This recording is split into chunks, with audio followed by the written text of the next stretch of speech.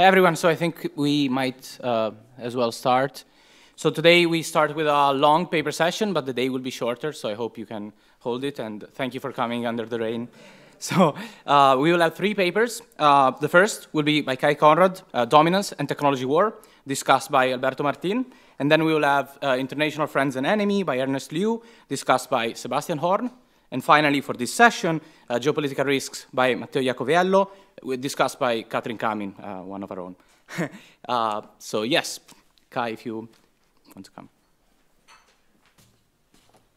Yes, this conference has the potential of becoming one of the first conferences on this enormously important topic of geoeconomics, and will probably be remembered. And I'm really grateful and happy to be part of it. Thank you very much. The conflict that is discussed at the moment and also at this conference is a bit overshadowed by the war at the moment, but the real conflict is between China and Europe and the US. And the interesting part for someone like me, coming from and living in Europe, is how to position as a country that is not the US and not China in this conflict in order to make the best out of it. And this will to some extent depend on the regime which will emerge when these two large countries, the hegemons, I called it in the paper, but I found out that hegemons create tensions in the audience sometimes, so I changed the title to Dominance.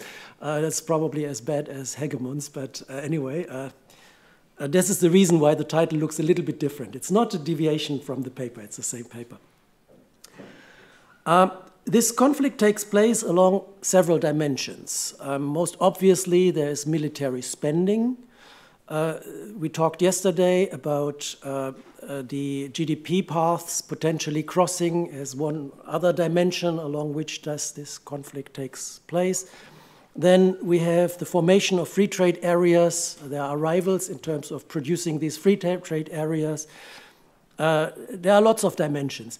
And my paper is about the dimension of technology and producing the better technology and dominating in terms of technology. And I start with this picture, which illustrates the R&D expenditure of a number of countries, and two countries stick out, and I promise that I didn't find any other country that I was suppressing that is higher than the blue or the red line. The blue and the red line are the R&D expenditure of USA and China, and as you see, they are way higher than all other expenditure, which is partially just a fact of the different size of these countries. But you also see that China was pretty much in this lower part for a long time, and more recently there is a kink in this curve. And this kink suggests a kind of a regime change. So you could say, they're in wrong order. So in some sense, we are leaving a regime which the political scientists call unipolar hegemony, in which they speculated for a long time on whether unipolar hegemony is sustainable in a world order. And we switch into this competition state in which there are two players of equal size who aspire to become the dominant player to some extent. And what I do in this paper is try to look at the technology dimension and what it implies also for the smaller countries and for the incentives to spend R&D, on R&D, and how this depends on the regime that we have in the competition range. But I start with characterizing the unipolar dominance system because it's easier.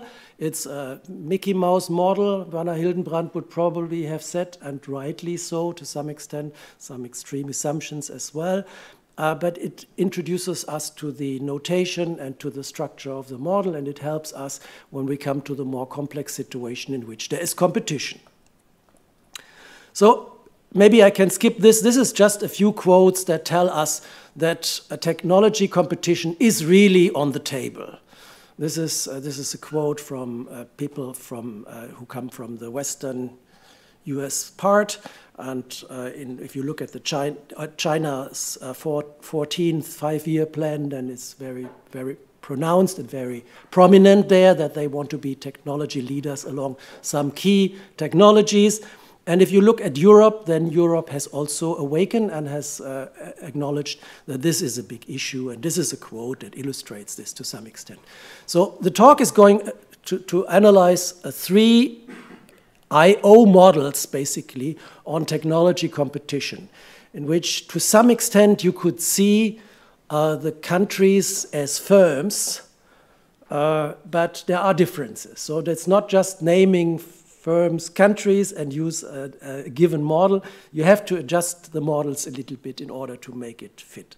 The first regime is the hegemonic regime, with one unipolar hegemon. The other regime is in which the two big countries compete along the technology dimension, and in which the fringe countries, the small countries, European countries and other countries, can wait essentially for the better offer from these big countries and then go for the better offer. So they are not loyal at that point. Okay. So the other regime is one in which they have to rally around the flag early on. And I think the war which we have now was a very important event in this context in order to bring us closer to the third regime rather than to the second regime. If we think about Macron's talk about strategic independence of Europe and the brain-dead NATO, I think this is more like regime number 2. And what we have now is a very straight and united NATO and Western bloc. And that is more like regime 3. In that sense, they are both on the table, and we can look at what they imply for the large countries as well as for the fringe countries. I will be unfaithful to this huge literature on hegemonic power. This is mostly about military and economic power, and it's mostly in real politics, which I very much like reading. And if I have to choose my field in political science, as I'm an economist, then I would go to real politics. I skip also this here, go straight to the unipolar model. So we have n+1 countries, n small countries, one big country, and the big country is called country H for hegemon, and is large in comparison to the others in terms of the economic basis, in terms of the production factors. You might think about, for instance, the labor power in that country, but you might also add all the other things with which you can produce, except for technology. You also need technology, and technology determines the productivity by which you can turn, for instance, labor into output. And then there's a very simple structure. In stage 1, all countries, the small and the big countries, choose their technology level. And you might think about the technology status. You might think about GPS systems. They all generate a GPS system, as evidently these are all redundant. You need only one of them. But if the hegemon doesn't give you access to the best technology, then you have to rely on what you produced. And that's the situation, that's the way, that catches pretty much the way this is modeled here. This is, of course, this sidesteps many things that are prevalent for technology, but this is how it's modeled here. They choose this quality level, and they pay for it. And the cost function is just a quadratic cost function in terms of the quality level they get. No uncertainty, nothing. But convex, that's important. So we like interior solutions as economists. So. And then the country H offers its technology to all the small countries. And the H is made extremely powerful in terms of H can make take it or leave it offers to any single country. Would you like to use my GPS system, or would you rely on yours? If you want to take mine, then you have to pay. And I charge you just as much as that you are indifferent on whether you accept this offer or not. And then you accept it, right? Because you're a kind small country. And that's the way it's modeled. And what's also ruled out is that there are renegotiations and anything. I borrow this game technology basically from a trade theory paper by Aghion, Antrasch and Helpmann on the formation of free trade areas. So it's not uncommon, but it's a very strong assumption, and I think they have got a lot of heat for their assumptions too, and I'm afraid I will get them too. So then the countries accept or not, and this depends on what kind of GPS system they basically use. Can I say clarification? Sure. In the previous slide, so I'm the small country I. Do I know that stage 2 is coming with certainty? This is a complete information framework. So why would I pay a cost for something that later on I know that I won't use? This is a wonderful question, because this is one of the surprises that comes from this paper, which I want to show you. This is exactly one of the things that I find interesting in this, and this is a puzzle, evidently, at least for some of, thank you. We come to that. Okay. Look at the payoffs, then it comes out. Country I accepts H's offer, what does it get? Well, it can produce with the best technology available, which is by nature and the size of that country, and in the equilibrium will be the technology of the hegemon, times the labor amount which is available in that country. That's the output in that country, but they have to pay. They have to pay this transfer to the hegemon. That transfer need not be money. It can be concessions. It can be political concessions. It can be anything the hegemon actually collects from the people or the countries they protect, and they have to pay this cost. And your question is basically, why would they choose a positive MI here, right? This is because the TIH will suck all the revenue that you gain from using the best technology rather than your own technology. Okay, so with your own technology, you balance, that's how the political science people call this. You increase the default in this negotiation with the hegemon. You make your position, which you get in the default case, if you reject the demand of the hegemon, you make that better.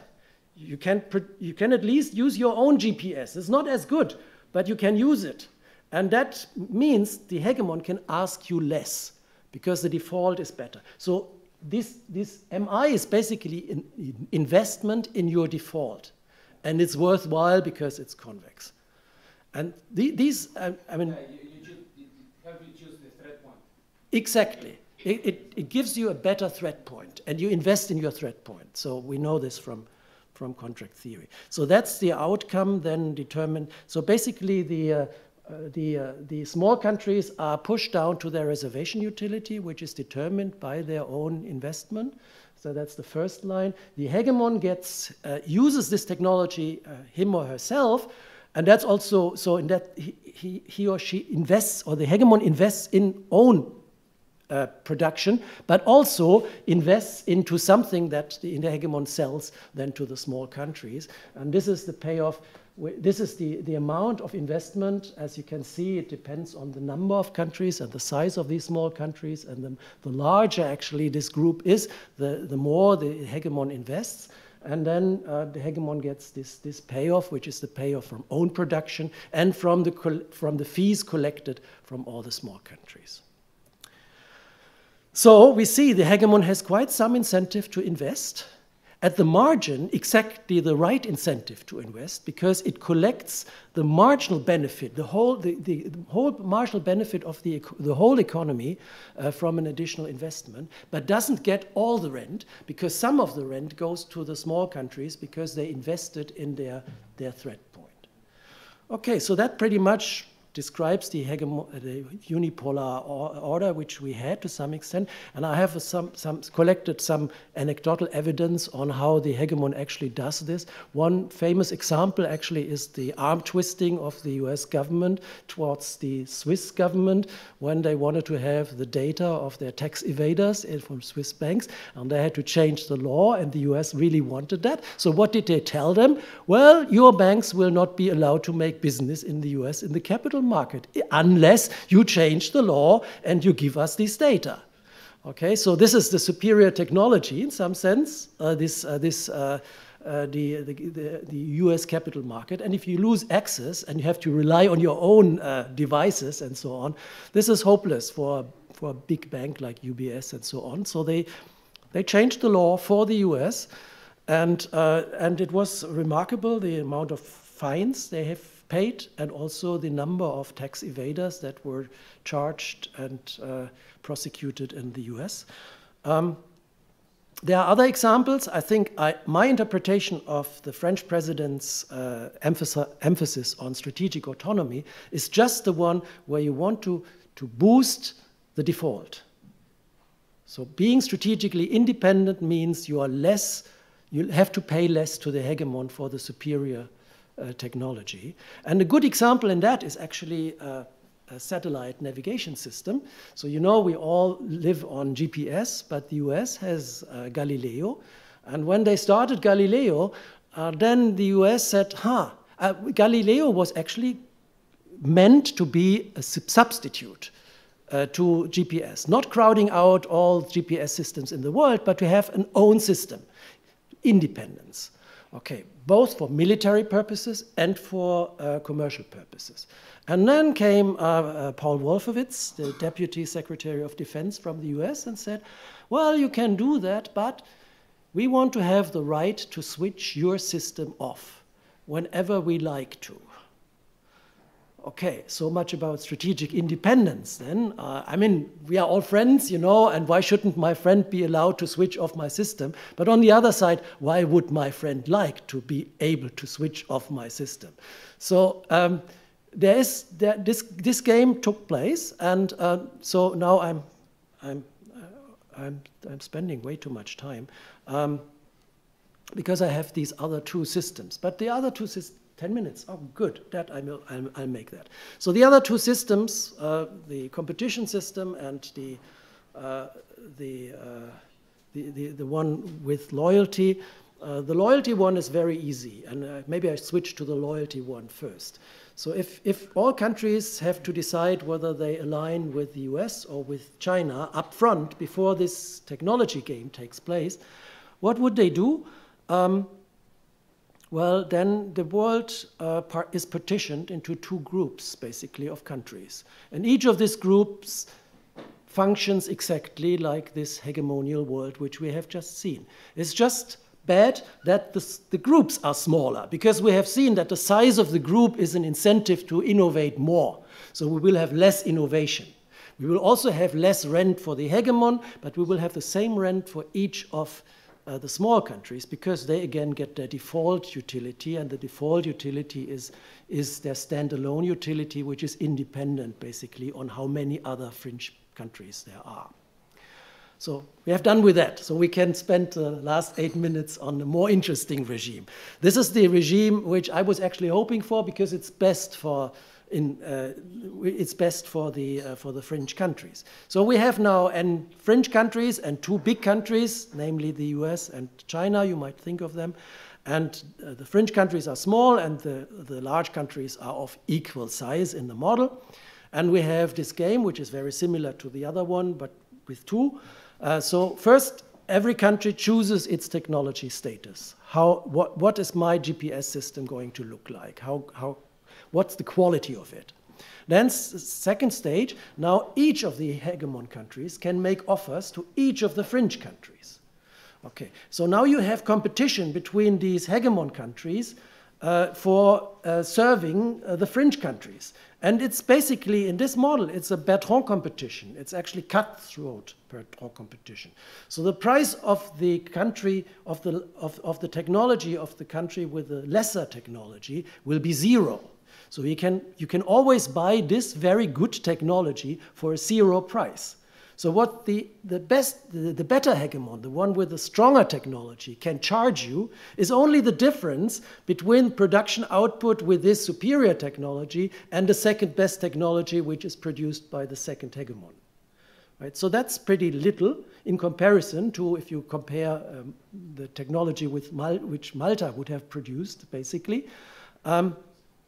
And that's nice for the fringe countries, because for two reasons. One reason is they have a better default.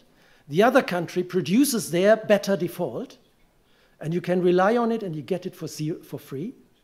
And the second effect is that you don't have to invest to create this default. Someone else is going to invest into this default, and therefore you save all the cost which you mentioned, the cost on producing an own technology. The implication of this, though, is that the fringe countries slack down in terms of their technology investments, and the hegemons are in this competition. Only one of them actually reaps a prize, and the prize is it's not enough to be better than the other country. It's important to be much better than the other country, because what you gain is the difference in the best technology and the second best technology. If this difference is large and you multiply it basically then with the production capacities of all these countries, then that's what you actually get as the winner hegemon. And therefore, nevertheless, this is a problem which is a little bit like a problem in which you won't have an equilibrium in pure strategies. You will have an equilibrium in mixed strategies, because everyone, this is not exactly you want outcompete, but it's of a similar nature. And therefore, the only technical element in this paper, which is not totally straightforward, thank you, which is not totally straightforward, is to find this equilibrium. And this is how this equilibrium looks like. Both these two large countries will invest in technology according to a mixed strategy that has a cumulative distribution function of M that is on this, this is here, and it's drawn in red here. So the least they do in terms of investment is their stand-alone investment, basically, and that would be, given the parameterization of the model, would be 1/2, and the maximum which they would do, in which case they are winning for sure, is this upper end. And given the parameterization, it's that easy. I mean, the problem, if we really wiggle around with some of the elements of the model, then this becomes tricky, because you have to find the solution of that differential equation. And in this case, it's very easy. Okay, I talked about the third regime already. So the third regime would be the one in which you have this decoupling, and you have this partitioning in two groups of countries, and each of them you would have basically what we saw in the unipolar model. So if these two groups of countries have nothing in common, then you are basically in two smaller worlds, and we have studied the larger world already. Okay, and this would be the equilibrium description then, and let me go to the comparisons. So the technology quality which we get is highest in the global hegemonic regime. So we lose from this competition, whether we go to one regime or the other regime. And definitely higher than in the decoupling regime. The decoupling regime just duplicates, and for a smaller group of users, and that pushes down the incentives.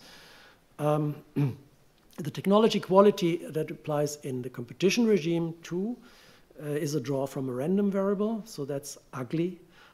I mean, do we observe that? It's difficult. I mean, it's a stretching imagination. I mean, the fact that this is a static model is also stretching your imagination, because this is clearly a dynamic problem and so on, but we are used to that. We map many dynamic problems into a static model, so I do that here too. I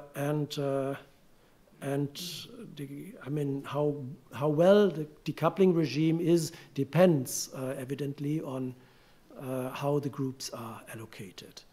So if you look at the payoffs, a large country prefers to be the unipolar hegemon. That's maybe not surprising, but it also comes out in the model. Next to this, the regime with the early decoupling is preferred to the competition regime. And if you look at the small countries, they do actually best in this competition regime. Yes, thanks. And they have a higher payoff in this competition regime. Whether they are in the unipolar hegemony regime or in the decoupling regime is a matter of irrelevance in that model for them, because they both get their standalone solution. Okay, that just summarizes what I just said. So this competition might reduce the speed of innovation, large countries lose, small countries might gain or lose depending on what is the regime which we are going to enter.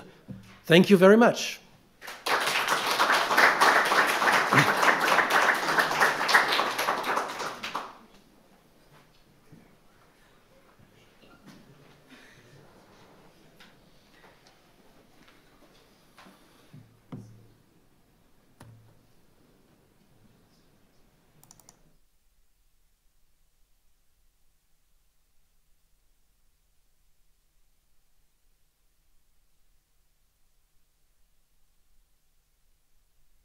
Much for inviting me to discuss this paper and, well, for organizing the conference.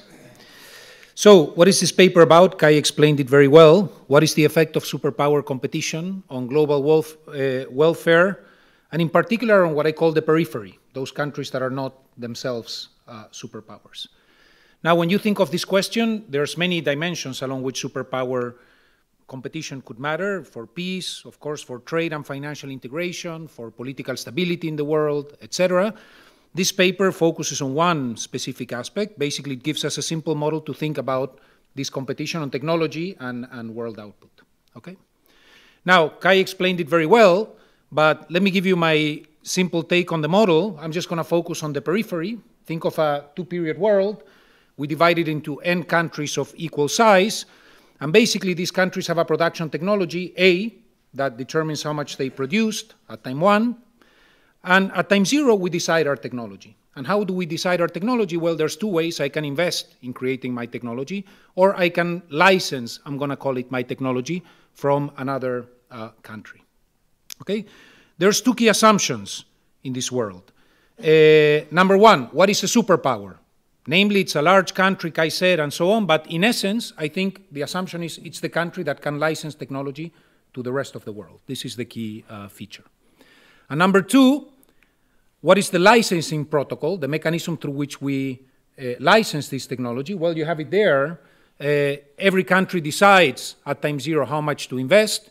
In stage 2, the superpower comes and offers us maybe to license the technology. Importantly here is assume that the superpower has the full bargaining power, so makes a take it or leave it offer. And then each country decides, okay, either I go with the technology of the superpower or I use my own. Okay? So it's a simple world. And here you can first think, okay, what would be the first best in this world? Imagine we just think, well, let's forget about everything. How much technology should we have? Well, the first thing that appears immediately is only one country should invest in technology, because the cost of investing in technology is quadratic, and once it's produced, we can all use it, so there's no need to duplicate efforts. And so you're going to have something in my little example which maximizes global welfare, like you see there. We have n countries times A, that's the output, minus A squared, which is the cost of producing technology. And so in the first best, technology is n over 2, output is n over 2 times n countries, n squared over 2, and you get some world welfare, which is the output net of the costs. Okay? Now, imagine we go to an equilibrium. Now I bring in a superpower, kind of outside of this periphery. The superpower basically can produce its own technology and license it. Okay, so I'm going to call it US, no relation to any real actor, but that's a superpower who can invest in technology and license it. Now, remember the licensing game. The superpower will extract full rents ex post. So now, what does the equilibrium look like? Well, the periphery country, this goes back to Cesar's question, understands that at the end of the day, my outside option depends on my technology. So the welfare I will get is my technology. So what is my welfare? Is what you see there, my technology AS minus the cost of producing it A squared. Every country here in the periphery will get 1/2 technology. The superpower, what is it doing? Well, it maximizes the expression you see at the bottom. I get basically the difference between what I can offer and their outside option and the cost. Actually, when you solve this in this simple example and also in Kai's model, I think you get the first best outcome. Basically, the superpower understands that it will sell technology to the entire world, and somehow it internalizes the global benefit of producing technology, so you get the first best. So the unipolar world here is a good world in the sense that we have good technology, the same as in the first best. We have a lot of output, as in the first best, but welfare is reduced relative to the first best. Why? Well, we are producing a lot, but we're also wasting in the sense that all the periphery countries are producing their own technology. That's completely useless. That technology is not used in equilibrium. Okay? Now, what happens when we go to the bipolar world? Imagine now I bring China. By the way, what's the key insight here? In a unipolar world, you have too much investment because the superpower invests optimally, but the periphery invests and it shouldn't do so. What happens when you go to a bipolar world? That's a bit more involved, as Kai was saying, so I cannot do it in my simple example. But basically, what changes, ex post, rent extraction by the superpowers will be limited because we're competing for rents. Ex ante, this means that we will invest less, so world technology will be reduced. But, importantly, the periphery, since these guys, in a sense, Bertrand compete ex post for rents, I don't need to invest at all. I will just let them compete away the rents. And so the periphery investment drops to zero. That's very good for the periphery, but world technology goes down. Okay, so that's the key insight. Superpower competition, one way to put it, is bad for technology and output, but it's good for the periphery. Okay, we live in a slightly lower technology world, but we get a bigger share of the pie. Okay, so this is a general view of the model. I like the model, and I'm happy Christoph gave me the paper to discuss because we're thinking on a related project, and so I was interested to read this. And the general view of the paper, that basically when we go to superpower competition, there's a limit to the rents we can capture ex post, and this affects incentives ex ante. I like that approach. The paper has a bit of an exploratory feel because I don't think there's many models of this type, and so I take it as a first step, maybe in thinking about these questions. And so my comments are in this spirit. I have two sets of comments. Let me spend more time in the first one, the mechanism. Basically as things to explore around the fringes. Now, the idea of the model is superpower competition reduces rents ex post. I make this, in my mind, like it reduces the bargaining power of the superpower, even though it's not exactly the same. Ex ante, this leads to lower investment, but this benefits the periphery, these three things. So I want to think about these three things in the time I have left. The first one is superpower competition and periphery welfare. In the model, lower US bargaining power actually hurts the periphery in a sense, as we saw. Benefits the periphery, as we saw. World technology goes down, but they get a bigger share. The first question I have for Kai is it obvious that this would be monotonic if we were to add a third, fourth power and go to a multipolar world? If you solve my simple example and you call beta the bargaining power of the US, and you look at the equilibrium as a function of beta, you get that investment for the superpower investment and for the periphery investment. Everyone, when the superpower loses bargaining power, everyone invests less, the core country, but also the periphery, because we have less need of this outside option. And in fact, if you map the welfare of the periphery in this simple example as a function of superpower bargaining, Kai's model is where the red dot is, so you start at full bargaining power. When you reduce it, periphery welfare goes up initially, but eventually will come down if you keep adding superpowers in this world, because there's a trade-off. The world is getting worse and worse technologically, but they can extract less and less rents from me. And the relative strength of these two forces is clear when you start from one, but it's not clear if you start going down. So if you go from unipolar to bipolar to multipolar, it's not obvious what is best for the periphery. This is a first comment. A second comment is, this is a world where it's very clear that if I reduce the bargaining power of the US, the US will invest less in technology and world output will decline.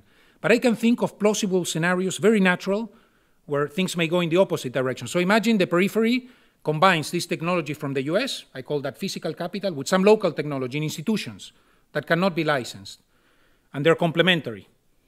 So here we have a world where if I expect that the US will get a lot of rents from me ex post, I may want to invest more in the physical capital, but less in the institutional capital, because the US will extract the rents. And this is a world where, paradoxically, if I reduce the bargaining power of the US, I may incentivize investment in the periphery in institutional capital. This will raise output, actually may provide even more incentives for the US to invest ex ante. I think that's quite interesting to explore. So less bargaining power of the US could actually increase output. And one interesting implication of this is that even if I'm a superpower in this world, a unipolar power, I may want to tie my hands, limit my bargaining power ex post. And you can think of this as multilateral institutions. I create the UN, I create the WTO, I say, look, I will tie my hands. Why would I do this? And not just extract full rents. Well, if I commit to somehow extracting low rents, I foster complementary investment by the rest of the world. And that can be interesting to explore. And finally, the paper has this prediction, very stark prediction that makes a lot of sense in the model, but our intuition tends to go in the opposite direction, which is if I have the US and now I bring China, well, of course, there will be less rents for everyone, so world investment and technology will go down. But very intuitively, you can think about alternative forces, no? Like, well, the need to maintain leadership might actually make me invest more in a world where I have competition relative to a world where I'm alone. You can think of a two-way link between technology and defense. So the more I invest in technology, the stronger I become, and the more I invest in defense, there are spillovers to technology, like, you know, in World War II or the space program, etc. And actually, here is a quote from the New York Times last year. Well, the arrival of China as a global power has caused heartburn in Washington, so it's a very bad thing, blah, blah, blah. But if it is managed correctly, the competition could actually be a good thing for the US, for China, and for the world. How? Well, President Biden may have said it best in 2012 when he told Mr. Xi, as Americans, we welcome competition. It is part of our DNA, and it propels our citizens to rise to the challenge. So we're not going to take Biden's word here at face value, but the idea is that in a world where we're forced to compete, we may actually be forced to innovate more. The model has the opposite prediction. So, to conclude, my last point is on the stylized facts. I'm all fine with sticking to, you know, the result that you have, which is, under my assumptions, multipolar world reduces investment and productivity. I think that's totally fine. But I would like to see more evidence on this. I think eventually some anecdotal evidence. You have a lot of evidence on the investment by the periphery, but not really anecdotal evidence of an do we have any sense in which competition among powers or countries in history maybe has actually led to a decline in innovation, in investment, etc. I think that would be very helpful to anchor the discussion. Thank you.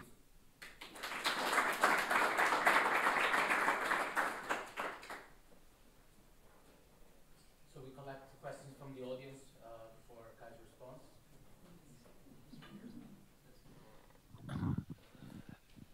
I have one question for Kai about this hegemon story. In the model, as far as I understand it, it's sort of the government and the firms are just this one actor. And in reality, there's been like spillovers of the technology of the hegemon to China via firms, right? Via multinational investments. So I wonder whether there's not something of first order. It's not by random chance that China went R&D like this. It's because of firms a lot spilling out the hegemon technology, at least to some extent, to China. So I wonder how it would change the model.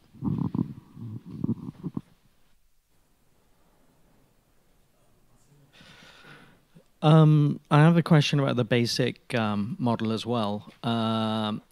You could imagine that we want multiple firms to invest in roughly the same thing, because there's a chance that nobody succeeds. And so there's like an R&D race or something. So there's a risk of replication that's in your setting, but there's also a greater chance that somebody comes up with something. So then in the first best, I think you don't want a monopolist, you want everybody to invest somewhat. And I don't know how that feeds into your results. My sense was then the hegemonic case is the best. But I wasn't clear on that. So that's my question, really.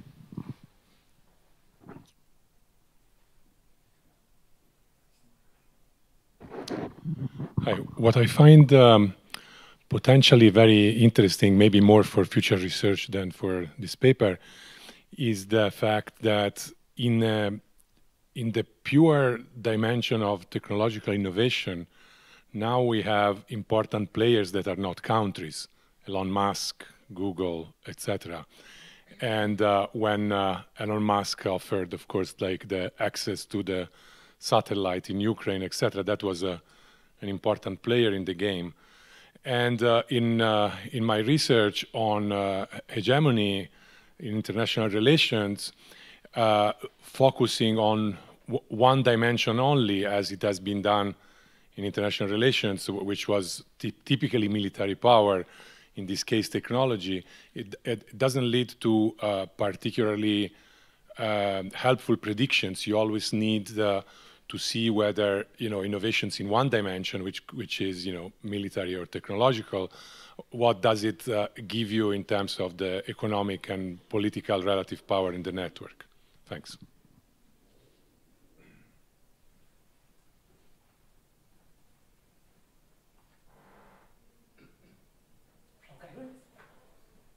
1 minute? Okay, thank you very much. I mean, in particular for the discussion.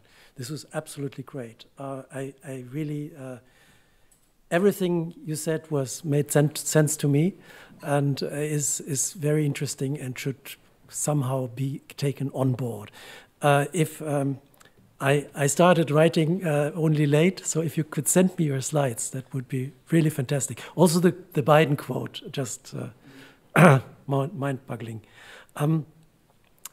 Yes, that's right, Thierry. There's this shortcut. The business sector that actually implements this is cut out by a brutal technology assumption, basically, right? It's linear production functions that use the governmentally produced technology.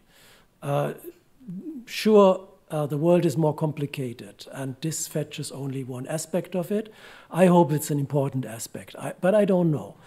And indeed, the question on uncertainty and optimal R&D, we know from quite some decades of R&D research that it's difficult to determine whether a monopolist is more innovating or competition is more innovating, and that it depends on many things and so on. In that sense, I chose them. I mean, I was after two things. I was after basically the balancing activities. I wanted to see that they exist in the unilateral world and disappear in the other world or go down in the other world.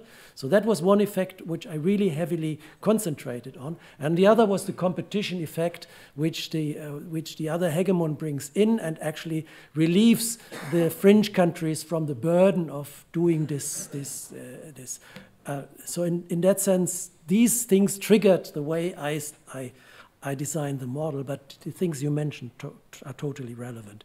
What Massimo said is totally agreeable as well, as usual, and makes a lot of sense. And in particular, in this competition framework, I think what you said about everything interacts with everything, I couldn't agree more. But I'm only a humble economist, and I can do only simple things. And I started with this, and we will see where this ends and whether I can do more in the future or others can do more in the future. But as a starting point, I started with that. Yes, I think, hopefully, didn't miss something. Thanks.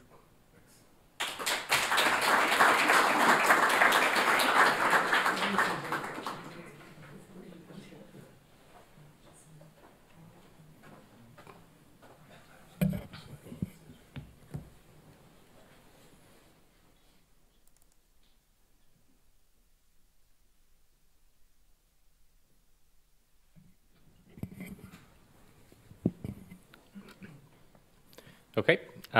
First, I want to thank the organizers for putting this conference together and for having this paper on the program. It's joint work with Benny Kleiman, who's on the job market this year from Princeton, and with my senior colleague at Princeton, Stephen Redding. So the paper has the following motivation. Over the last few decades, the world has seen rapid economic growth, particularly emerging economies, especially China.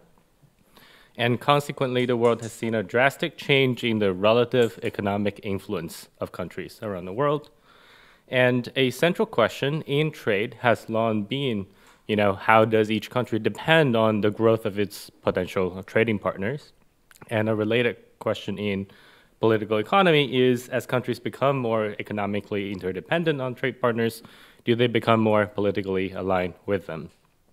So here is a motivational quote from Joseph Nye in his influential paper called Soft Power in 1990.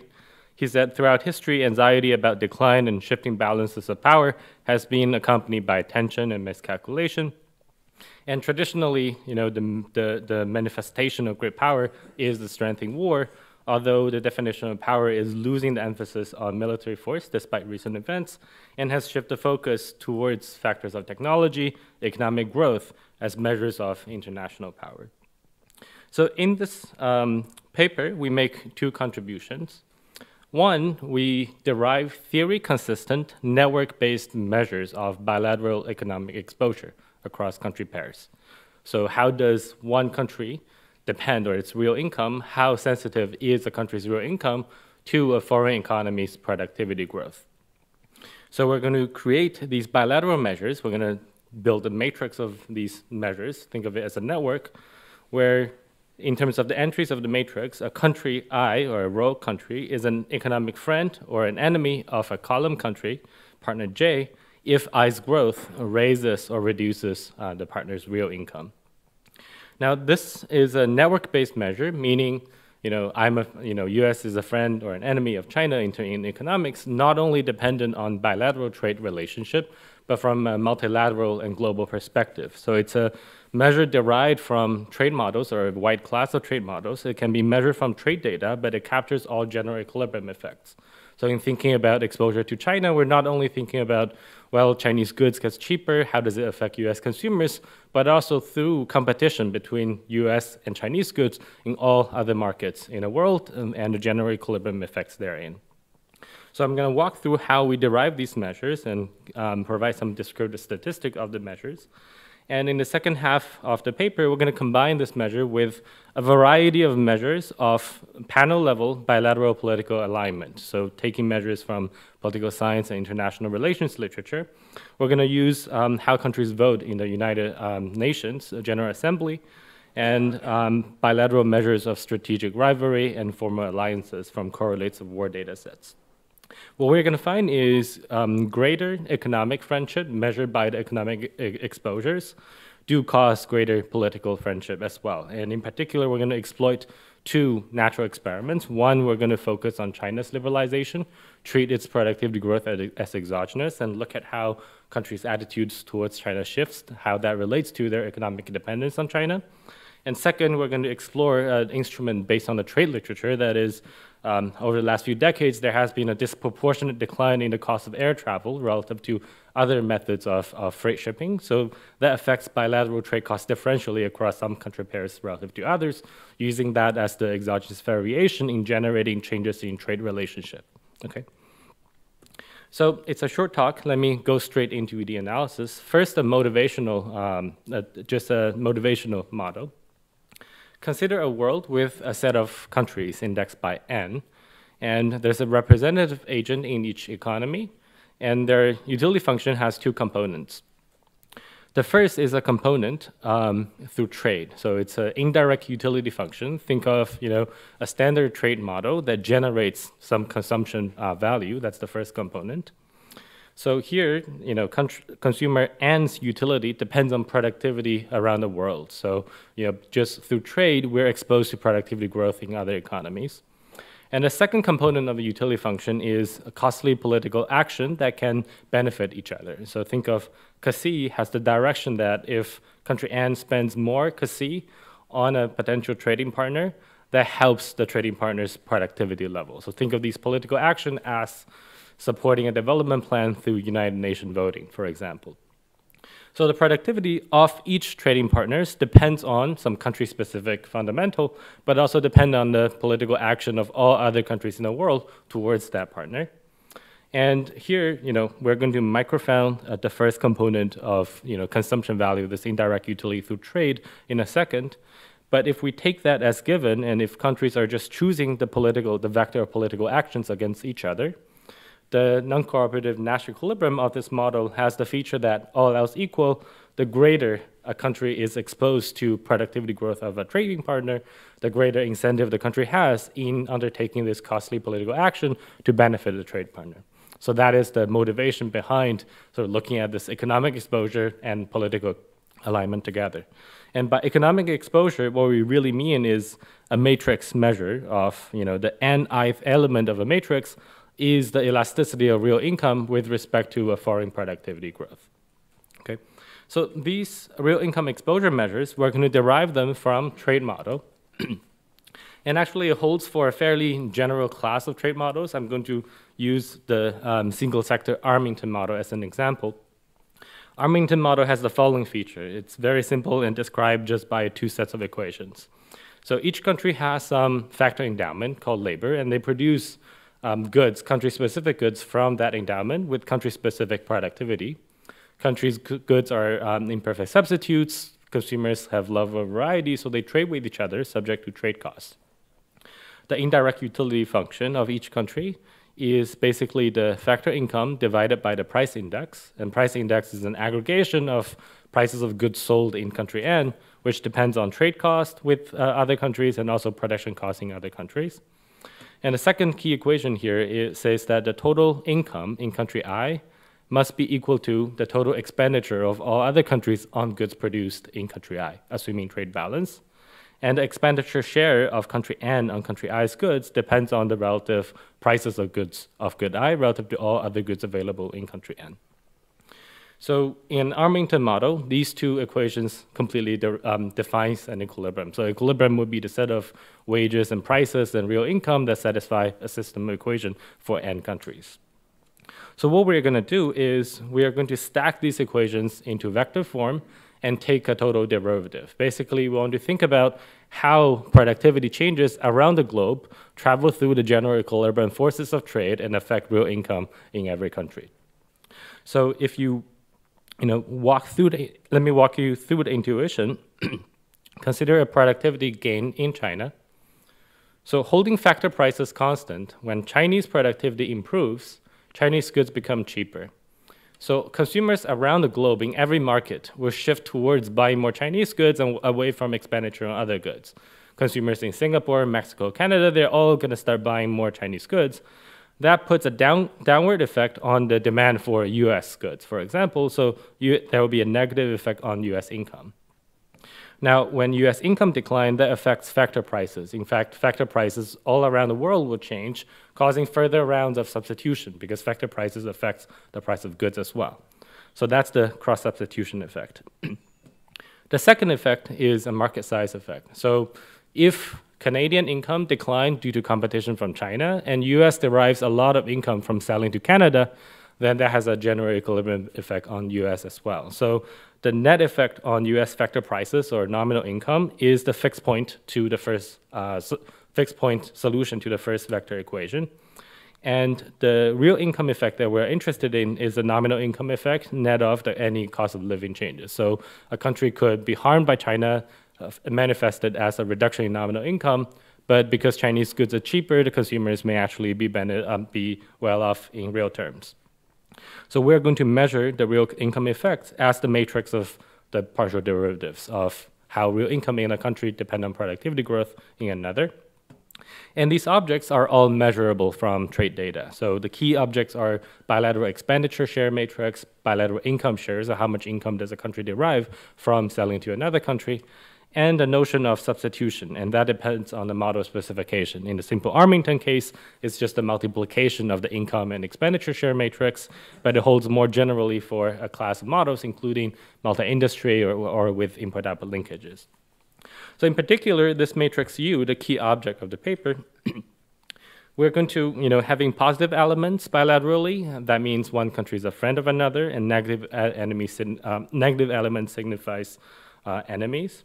And it captures all the G effects to first order. And here, G effects happens through changes in global demand and substitution, where a market is a third country. So consumers in Singapore substitute away from, say, US towards China.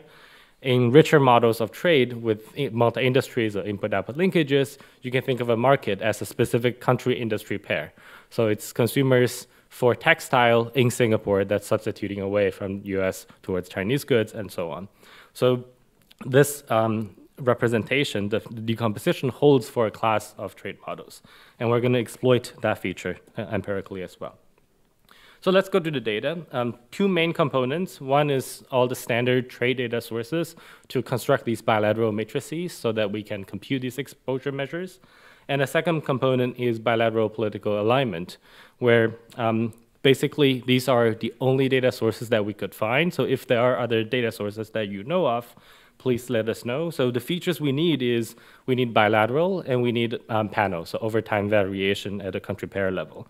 So what we have found, what we found by searching through the literature is United Nations voting in the General Assembly. There are several measures used by political scientists derived from that data set. Bilateral strategic rivalries and formal alliances. So let me first show you some descriptive facts about economic friendship and friends and enemies. First, as a sanity check, we're simply plotting the mean and standard deviation of the entries of the U matrix over time.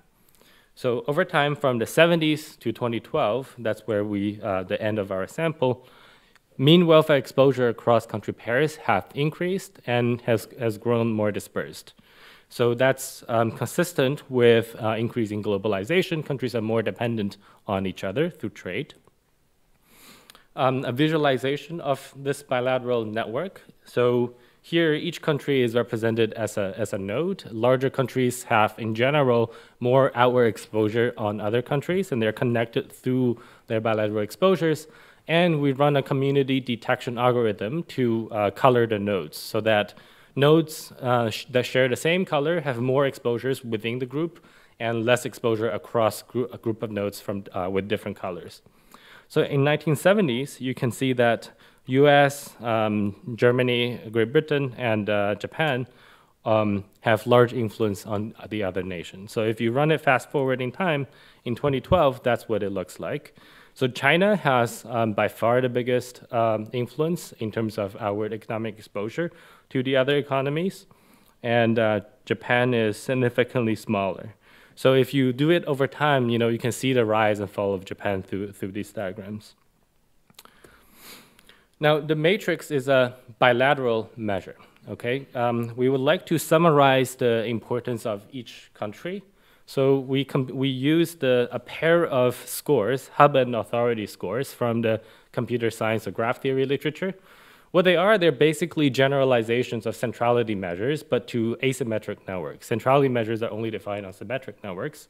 For asymmetric networks, the corresponding measure is authority and Hub score.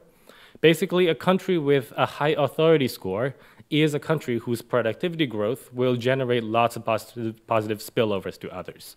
So a high authority country is a country that have lots of friends. A high Hub score country are the countries that are more exposed to foreign productivity growth. So we compute these measures, and we're showing you 5 countries that have the highest authority or highest Hub score in 1980 and 2010. In 1980, Japan has the highest authority score, and followed by US, France, Saudi Arabia, and Singapore. In 2010, China takes the #1 spot. And these are some time series plot for the authority score for China, Japan, and Germany relative to the US on the left. And on the right, we're showing you the GDP of these countries relative to the US. So you can see the rise and fall of Japan and the rise of China over time. A salient feature that we found interesting is in terms of the authority score, meaning how much do other countries in the world benefit from this country's productivity growth. In its heyday, Japan's authority score, and in modern day China, the authority score is about twice of that of the US. So countries benefit twice as much from the growth of these economies.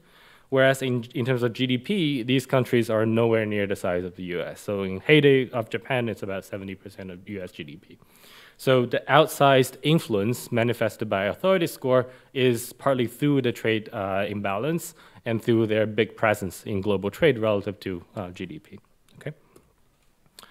Now we can use our matrix representation to decompose various channels through which countries are exposed to each other. So for example, in thinking about US exposure to China, that exposure runs through different markets, right? So consumers in Singapore, Canada, and Japan all could substitute or be responsive to Chinese growth and substitute away from goods in the US, and we can do that decomposition. So this is a list of the largest or the most important markets in shaping the competition between US and China. So these economies have large impact or important channels of this US-China exposure, because these countries are economies where they purchase significantly from both China and US, hence competition is strong. And we could also use the decomposition to look at exposure of various industries to Chinese growth. So in the US, for example, in terms of nominal income, light manufacturing sectors are disproportionately hurt by Chinese growth compared to more sophisticated manufacturing, such as medical sectors. Note that this is not showing you the actual exposure to actual Chinese growth at the industry level. This is showing you a uniform productivity growth in China across all sectors will have heterogeneous impact on US industries just because different industries are exposed to China to a different extent in different markets. And another curious feature is to look across the globe and think about different industry exposures in the different economies to productivity growth in China. So on the top row, we have 3 East Asian economies where, they are more well integrated with China in the production chain. So like the US, the light manufacturing sectors, textile, office equipment, and so on, they are relatively harmed by Chinese growth.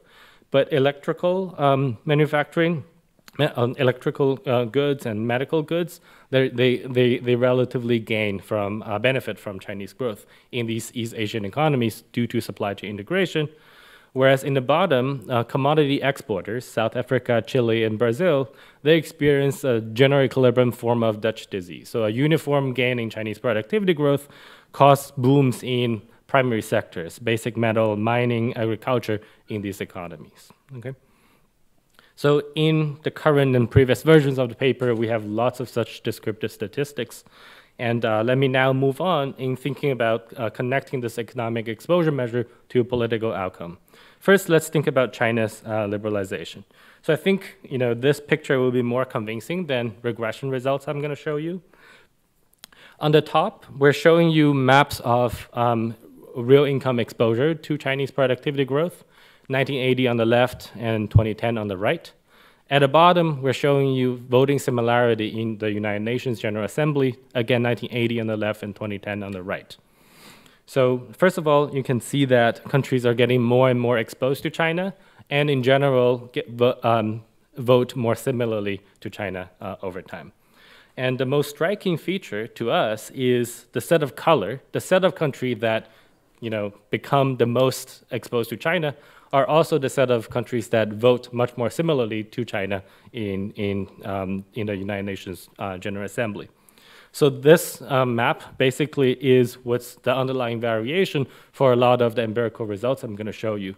This exercise looks particularly only at China against every other country. So all countries voting similarity towards China regress that on countries' exposure to Chinese productivity growth, controlling or not controlling for trade flow. What we find is as countries become more exposed to China, they vote more similarly to China. Okay. We also have an instrument variable specification where we take the 1980 economy and use trade models to conduct the following counterfactual. Take the economic structure of 1980, use trade models to back out country-level productivity and bilateral trade costs and so on, and run the following counterfactual change. That is, suppose everything is held constant at 1980, and the only change is Chinese productivity growth, going from 1980 level to 2010 level. What would be the counterfactual change in the real income exposure to China? So that would be changes in income exposure that's purely driven by Chinese growth. We use that as an instrument in the exercise, find similar effects, so that countries that experience or benefit more from Chinese growth do show greater political alignment. Now, because these matrices, as well as the bilateral measures, are very rich, they're at the bilateral level, so we also conduct panel specifications to use all country pairs. And the basic idea of the regression is we want to think about bilateral political attitude or alignment, regress that on bilateral exposure.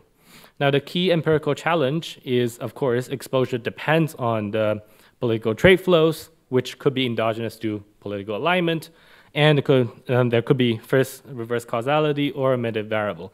Many things can affect both trade flow and political alignment together.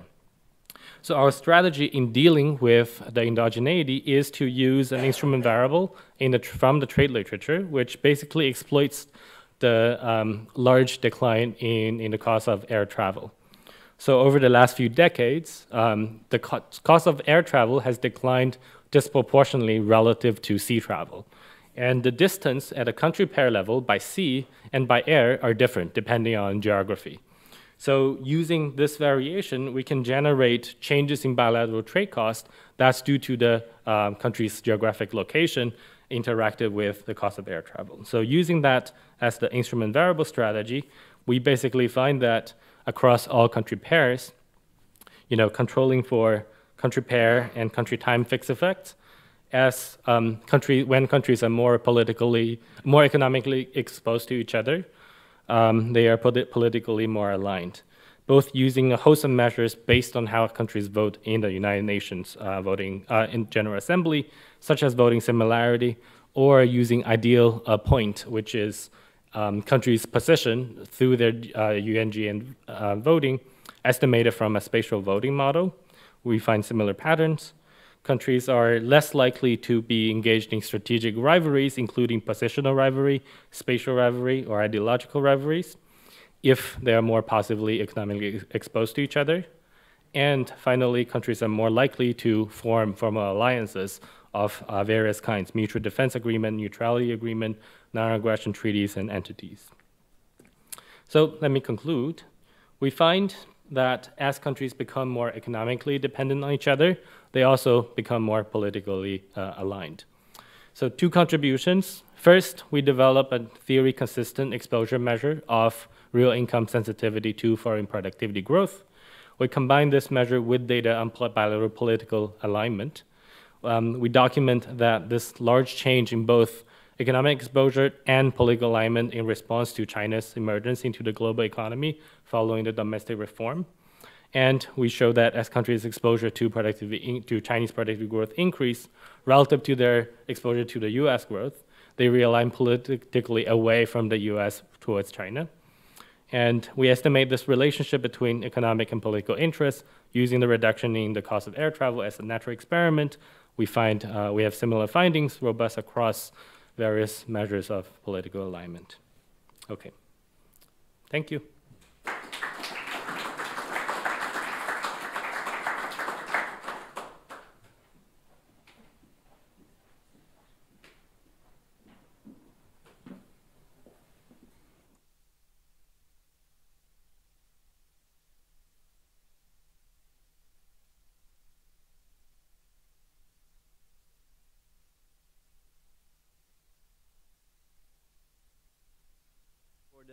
Chance to discuss this paper and to be here at the conference. Let me start by saying that I really enjoyed reading this paper. I think it's a really fantastic contribution. It's a paper that tackles a very relevant and at the same time a very challenging empirical question. Does economic exposure, economic interconnectedness lead to political friendship?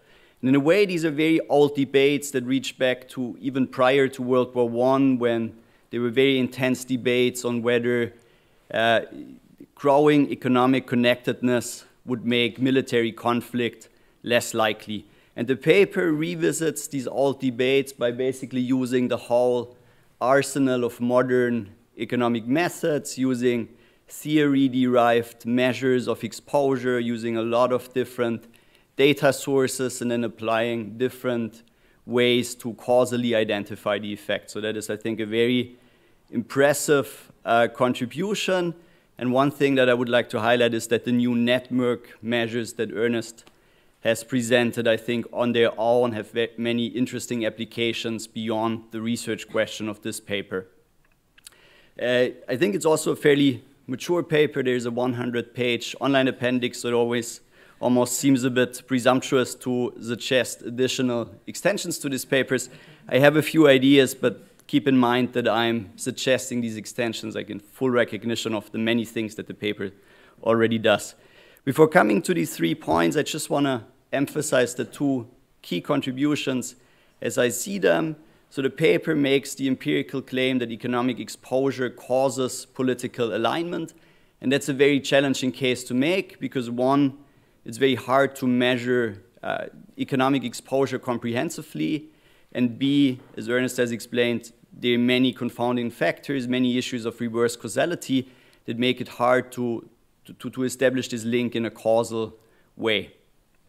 So the first big contribution here is the new network measure of economic exposure. I'll be brief because Ernest has, I think, explained it in a very intuitive and detailed way. It captures the elasticity of a country's real income with respect to a productivity shock in another country. It's derived from constant elasticity trade models and therefore captures the entire general equilibrium effect, so all changes in the terms of trade, in wages and prices that go beyond the immediate adjustment of the direct trade flows. And it allows to characterize each country's position within this broader global network of productivity shocks. And I think the descriptive statistics here are very interesting on their own and might be used in many different research questions. I have a couple of suggestions on the next slides. And then to link this measure of economic exposure to political friendship, the paper identifies a causal effect by relying on two different quasi-experimental setups. One, China's integration into the world economy by explicitly focusing on the supply side effect, and then the reduction in the cost of airfare that has led to different reductions in bilateral trade costs and therefore in different reductions in the coefficient of distance in the gravity equation. The relevance, I think, is fairly clear. Just one interesting implication that I want to emphasize. I think the basic message of the paper is very positive in the sense that it tells us when countries grow closer together, they become more politically friendly. But of course, I think the opposite implication is that in a world economy that is threatened by fragmentation, deglobalization, and decoupling, the result raises the concern that decoupling might trigger almost self-enforcing dynamics of political animosity and maybe even conflict. I think there's one point where the paper could be a bit clearer, and that's the magnitude of the overall effect of this causal link. So I think the paper does very well in providing convincing evidence that there exists this causal link between economic exposure and political alignment. But I think the overall quantitative relevance of this channel has not been entirely obvious to me when reading the paper. In particular, I would be interested in more evidence on how much of the variation in global political alignment is actually driven by this channel. And I think the issue there is that the R-squared measured in the two-stage least square setup are hard to interpret. And at the same time, by studying these different experimental setups, the coefficients, the economic magnitude of the coefficients differs quite a bit by using different measures. So I would be interested in more evidence that tells us how important the economic exposure channel is in understanding the broader landscape of political alignment. And one suggestion I think that could be done is to put the size of the effects into the context of this literature. There are many papers, and many of them are cited in the introduction, that study similar outcome variables. For example, the Bailey et al. Paper that introduces the UN voting measure. And these papers make the point that factors like cultural proximity, do countries have a joint religion, a joint language matter? These papers make the point that democracies are more likely to vote alike, geography on its own matters. So I think it would be very important to learn more about how much economic exposure contributes in terms of explanatory power in comparison to these other explanations. Then I think what I find very interesting is the small motivating model, because there you basically introduce for each country the possibility to undertake costly political action to increase productivity growth in the trading partner's economy. And the obvious result here is, of course, that if you are economic friends, if you benefit from productivity growth, you have a strong incentive to help the country grow, to strengthen the country's productivity growth. And I think there are interesting outcome variables that you could use to test this implication of the model more directly. You mentioned the dependent variables that you need to use need to be bilateral, they need to be available in a panel, and I think there are a couple of direct things that could be interesting here. Technical assistance, military and financial aid, and broader measures of government-to-government lending are available from different sources, and I think they can be interpreted in a way that a foreign government helps its trading partner to increase productivity growth. And I'd be very interested to see how the economic exposure measure performs in explaining such patterns. both very descriptively, right? You could look at your network measures. Do countries that have high hub scores, so that are very exposed to productivity shocks in other countries, do they contribute more to global goods? Do they contribute more to the UN, to peacekeeping operations? Do they provide more aid?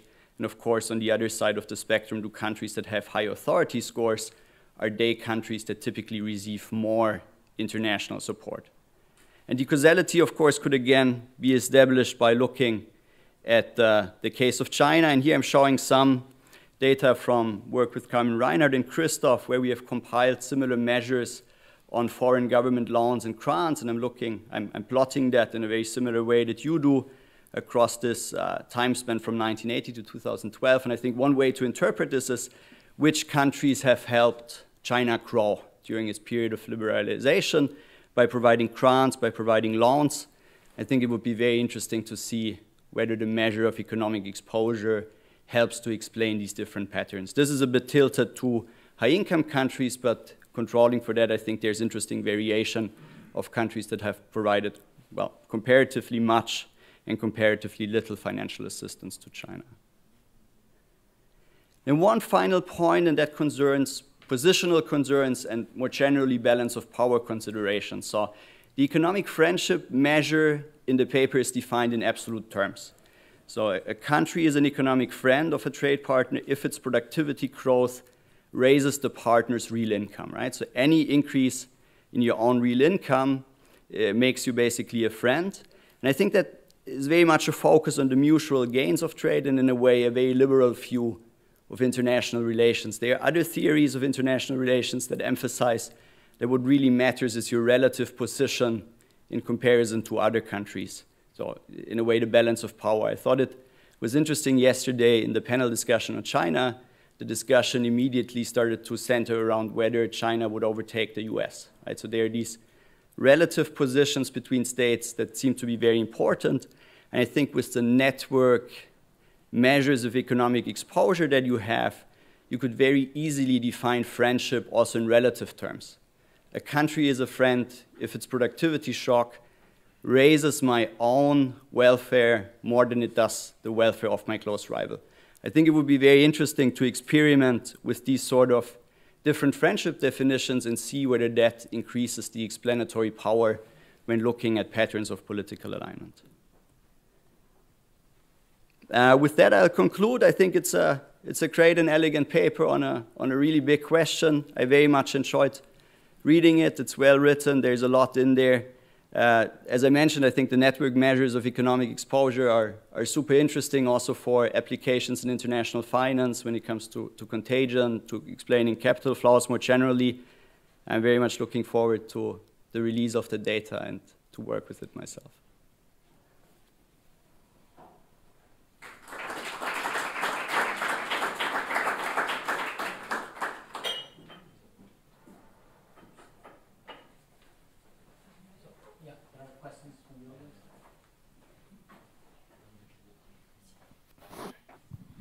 Very nice, very looking forward to reading the paper also after this very good discussion.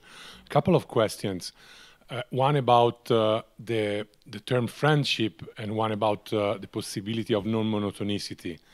The term friendship, of course, it could be perhaps too optimistic in the sense that, for example, what I showed yesterday in the dependence on the gas network, you could have that the countries that are dependent depending on a central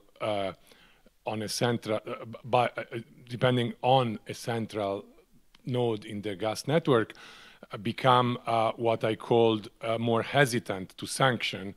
So economic connectedness could lead to something that could be described as political friendship because you are not sanctioning as much, like between 2014 and 2022, but if it is not friendship, so to speak, then it could lead to the second point, namely the non-monotonicity. You could have situations where you are hesitant for a long time to sanction a country that is central in the network, but when it exaggerates, then you drop the connectedness, or you try to eliminate the dependence on Russia. So those two things are actually connected.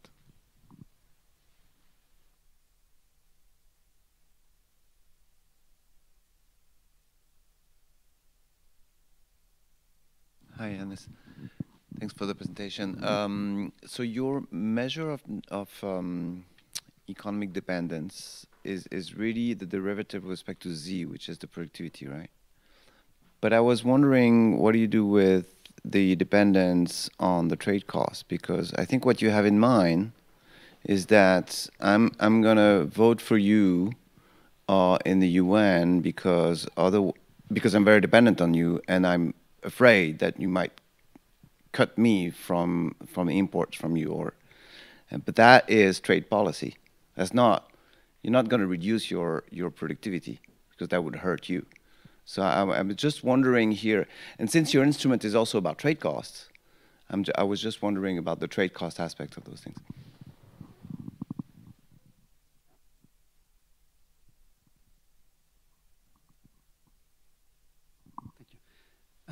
I like the paper very, very much. I had just a very small question on the ranking of countries, in terms of influence in the network. Were you surprised by the ranking of some of the countries which you got? My question is, did they all make sense? I noticed that Saudi Arabia was number 5 in 1980, is that right? And in 2012, number 3 or 4 was BLZ or something. Is that Belize, or which country was that?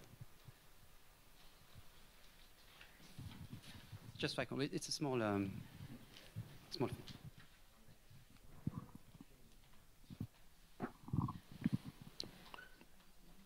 It's a question that's a bit related to what was asked before. So the results, how do the results depend, say, on growth driven not by productivity, but say demand shocks? I mean, you can make up your own theory for what demand is, but say changes in preferences. If I think of the global financial crisis or COVID, these were big, obviously, drivers in relative incomes or incomes in absolute terms, but they're not necessarily easy to square with just plain productivity.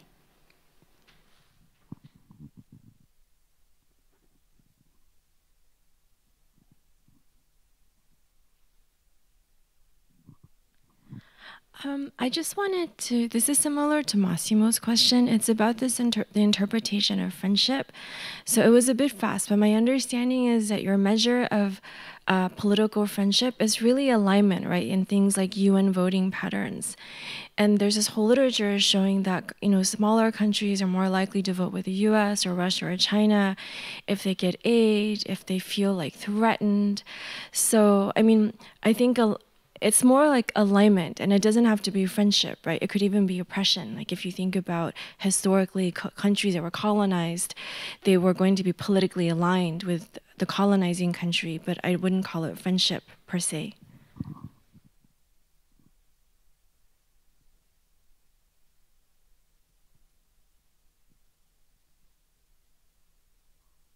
Okay. I will start responding. First, thanks so much for the great discussion. I agree with everything. And given how many times we've been presenting this, I am really positively surprised by how constructive and useful for us it is. So in terms of positioning or thinking about magnitude relative to what's already been established and the long list of potential new political outcomes, those are super helpful to us, so I'm very grateful. On the follow-up questions, one is a set of questions relating to, we can think about taking derivatives with respect to some other measures, bilateral trade costs or other important economic variables. And once we pick a derivative, we have a network measure, can we derive something beyond, relative positioning or non-monotonicity? All of those are interesting and possible. The space of potentially what one can do is almost unlimited. So what we did was we picked something that we think is relevant, and specifically we have looked at, or just as a statistical benchmark, compare ours with only looking at bilateral trade cost. In explaining sort of the political variables, both variables have independent explanatory power. The GE force is actually very strong, and that's why we sort of picked this particular measure. But the space of what we can do with these measures is actually quite large. So we sort of wanted to tie our hands a bit and stop there at the first order GE forces. In terms of hub and authority identity, so these are the, my interpretation is countries with the highest authority scores tend to be countries that generate lots of exports to others. And countries that have the hub scores tend to be those that,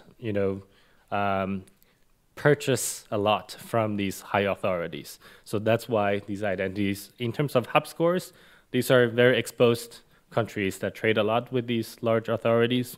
So they do make sense to me. Finally, in terms of the political measures, potentially not measuring friendship, I fully agree. If you have concrete suggestions on how we can do better, we will be very glad to improve upon it. There's actually, at least before I saw Sebastian's discussion, we were surprised by how few outcome variables are available at the bilateral level and how restrictive the interpretations actually can be.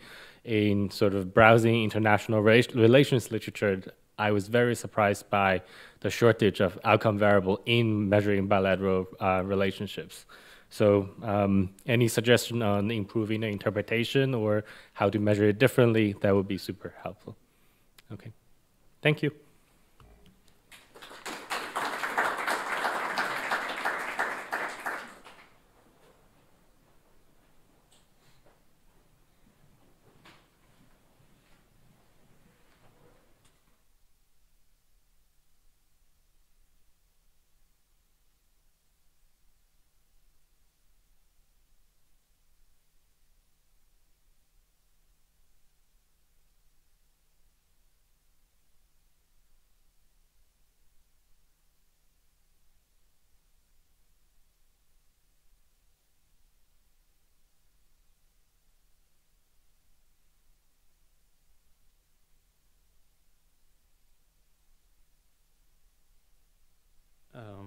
It's a pleasure to be here. These are my views only and not the views of the Federal Reserve.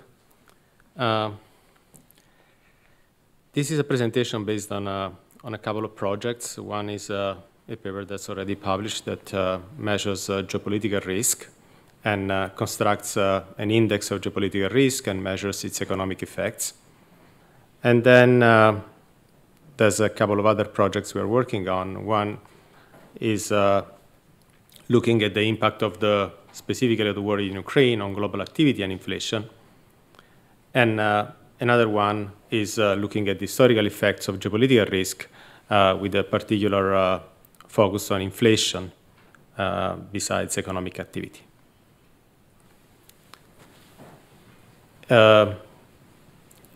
What we do in our earlier paper is to define and measure geopolitical risk. We call geopolitical risk the threat, realization, escalation of adverse events associated with wars, terrorism, and any tensions among states and political actors that can affect the peaceful course of international relations.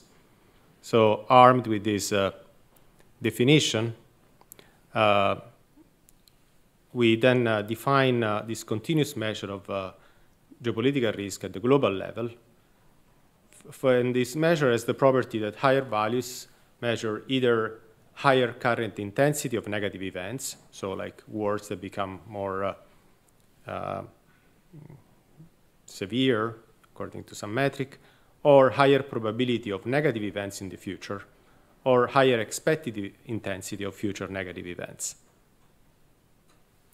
In practice, our measure is uses newspapers, and the index itself is just a scaled version of the frequency of newspaper articles that discuss adverse geopolitical events. So it's proportional to the ratio of number of articles in newspapers mentioning adverse events divided by the total number of articles. And we have two versions of the index, one that starts in 1985, which uses 10 newspapers, and one that starts in 1900 and uses only 3. For an article to be belonging to the set of articles that talk about geopolitical risks, the article must mention both topic words, such as war, nuclear, or terrorism, and threat or act words for each particular topic. And in the paper, we discuss at great length how we select the topics, how we select the threat and act words, and how we make sure that our index is somewhat immune, or to the extent possible, to changes in the language, over time, by selecting words mostly based on key historical events for which we can easily make the claim that geopolitical risks were very high, like beginning of wars or Cuban Missile Crisis and 9/11.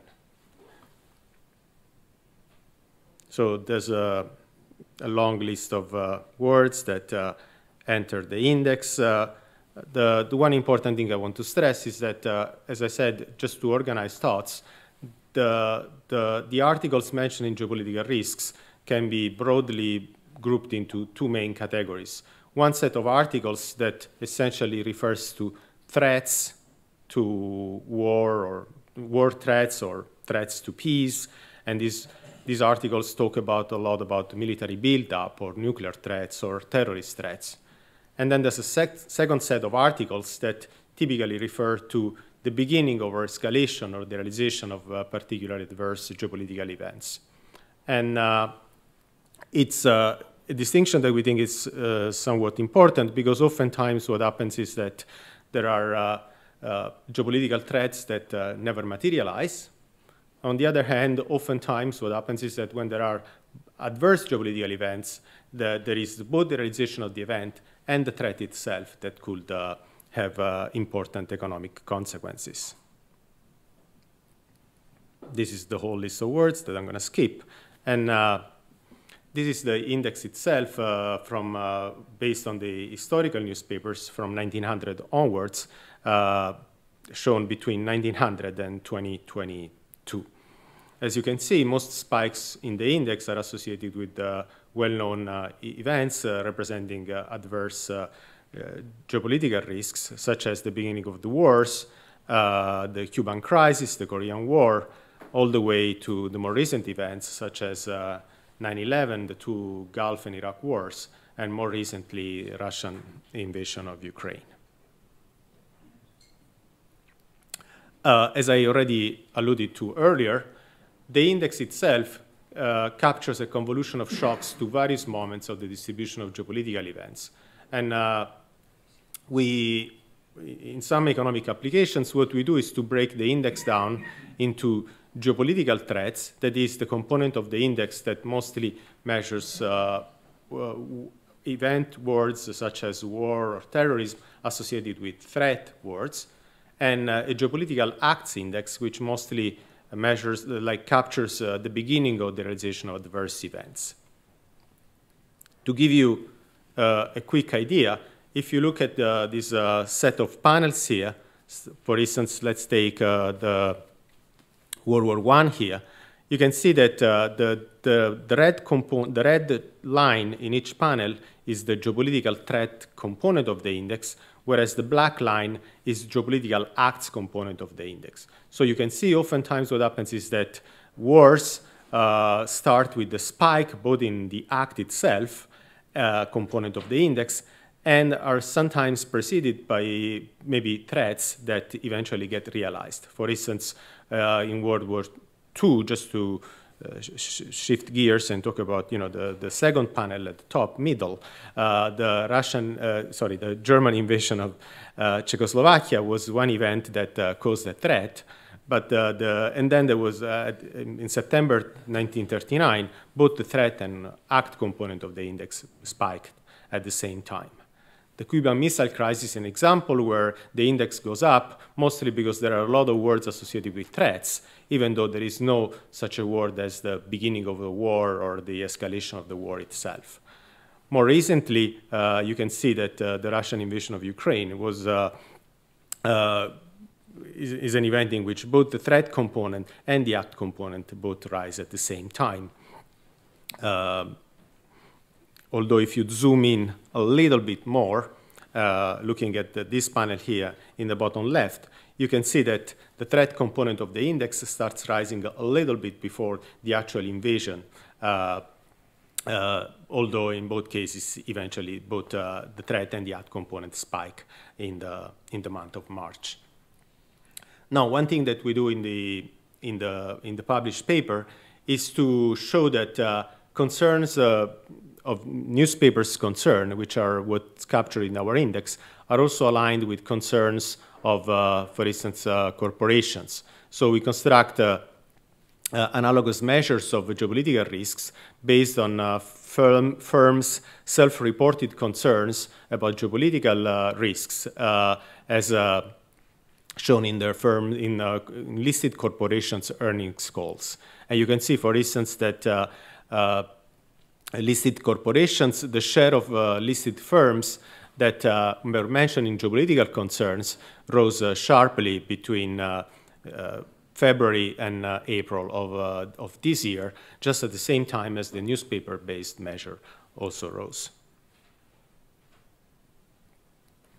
Now, the 2022, the paper contains several exercises showing the validity of the index, such as the index passes a plausibility test, it uses words that reflect changes in the use of language, and we also compare the index with other measures of conflict and war news. So one thing that took quite a while to do was a comparison between our geopolitical risk index shown in blue here and a narrative version of the index, which we constructed by reading all front pages of the New York Times from 1900 onwards and coding them 0, 1, 2, or 5, depending on how intense the coverage of adverse geopolitical events was. And there were 44,000 of them, but in the end result is in a way similar, though obviously the tabulated measure is a bit noisier because it only reflects the coverage of the top of the first page of the newspaper. We also compare the index to other war indicators, such as military news, or more crude measures, such as war deaths scaled by total population. In the paper, we find three main results when it comes to a couple of results when it comes to downstream economic applications. So we find, looking at United States since 1985, that both geopolitical threats and geopolitical acts, increases in both of them, cause adverse economic effects. We also find that an increase in geopolitical risks, looking at panel regressions since 1900, increases the probability of an economic disaster in a particular country. And then we do other exercises. For instance, we show, using quantile regressions, that an increase in geopolitical risk increases has more effects on the tail end of the distribution of GDP. So it increases disproportionately the probability of large declines in economic activity. More recently, we've done two exercises that are more, one that's more geared to the more recent events, and I'm going to start with this one, and another that looks more closely at the effects of geopolitical risks on inflation. Starting with the effects of the war in Ukraine, and these results are described in a Fed's note with a long title that I'm not going to read here.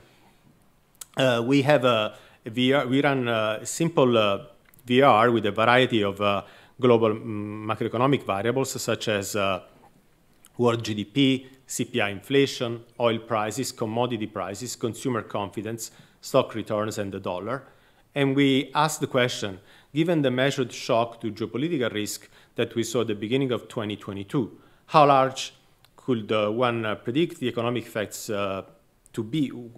How large the effects on global economic activity and inflation were supposed to be given the realization of the shock? When we did this exercise, and we did it kind of around April of this year, our preferred specification found that one could predict that an increase in geopolitical risk would raise inflation at the global level by 1.5 percentage points and reduce world GDP by about 2%. And I think these numbers are still in the ballpark of the revisions to global growth that most international organizations have penciled in since the beginning of the year. And when we looked at the transmission of the shocks in the VAR, an increase in geopolitical risk was found to reduce consumer confidence, increase the dollar, increase oil prices, increase commodity prices, and reduce stock prices. And these are all things that kind of have occurred to various degrees ever since April 2022. In the last part of my presentation, and I have no idea how much time I got left. 12 minutes. Okay, again then. Okay, we can take a break here. I was so terrified of being late that okay, so any questions? Okay, hopefully there's going to be questions later. So, but I'm going to show the last piece of evidence that, as I stressed, looks at the inflationary effects of geopolitical risk over time. To this end, we use yearly data on country-specific measures of geopolitical risk that we construct for a panel of 43 countries. And I'm going to tell you in 1 second how we construct country-specific geopolitical risk. So far, the measure I've been talking about is a global measure. That is, it's a measure that reflects like US and British newspapers' coverage of geopolitical events. So you can think of this as a measure of geopolitical risk, obviously, from the standpoint of the superpowers, or however you want to call them. And we do so using both panel quantile regressions and using panel vector autoregressions. Now, before I get there, let me quickly describe how we construct country-specific geopolitical risk. And the idea is very simple. You can think that geopolitical risk itself is the share of newspaper articles mentioning adverse geopolitical events. So let's say there's an article in which there are the words war and threat within close proximity to each other. This article will count as an article mentioning geopolitical risks. Oftentimes what happens when there is a geopolitical risk that affects a particular area of the world, the same newspaper article will mention the country in question or will mention the capital city or a city in that country. So using this logic, if an article mentions geopolitical risks and a particular country in question, we think of that article also measuring country-specific geopolitical risk. Obviously, there could be false positives, there could be false negatives, but as usual, when, as often happens when you construct these indexes, the one way to validate them is by looking at them and checking whether things look more or less reasonable. So the United States Geopolitical Risk Index is extremely highly correlated with the global one, often because the articles we are looking at are articles that are printed in US newspapers. So there's nothing particularly surprising about that. If you look at the German, for instance, Geopolitical Risk Index, it spikes obviously during World War I and World War II. There is another spike during the Berlin crisis in around 1962, and then later on the beginning of the Russia-Ukraine war. The Russian country-specific global geopolitical risk index is as high now, or at least was as high in April 22 as it's ever been. And not surprisingly, the Ukraine-specific country-specific geopolitical risk index has two major spikes. One in 2014 when Russia annexes Crimea, and then later on this year. Can I ask you a clarifying question? Sure. Since there seems to be time. Let's waste it, yeah. No, the World War II for Ukraine was part of the USSR, so might that be a bit misleading, the fact that it's so low for Ukraine, specifically the World War II index? maybe articles will refer to the USSR and not to Ukraine, for instance. I'm a bit surprised that it's so low. No, absolutely. If an article mentions Kiev or yeah, it's true. You may want to think that if a country was part of another country, that's one issue, or if a country somewhat was more peripheral, it will not show up, even though maybe the risks in that particular country were just as large. I see the concern.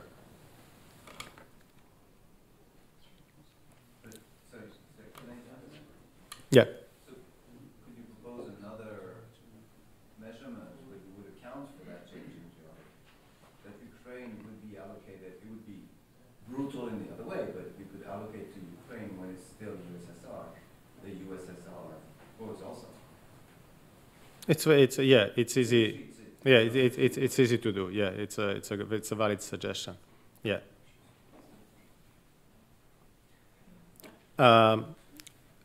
Now, if you standardize each index relative to its own value, because obviously, as you can see here, larger countries typically get a larger share of newspaper articles. So if you control for that, you can see that, for instance, in 2022, countries with relatively high geopolitical risks are obviously Ukraine, followed by Finland, Poland, Sweden, and Russia. So all countries which are very close to where the war is taking place. In terms of what we do now, looking at the effects of country-specific geopolitical risk on inflation, we do two types of exercises. And obviously, this has been motivated a lot by the fact that one wonders what happens to inflation, especially where I work, and especially these days. The first question we ask is, do country-specific geopolitical risk affect inflation and its conditional distribution? And we do, like, starting with the plain regression, you can look at the first row here, the OLS regression. If you simply regress inflation on country-specific geopolitical risk, a one standard deviation increase in geopolitical risk increases inflation by 4 percentage points if you use the entire panel from 1900 onwards and use all the countries in the sample. If you break down inflation between advanced economies and the responses of advanced vis-a-vis emerging economies, you can see that the response of emerging economies seems to be twice as large as the response of advanced ones. One interesting result is that if you do quantile regressions, which are a way of slicing the OLS regression by looking at different portions of the distribution of the left-hand side variable, you can see that most of the effects, most of the OLS effects are driven by the upper quantile of the distribution. That is, the large coefficients that you see are mostly driven by countries with high inflation to begin with. So that while the effects at low levels of inflation, so for the 10th quantile of the distribution, are relatively small, so like 1/4 of the effects that you get in the OLS regression, the effects at the upper end of the inflation distribution are much larger.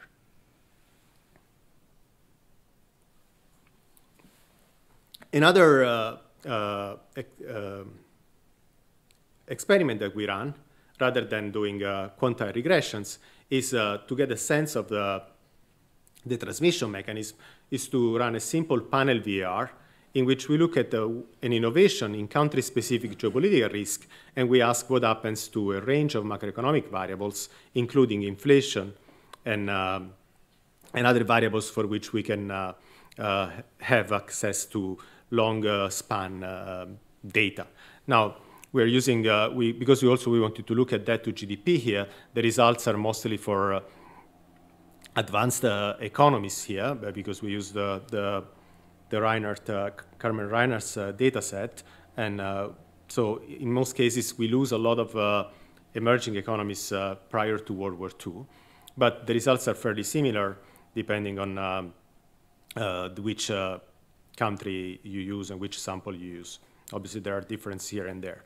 So the summary result of the panel VAR is that if you take a one standard deviation increase in country-specific geopolitical risk, this shock leads to an increase in inflation of about 2 to 3 percentage points, leads to a persistent and protracted decline in GDP in that country of about 1% after 10 years.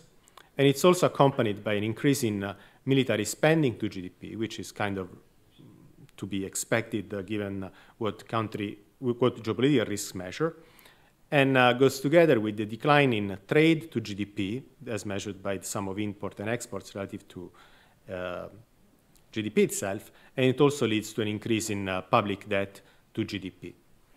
So notice that these results are empirically also quantitatively quite large, because if you think of episodes of large increases in geopolitical risk, it's a variable itself that's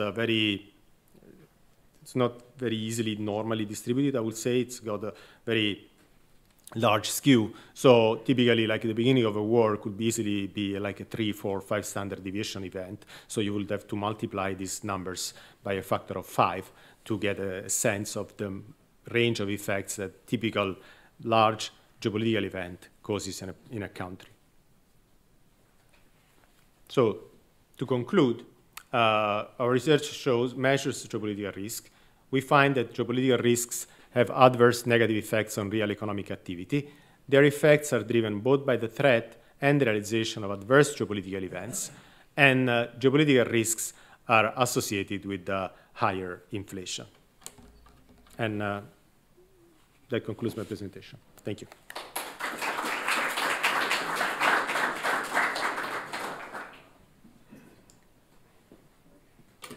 So thank you very much. Actually, we are running behind on time, right? So let me just check. There it is. And there it is. Okay. So actually, I have a very challenging task today because I'm standing between you and coffee. We are running behind on time. It's the day after the conference dinner, and I have to discuss 2 papers. So I would try to kind of skip the summary because I actually think Matteo did an excellent job in really very precisely putting down what the papers and the survey analysis that you're doing are showing. So in my opinion, the main important contribution that actually both papers, but maybe a little bit more the first one, are providing is that your paper, like Measuring Geopolitical Risk, is the first econ paper that I have seen that tries to, or that pins down measurement-wise geopolitical risk for economists, empirical economists, to use as an index, right? So far, like we have been using like political science data, and now we have a measure to use for analysis of, and I guess you will be cited a lot with that index in the coming years, a measure to use to see, yeah, how that risk affects actually economic outcomes. Having said that, both papers are very, very rich. Even the second one you send us that is not yet finished, and that's why it's really it's incredibly challenging to do that in 10 minutes. So I would try to just focus on the contributions and then on my comments. So what is the contribution? You develop a new measure of adverse geopolitical events. Importantly, you distinguish threats of these events from the realization of these events, and you also show evidence on the impact of these events on business fluctuations. I will skip going over the index because I think you did an excellent job in explaining it. Applications and findings, same, I will skip it. And the second paper, the contribution, is you explore the relationship between geopolitical events and inflation, but you also explore the transmission channels of these, around these geopolitical tensions and of these geopolitical risks. Okay, so I have 4 comments. The first one is on the definition of geopolitical risk. The second one is on the robustness. The third one is on the application and estimation. And the fourth one is more about how representative is your index, and another idea I had concerning the language, like the word count and that you're using. So coming to the definition of geopolitical risk, I think, and we discussed that yesterday night with Abraham and others. So what is geopolitical risk? And you also mentioned exactly the same quote in your presentation. And from a point of view of a person who uses a lot of political science data, you use a very broad definition of geopolitical risk. It's everything. It's wars, it's terrorism, it's any tension that can possibly arise. And you also say then the definition also includes power struggles that do not involve acts of violence. So having said that, your paper really contributes to a better understanding, empirical understanding of what geopolitical risks do, I would have wished that your paper would have distinguished or narrowed down the definition of geopolitical risk a little bit more, because actually even in political science there is no consensus on what is actual geopolitical conflict, right? And when we think of, for example, I mean, is it only great power competition, great power rivalry, or can it also be Wagner Group being active in Africa, you know, triggering like intrastate conflict, not necessarily interstate conflict, triggering migration flows, supporting dictators, whatever. So you try to capture it all, but I think as such it's a very broad definition. And I would have I wished there was a sharper differentiation from other types of conflict. Having said that, I was wondering whether there's a possibility for you to actually disaggregate the index further into different types of conflicts, right? So from the literature, we know that wars, like interstate wars, have very different effects on trade flows and investment and everything than, for example, terrorism or other forms of violence. So that would be my first comment.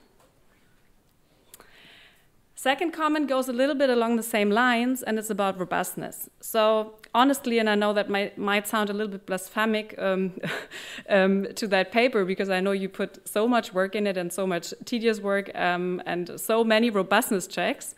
But when I saw that paper, I was thinking, why didn't they just use correlates of war, militarized interstate dispute data to check whether there's, you know, geopolitical risk or geopolitical conflict going on? And then I searched in your appendix for a robustness check using actual conflict data. And I saw that you used a measure where you combined different measures of battle death from Uppsala, from PRIO, for one-sided violence, for armed conflict and terrorism. And while this is, I have to say, already problematic, there's a whole strand of literature in political science about it, because underlying methodology of battle death is, you know, very specific, and I think it actually also does not cover the fact that you want to cover threats and action, because battle death is more, you know, when it comes to action. And this is why I think the correlates of war data would actually be, and here the militarized interstate dispute data would be actually more fitting, because they really cover everything from threat, and that can be a warship just being sent along a coast, up to nuclear escalation. So they really specifically cover everything. This data also has its pitfalls, and it runs only, I think, until 2014 so far. But you know, I would like to see a robustness check with that one. If you don't do it, tell me, then I will do it. Yeah, that's basically the second comment. The third one is you ran a lot of panel regressions, right? And also a lot of panel VARs.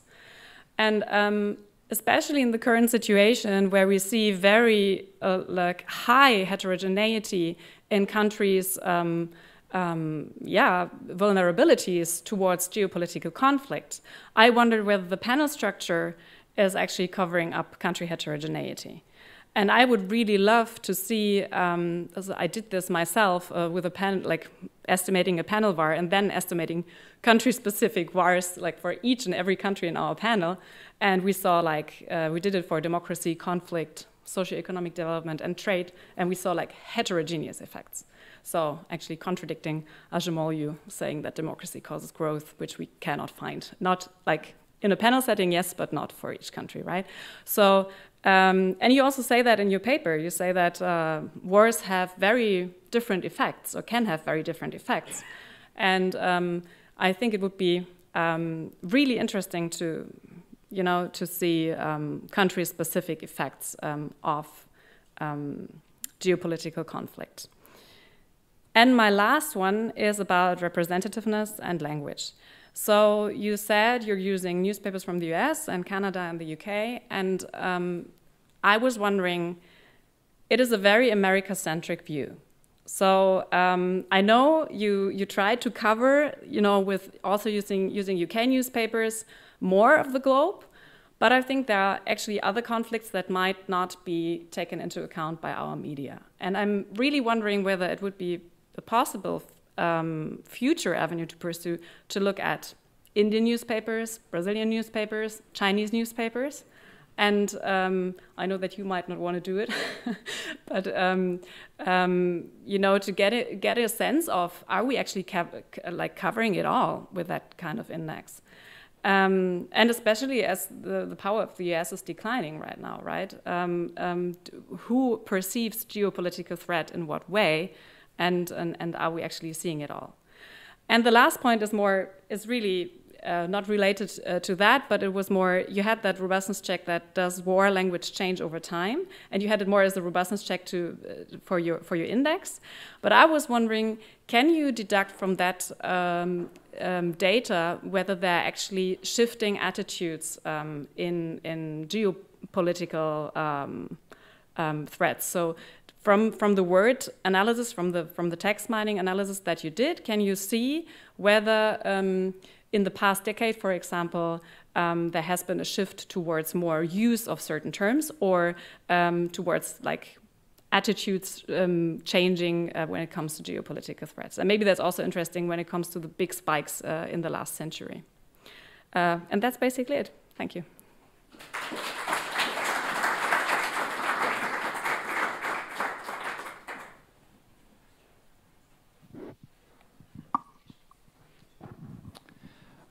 So thanks for the paper. I think it's great work. The index is fantastic. I'm also going to use it in my presentation, the last presentation today, in case you care to stay. But I mean, I wonder about geography here. I mean, taking the US-centric view, which the discussant pointed out, is underlying somewhat the work. I would think it still makes a big difference whether you have a geopolitical conflict arising, say, in Afghanistan or in Cuba, right? So, and you lump this together. And so I wonder to what extent we can account for this geographic dimension of this thing, yeah? I mean, at first sight, these conflicts are global, appear global, but then they always come with a geographic dimension.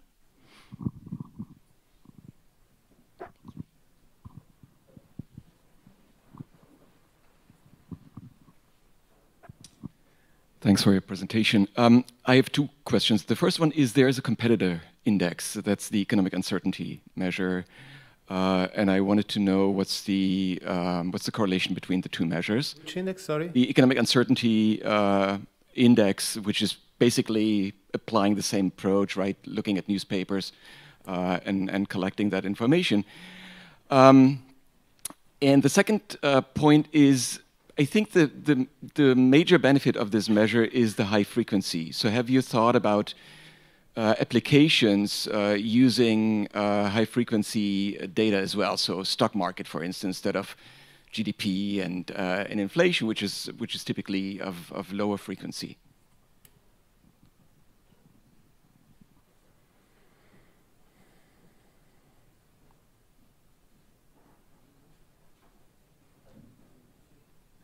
I have a bit of a question related to the first one that was asked. When you compute the index, the country-specific index, how do you take into account the fact that a country's importance may, for instance, wane over time, and so it may be just as unstable, but maybe it's not reported? So for the world, maybe that doesn't matter because that reflects the fact that it's not that important, but when you do the country-specific, how do you take this into account? Thanks.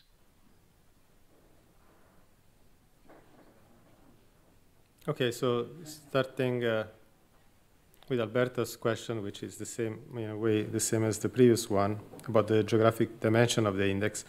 Obviously, an advantage and a weakness of the index, the way it's constructed, is that it reflects let's assume that the newspaper reflects the country's attitude, and then in that case, obviously, there is more importance given to events happening in countries where the United States or Britain or Canada have some kind of economic or strategic interest. So the conflict in Rwanda, for instance, was tragic, and in terms of the death toll, it was huge, but it received very little coverage in newspapers. Now, if you think about measuring the economic effects of something, you will think that probably the reason why newspapers don't talk about that is precisely and sadly because they, you know, yeah, it's fine, but we don't really seem to care that much for economic outcomes. So in a way, the index itself weighs both the event and the importance of the country where the event takes place. Just to give you an idea, China's rising influence over time is reflected by the fact that if you look at the historical geopolitical risk index of China, there is like an upward trend, just like there is a downward trend for, say, the Mexican geopolitical risk index. Early in the century, there were a lot of tiny fights between US and Mexico, and those had a disproportionate impact on the index, precisely or presumably because the relative importance of Mexico and the United States in United States affairs was more important than now. So all these things are captured in the index. It could be a weakness, but it's the way the index itself is constructed.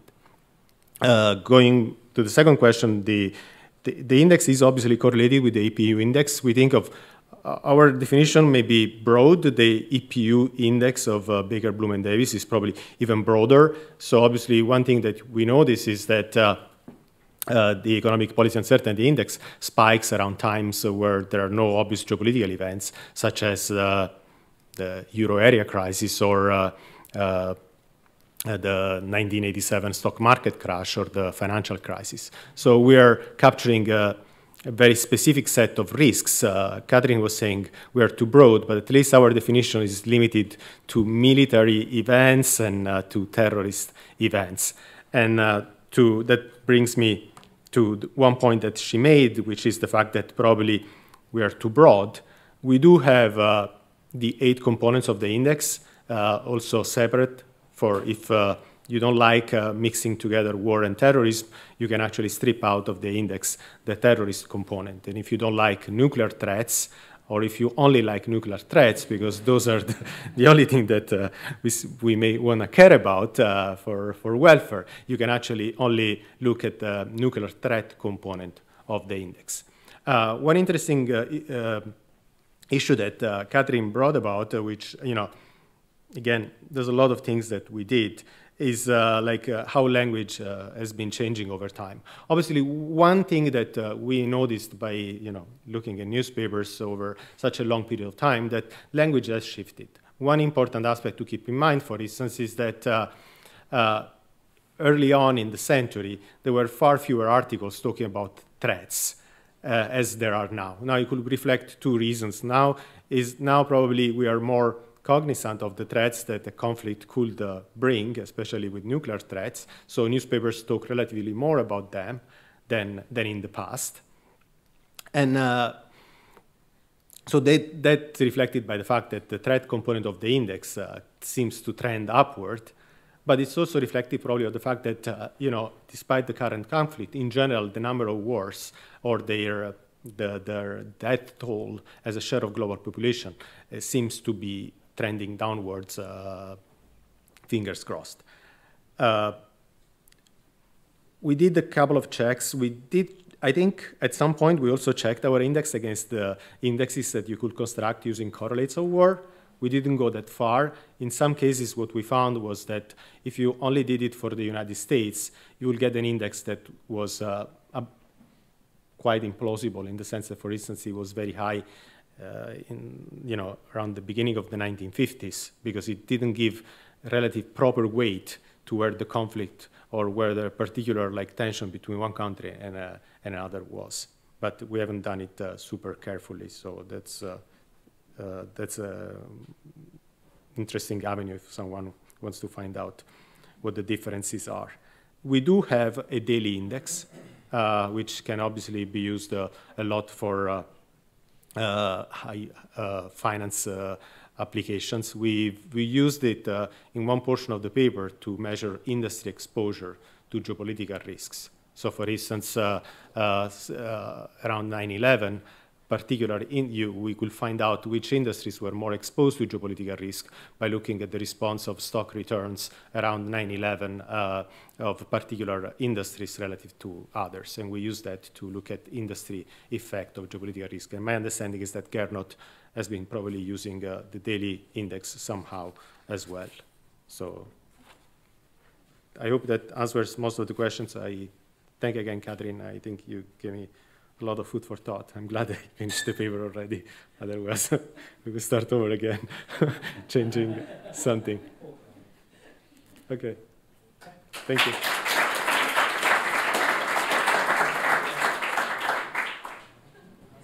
Welcome back. It's a great pleasure and honor to welcome our second keynote speaker, Nancy Kern, who is a professor at Northwestern University, holds a PhD from MIT, and is also director of the China Lab at Northwestern. She's one of the world's most renowned, most widely cited development economists, political economists, has written highly influential work on a whole range of issues, from potatoes to, the Colombian exchange, of course, and on the political economy of China, the political economy of Russia, as we will see today. And has written several contributions on famines. I think one of the topic that has not received much attention by economists, and we will see today yet another paper on this exciting topic. Thank you so much for coming to Kiel. It's a great pleasure, and the floor is yours. I should say that Nancy is happy to take questions during the talk, so please come forth with questions you might have. Thanks so much. I have an hour, is that right? Yes. Okay, thanks. Thank you so much for having me and for organizing this wonderful conference. I've been learning so much from the talks and just talking to people here. I'm an economist, so we're used to people asking us questions during the talk. And don't feel bad about being aggressive or confrontational, because again, I'm an economist, we're used to that. We thrive in combat, intellectual combat. No, I'm just kidding. Not really. But anyways, so let me just jump into it. So I'm going to talk about the political economic causes of Ukrainian famine mortality during the Soviet Great Famine in 1932 and 1933. This is a joint work for Andrei Markevich, who's on faculty at the New Economics School, currently visiting at the University of Helsinki, and our former student, Natalia Nomenko, who's currently on faculty at George Mason. And I'm just so fortunate to have been, to have met them and be able to work on this with them. And we started this project in 2016. And until last year, everyone was like, no one's going to be interested in this. Why are you guys spending so much time on this? And we kept saying, look, we're going to have insights, and we think it's important because some things might happen again. And this is not something that one takes pleasure in saying, I told you so. But let me just jump into it. All right. So what is this famine about? So the Soviet Great Famine, I think most people in this audience will know, happened in 1932 to 1933. It is the second largest famine in the 20th century. The largest one was in China, but in terms of per capita, mortality per capita, it's the same as the Chinese Great Famine. Around 7 million people died. Mortality estimates are a little bit tricky. I'm not going to talk about exactly how people do it during the talk. It's in the paper, and I'm happy to talk about it afterwards. The interesting thing about this famine, beyond the fact that 7 million people died in a year and a half, is that ethnic Ukrainians, who were 1/5 of the total population, constituted almost half of all the deaths. And so this brought up the question of why are so many Ukrainians dying, right? People were asking this for a long time. And this happened in a centrally planned economy where the government took food from rural areas and then redistributed it to urban areas or exported it or stocked it. So given the government's role in food distribution, there was no markets, right, for selling or buying. Given how bad this famine was and the government's role in food distribution, this led to a lot of questions about what was the responsibility of the state. And it's been incredibly controversial. So on the one side, and again, this is something I'm happy to talk more about after the talk. I'll just give you a quick overview of what people have been saying for the last, almost 100 years now, right? So on the one hand, you have people who say that the famine was caused by intentional bias against Ukrainians and Soviet policy. So the Ukrainians call the famine Holodomor, which means to kill with starvation, right? It's a word with intent embedded in the meaning of the word. And, for those of you who have read about it, historians like Conquest and Graziosi and Alman and Mace and Snyder all embrace this view. They propose variants of the same view, which was that the famine in Ukraine was a result of an intentional war, terror by starvation, to weaken Ukrainian resistance to Soviet policies. And then, why would they do this? Why target Ukrainians? They're not the only group in Russia. Well, the argument would be that Ukrainians were the second largest group in Russia after Russians, but on agriculturally productive lands, Ukrainians were actually the largest group. They had a very strong group identity. They had their own language, religion, culture. They had their own communist party, and all of this facilitated organization and resistance. And in fact, they were known to have resisted collectivization and fought really hard during the Civil War. So the Soviets saw the Ukrainians as the Ukrainian peasantry as one of the biggest threats to Soviet agricultural collectivization. And agriculture was 50% of Soviet GDP at this time. So this was very important. So the idea was that in order for Soviet agricultural policy to be successful, they needed to control the Ukrainians. So that's the argument. And then some people have gone further and said it's not even about controlling agriculture. This is just xenophobia, racism, above and beyond economics. And this view has been promoted by a very widely read book by journalist turned historian Anne Applebaum, and in the Ukrainian parliament. Okay, that's one perspective. The other perspective, which is in opposition of the first perspective, simply says there was no systematic bias of Ukrainians, right? This view acknowledges the famine and the tragedy of mortality, but they say there was no systematic bias against Ukrainians. So some historians have pointed out, to make this point, they say, well, look, the famine also occurred outside of Ukraine. It wasn't just isolated to Ukraine. And then economic historian Davis and Wheatcroft and then historian Kotkin, they go further and they said, look, what was happening was that Ukrainians happened to be living in agricultural regions that had a big fall in production, and that fall in production was caused by a combination of bad weather and maybe bad policies from the earlier Soviet era, right? So this doesn't take culpability away from the regime, but they say that the first and foremost cause of the famine was that local production where Ukrainians were living were too low to sustain Ukrainian population, right? So this is like a nuanced variant of the first argument. All right. So this is really important to resolve for a lot of reasons. I'm not going to really motivate it that much for this audience. One thing I will say is that recent studies have documented that exposure to the famine in Ukraine has led to long-lasting effects on political attitudes towards Russia from Ukrainians. And this is from data before the war started. Okay, so those two opposing views are actually empirically testable, because the first view that says that there was Ukrainian bias in Soviet policy, and that's what caused That's what caused high Ukrainian mortality. That view says that if we hold per capita production and all the factors that go into production, like weather, earlier policies, and population of food needs, like which would be like the size of the population, the demographic structure, if we hold that constant, then we should find that famine mortality is the same in a region where Ukrainians live and a region where Ukrainians don't live. The second view of no bias says that if we hold those factors constant, if we take two regions that produce the same amount of food in 1932, the place where the Ukrainians live and the place where the Ukrainians don't live should have the same mortality, right? So these two views are empirically testable with the data. The challenge to testing this is a lack of data. So until now, there just wasn't representative subnational data to examine these competing hypotheses and to rule out additional alternatives.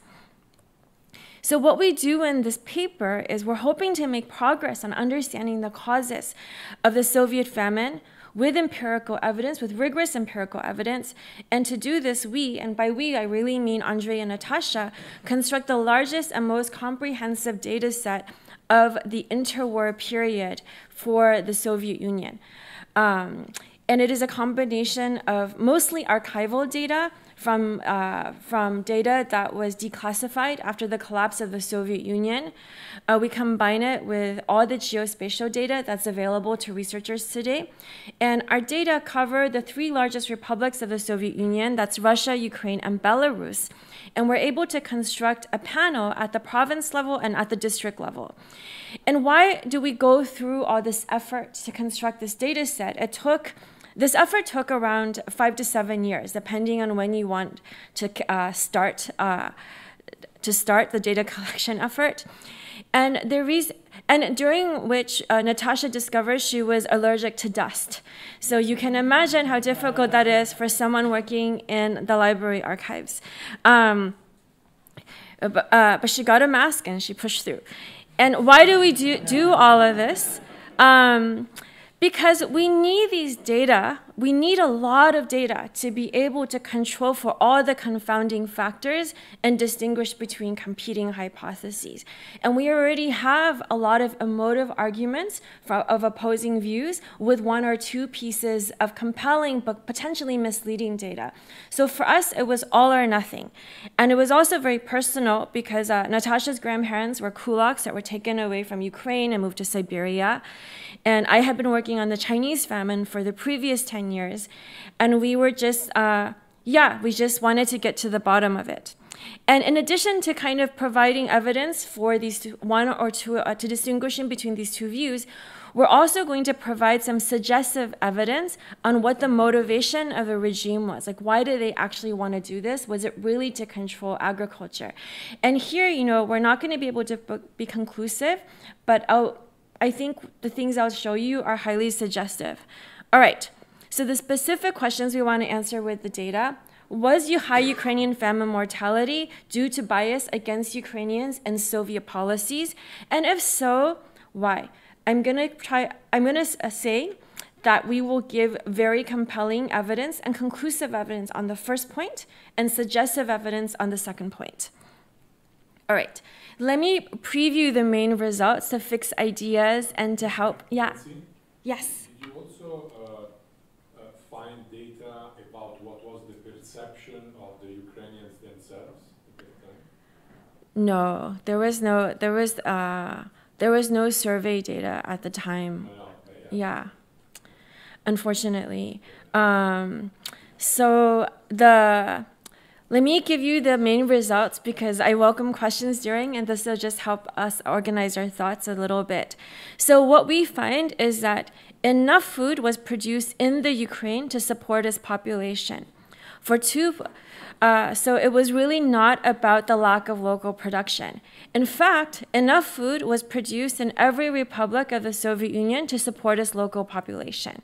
So the fact that there was a famine was really about the way that the Soviet Union distributed the production across its population. Then we find that for 2 places with the same production and all other factors like weather, population, geography, loyalty to the Bolsheviks, vote share for Bolsheviks in 1917, everything we could get our hands on, the region, and by region I mean a province or a district, that had more ethnic Ukrainians living there before the famine, they were assigned a higher food procurement target, and they were assigned a lower food retention target, right? This is a centrally planned economy. Then, in terms of after the harvest, more food was procured from them. Like realized food procurement was higher for these regions, so not surprisingly, realized food retention was lower in these regions, and there was higher famine mortality in these regions. So this is our evidence that there was systematic bias against ethnic Ukrainians in Soviet policy. We find this not just in the Ukraine, we find it outside of the Ukraine and the other republics. And we provide evidence that it's not about administrative borders, the delineation is ethnic. And if you take our estimates seriously, which we do, a back of the envelope calculation says that Ukrainian bias explains 77% of famine mortality in these 3 republics that we have data on. It explains 92% of mortality in the Republic of Ukraine. Another way to see it is that had ethnic Ukrainians died at the same rate as ethnic Russians during the famine, we would have had 92% fewer deaths in the Ukraine and 77% fewer deaths in the 3 republics. And this is because ethnic Russians had much lower mortality, right? That's how the numbers add up. And finally, our suggestive evidence that this was probably about controlling agriculture, there's 2 pieces. One is I'm going to show you that during the earlier period of collectivization, controlling for everything like agricultural productivity of the land, population, so on and so forth, Ukrainians did resist the regime more. So we collected data from secret police reports collected by the predecessor of the NKVD from the Soviet archives that actually document peasant resistance to collectivization. And then we also show that this mortality Ukrainian gradient is steeper in places that are agriculturally more important, that in places that the regime ex ante identified as agriculturally important. Okay, so that's the preview of the results. I can just stop. That's it. Okay, I'll go really quickly over the literature review for this audience, which is it's different than the usual academic talk. I'll just say that this is related to several branches of literature and economics for people who aren't aware that economists work on this. The first is a large literature on ethnic conflict, to which people in this room, like Massimo and Sandeep and many others, have contributed to. And, there's in the empirical literature, even about Eastern Europe, we have a large body of evidence that intergroup conflict has long-lasting consequences. There are fewer papers about the causes of these conflict, right? People have looked at propaganda, pogroms, and we're contributing we're related to the second branch of trying to understand the causes of ethnic conflict. And then, of course, there is this growing literature on earlier Soviet economic policies.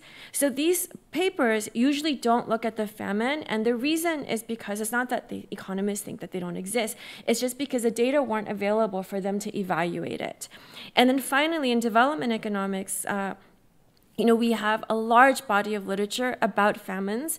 So very famously, Amartya Sen said in 1981 that famines in the 20th century are never about the lack of food production. They're always about food distribution, and it is a political economic problem where those who in political power hold on to the food, and those who lack entitlement or those who lack political power then starve. So in that sense, we're just, the evidence we find from the Soviet famine just outlines a detailed process of how what Amartya Sen described, with broad brushstrokes, played out in the Soviet context. All right, so I have a lot of slides. I'm going to skip some of them. Don't worry, especially if I see your eyes glaze over and you're bored about the robustness check. Someone said that people like tables and figures. This talk is mostly all tables and figures. But in terms of organization, I'm going to talk about the historical background very quickly. I mean, this is the context of many volumes of books. So I'll talk very quickly. Please ask me questions at any point if there's something that you want me to cover and I didn't. I'll give you the evidence from the aggregate data on food accounting, how much food was produced in each republic and mortality trends. Then I'll give you the disaggregated evidence, and then I'll offer some concluding remarks. All right. Let me jump into the background. So I want to first talk a little bit about Soviet national policy. And here in the paper and the talk, when I say national, I'm talking about nationalistic sentiments of different ethnic groups within the Soviet Union, not the Soviet Union as a whole. So Bolshevik ideology was really interesting in that it was a huge departure from the Tsarist regime in that there was no ethnic distinction. The Tsars separated groups by ethnicity, like the Jews were living in the Pale of Settlement. The Bolsheviks actually said, we don't believe in that. All men are equal. That's the ideology. In practice, all ethnicities were not equal. In practice, the Soviet Union was Russocentric. Russian was a language that was spoken in all of the republics, in addition to their own language. The capital was in Moscow. And from the very beginning, even though many of the Bolshevik leaders themselves were not Russian to begin with, the concern was about nationalism. They were always concerned that nationalistic sentiments across the Soviet Union were going to undermine their regime. They saw the strength of that during the Civil War. And one of the reasons that it was such a problem for the Bolsheviks is the historical legacy of residential concentration. So the way, so when we say that a district has a lot of Ukrainians, what we mean, so I'm going to simplify it a bit. So in this context, in the data, if we see that a province is 50% Ukrainians, it's not that the Ukrainians are evenly distributed across the province. It's that 50% of the villages, the farms, are almost entirely Ukrainian, right? And those villages are close together. So you can see how this makes it easy to facilitate political organization around ethnic lines. And this was always a problem in the minds of the Bolshevik leaders from the very beginning. And in particular, they were worried about Ukrainians because they were the ethnic majority on productive agricultural lands. And they were very worried that the Ukrainians would resist collectivization. And I'll talk about what that is in a second. They were worried that all peasants would resist collectivization. But the Ukrainians were the biggest group amongst the peasants and the most organized, right? Hence the focus on Ukrainians. So the Bolsheviks kind of had to balance the need to get the nationalist groups to cooperate versus getting them in line, under control. Early Soviet policy embraced indigenization, and what that means is that they actually promoted national cultures, languages, and in the beginning, right, to kind of curry favor with the nationalist parties. And the side effect is that this might have deepened ethnic delineations. And then, I don't think it's a coincidence. No one thinks it's a coincidence that the Soviet leadership totally abandoned indigenization after the famine began. So in the European parts of the Soviet Union, they switched away from indigenization to a more pro-Russian policy. In the eastern parts of the Soviet Union, indigenization policies continued. All right, so what is collectivization? In case you haven't been obsessed with socialist agricultural policies from a young age like I have, let me give you a brief summary. Just as a fact, by 1931, which is a year before the famine began, 60% of all of the Soviet Union was collectivized. 90% of all peasant households in Ukraine were living in collective farms. So what does it mean? What it is it's getting all the traditional farmers to live on a collective farm, and on that farm you get them to produce food. And then after they produce the food, the state would come and then procure a big part of their harvest and then distribute it to urban areas, people who are working in factories so they have food to eat, and also export it and store it. And the idea was that you would always leave the peasants with enough food to eat so that they can be happy with the regime and work and so on and so forth. Part of collectivization was taking away all private property. So the land is no longer your land. You're working as part of a collective on collectively owned land. Your cow is no longer your cow. It's part of a collective asset. So you can see how this was not very popular amongst many peasants. There was a lot of resistance, particularly from Ukrainians. And during the early years of collectivization, like the late 20s and early 30s, around 2 million uncooperative peasants called kulaks were quote-unquote liquidated. And what this meant was that they were deported to Siberia, some of them died, many never came home. It also means, so when you take away a peasant's cow and livestock, it means that he doesn't really want to feed it anymore, or he has no, or he just wants to eat it. So when they first collectivized livestock, the peasants ate as much meat as they could that year. They slaughtered them all, and then the state tried to not, prevent them from doing that, so they just stopped feeding them. Anyways, however it happened, between 1929 and 1932, horses declined by 42% and cattle by 40% in the entire Soviet Union. And I mentioned, I'll come back to why this is important for the empirical exercise that we do later. Well, I'll just foreshadow it a bit. One of the points we want to make is that for two places that was producing the same food, the place with more Ukrainians died more. One concern you might have is that the places with more Ukrainians were experiencing more losses of high-skilled labor, high-skilled peasants in terms of from kulak deportation, liquidation, and more losses of livestock, right, which affects their production. So these are things that we need to control for in our regression analysis. Okay, so just a timeline of the famine. In 1931, production declined a bit relative to 1930. I'll show you what the data looks like. It was driven by Ukraine. The peasants consumed seed stock, and use of starvation spread across the Soviet Union. In 1932, production fell a bit more. There was a massive famine the all-out famine happened in the winter of 1932 and kept going till the spring of 1933. Okay, let me talk a little bit about the regime's reaction to news of the famine. So, and this is from documentary evidence, from historians, and from letters and Andrei and Natasha discovered. In the summer of 1932, Stalin received reports of Ukrainian Communist Party leaders' reluctance to facilitate the starvation. Literally, the party leaders, this was all classified and secret. And now we see the documents. The party leaders were just saying, if we keep procuring, people are going to die. A lot of people are going to die. We're not going to do it anymore. They started to actually resign. The government initially resisted reducing procurement targets. They said, we have to procure. The leadership then claimed that the shortages and the famines were due to peasant resistance, and the peasants needed to be penalized for this subversion. So the Bolshevik leadership viewed the starvation and the production fall as intentional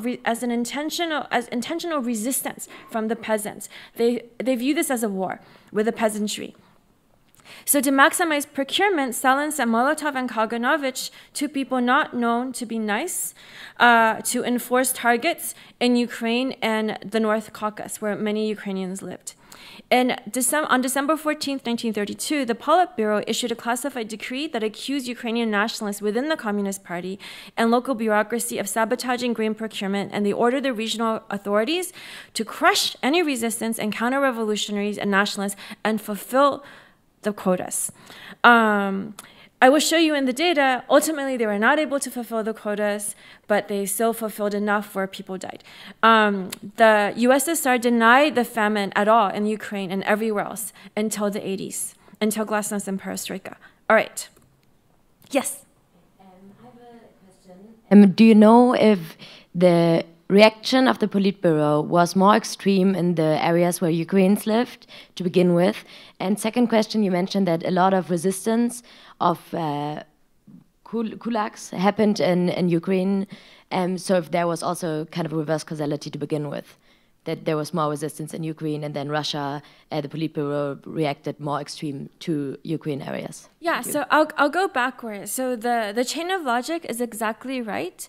So the way we understand the history and the data is that they were afraid of Ukrainian resistance to their policies, which were very bad for the peasants. Ukrainians did resist the policies that come from their fears about the Ukrainian resistance. So then there was a cycle of doubling down that led to the famine ultimately. And in terms of Politburo reactions, I mean, everything is happening in Moscow in terms of the documents and the letters for the Politburo, so we really don't know about regional variation. Okay. I'll keep going. Great questions. Keep asking me. So let me say a little bit about the data. So there's no ethnic-specific mortality data over time. We are going to collect data on province and later district-level mortality rates. These are data, so the first set of results I'll show you are just broken down across republics, right? But Ukraine is 80% Ukrainian during this time. So we can still understand what these data mean.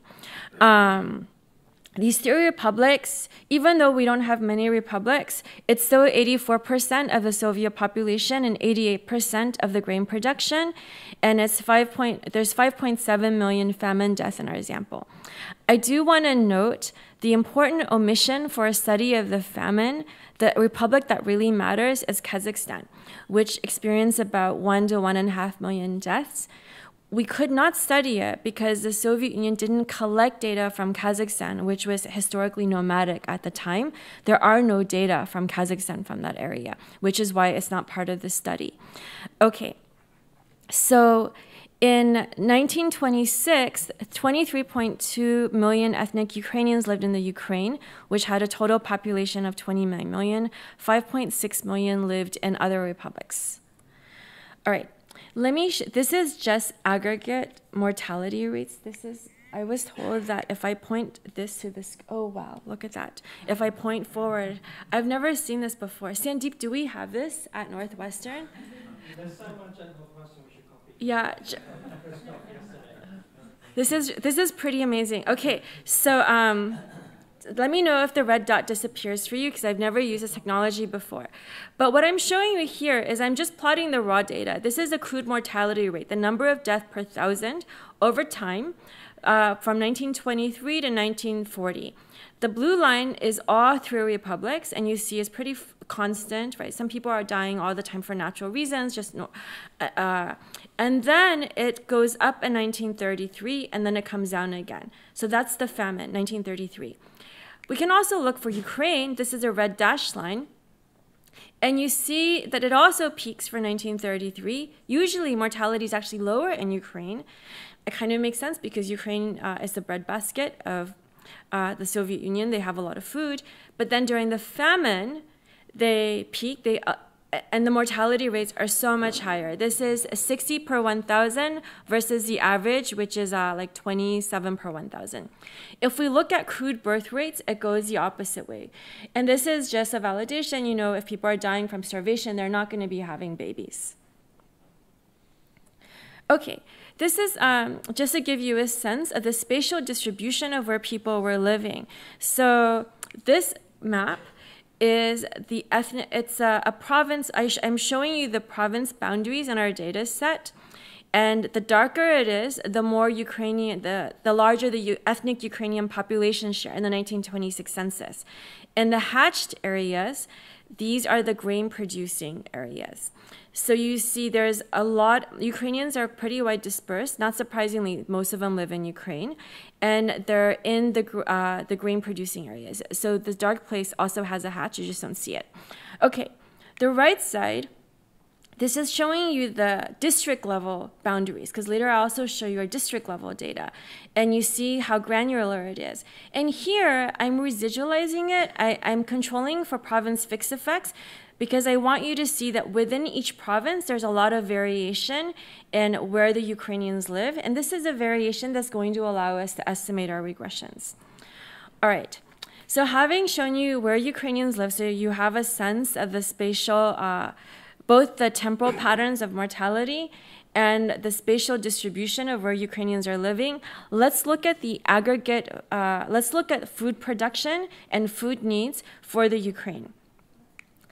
I don't have time to talk through how I'm calculating everything. It's pretty straightforward. But at the end of we have data, I'll just tell you what we have data for and what we're calculating. So we have data for total population, rural population. We have data for production. We have data for procurement. Our measure for procurement takes into account the grain that was sold back from the center to each region, right? So this is net. So from total population, production, and procurement, we can calculate how much food was retained in the countryside. And then we can calculate it, the same number, under the counterfactual if there was no procurement, right, to see how much food they would have had there been no procurement. We can also calculate how much food the rural and urban areas of Ukraine had if no food was taken out of the Ukraine to other republics. And finally, we calculate food needs for heavy labor. So let me talk about two of these variables, production and food needs, and I'll go backwards in the order of an increasing order of complexity.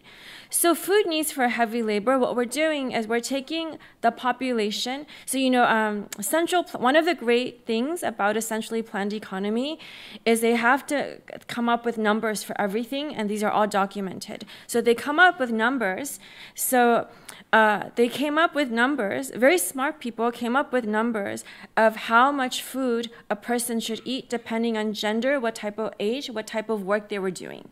So these are the official Soviet guidelines, right? So we use those guidelines and the demographic composition of the Republic of Ukraine, or each province if we need to calculate how much food, and we know what they're doing, to calculate how much food this region is supposed to have based on the guidelines, the official Soviet guidelines, which are quite generous, by the way. Okay, that's how we get this number, and we report it in the number of kilograms per person per day. So in 1932, the food needs was 0.78 kilos, a bit under a kilo. Okay. The other variable I want to talk about is production. And the reason is that Soviet official production numbers were known to have been overstated. So what I'm showing you are not the official production numbers. These are much lower than the official production numbers. What we did was we actually dug into the archives and reconstructed the production numbers. So these are quite conservative. Okay, so I'm happy to talk about the details afterwards. Let me just show you what the result is. In 1932, what we see is that the rural areas, so production did decline in Ukraine a lot, from 23 million tons in 1930 to 9 million tons in 1932. It declined a lot. That's all true. But in terms of retention, like how much, had the government not taken any food away from the rural areas, that comes out to be about 1 kilo per person per day, which is still more than the Soviet guidelines for heavy labor. So they would not have had a famine if food was not taken out of the countryside. So then you can ask, if food wasn't taken out of the countryside, then would people in Ukrainian cities, does that mean that they would have had to starve?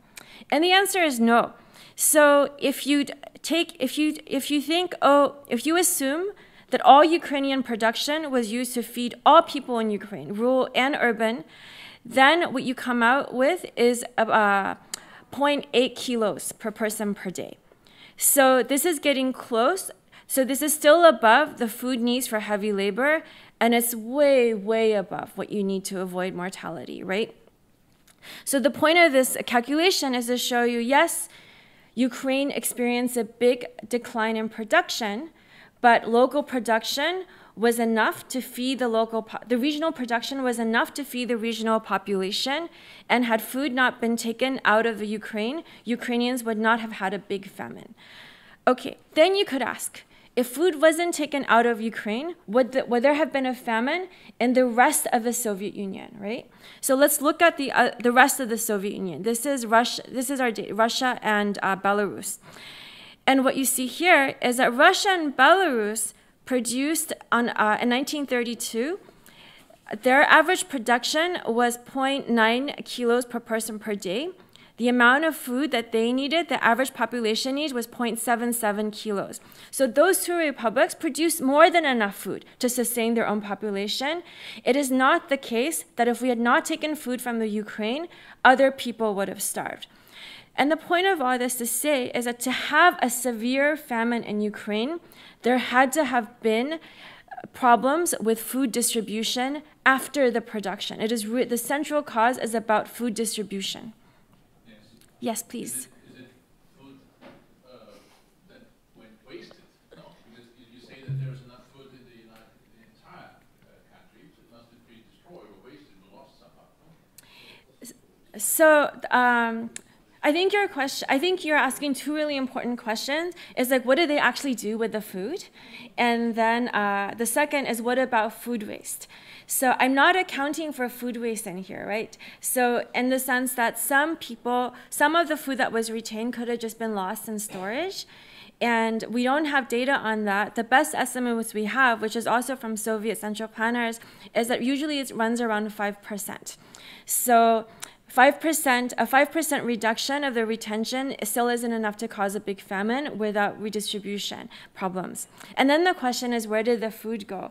So some of the food was exported. The Soviet Union was exporting grain in return for other stuff. They were really trying to industrialize. Some of the food was just used to feed the urban populations, who were, they were being rewarded for their labors and work. So it was just very unequal, the distribution. Right. Yes, please. Yeah, I had just a question about the exports. So it would be nice if you would show us the export. Like, there would be a paradox that they would actually raise the exports following Gabriel's thing. Yeah, so in the paper, we talk about that. We actually give the export numbers. They stayed high throughout this period. They never declined. The reason I don't show it to you is because in the food accounting, all of that is taken out of the procurement already. But you're right. In the background of all this is, what are they doing with the food? Was there another question? Yeah. So what I was wondering, do you believe the numbers, or do you think they could be manipulated to fulfill some specific requirements, maybe to be incentivized, like fulfilling the numbers or manipulating the numbers? Yeah, so that's a really great question. I'm going to give a short answer to it. In the paper, we have a very long discussion. So we don't believe the production numbers during the collectivization period.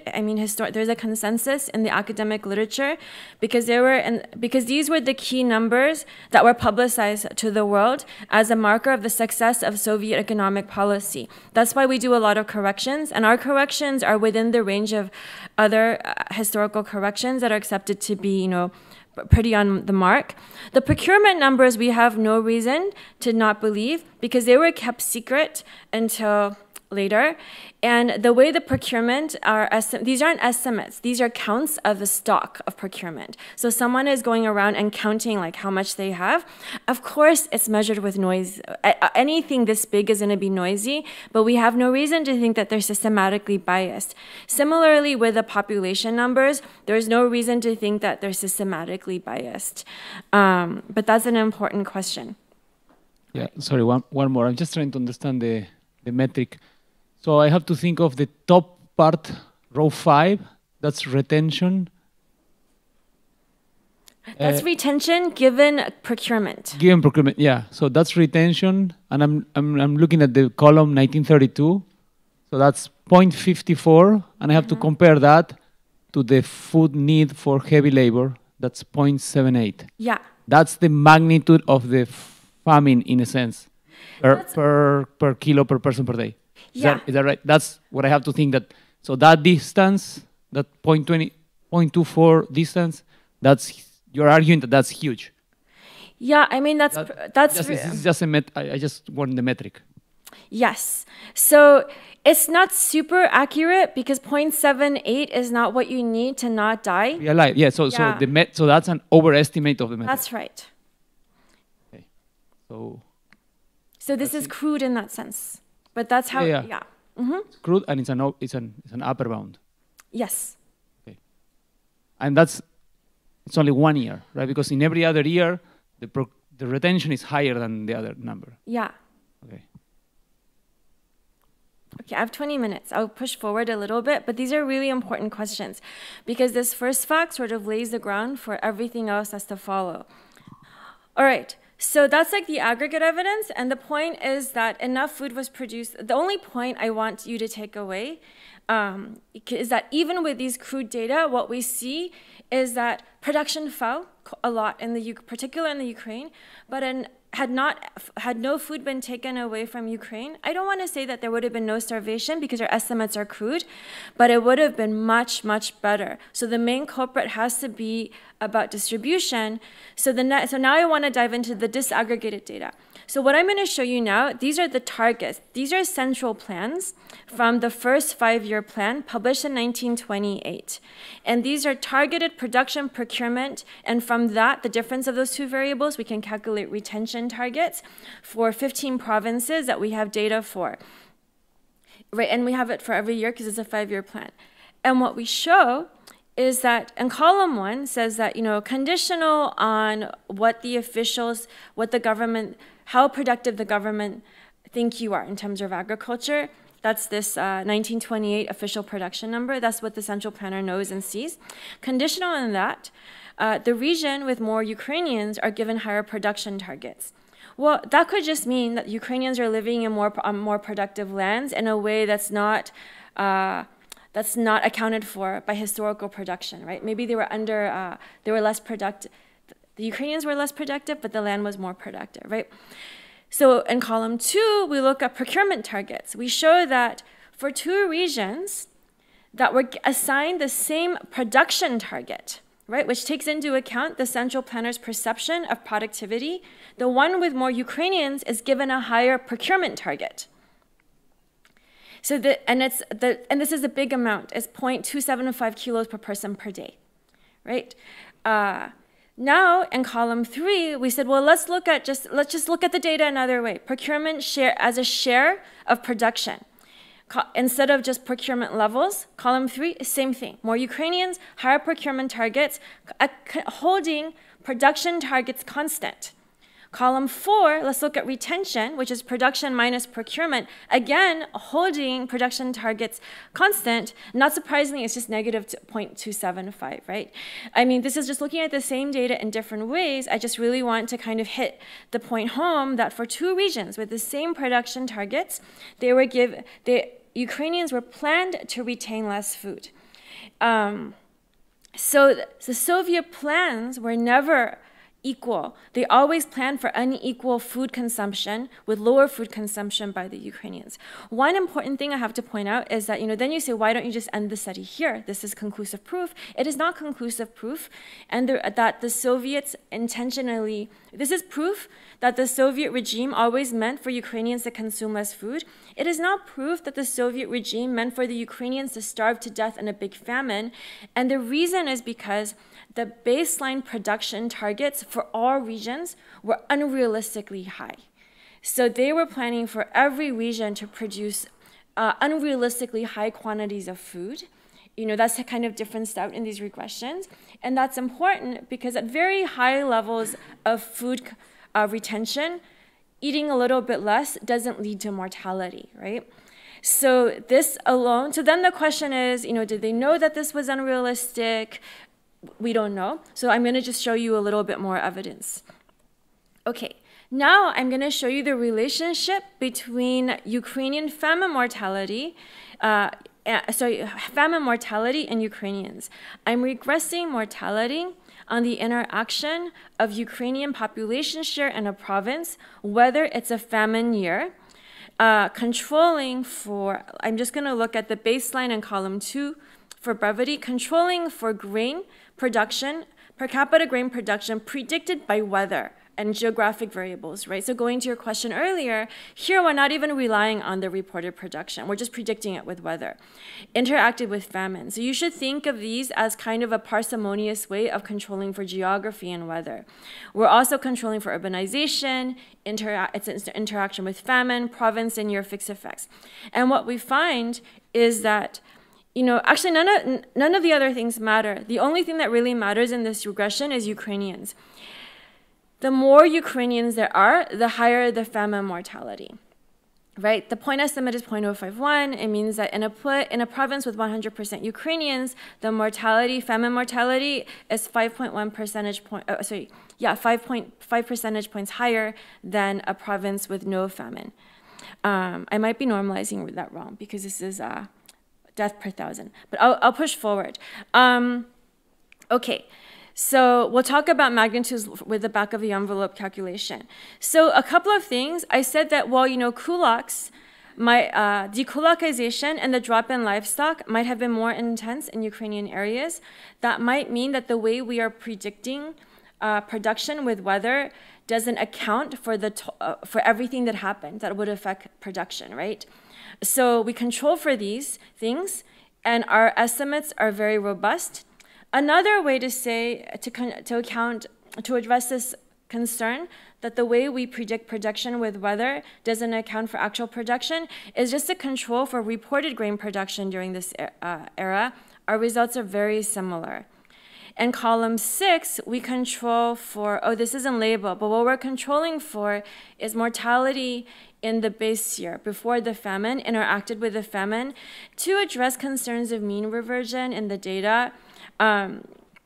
This is something that sometimes come up in demography studies, and it really doesn't matter. In column 7, instead of province fixed effects, we control for the uninteracted Ukrainian effect. And to address the concern that the fixed effects are over-controlling, absorbing meaningful variation, it turns out that they're not. But it's also interesting because the uninteracted Ukrainian coefficient is negative and significant. What this means is that in years where there's no famine, in normal years, fewer Ukrainians are dying relative to ethnic Russians and other ethnicities. For us, the other ethnicities are really mostly Russian. So I'll say Russians and other ethnicities interchangeably in the study. It is only during the famine year that Ukrainians are dying more, right? So this higher Ukrainian mortality, this is really a phenomenon of the famine. These are the dynamic estimates, looking at total mortality and rural mortality, and they show us the same things, that really it's the famine year where Ukrainians are dying more. Did you have a question? Just had a question about, since you told us that they were retention was to feed the urban centers, is the network of each of those provinces transport to the sort of a centroid of urban life in Russia, is it changing over time? Yeah, so I'll tell you.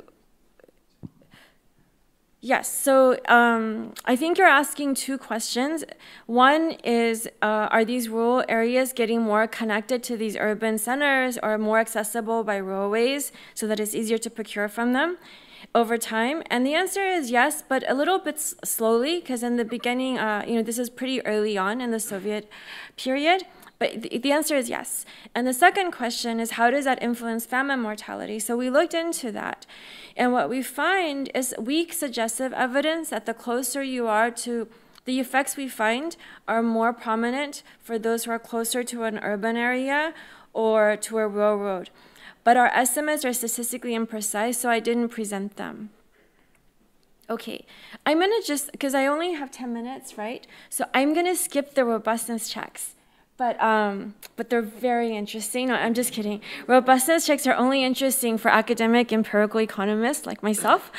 But I'll just tell you that if you are concerned about data quality, like the way we measure Ukrainian ethnic composition, mortality, where we're looking at, we address all of these issues in many, many different ways.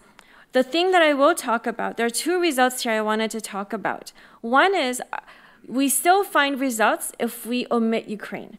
So if we look only at provinces in Russia and Belarus, because 5.6 million ethnic Ukrainians are living outside of the Ukraine, we still find a relationship between the ethnic Ukrainian population share and famine mortality. So this is really about ethnicity. The other thing is we can do a placebo experiment using the same data, but replacing the left-hand side variable with mortality in the 1892 famine, the last biggest one under the Tsarist regime. We don't find this. So there is nothing to say that this goes against this idea that maybe there's something endemic about the Ukrainian people, the Ukrainian culture, social organization that makes them more vulnerable to famine. All right, I'm going to skip this slide. All right, now I want to just show you some pretty straightforward correlations that link Ukrainian population to food procurement retention and retention to mortality. So the first regression documents, I just want to complete the logical chain here. So far I've shown, the previous regressions shown you that Ukrainians died more during the famine. This regression shows you that Ukrainians were procured more during the famine and they retained less food, about 1 kilo per person per day.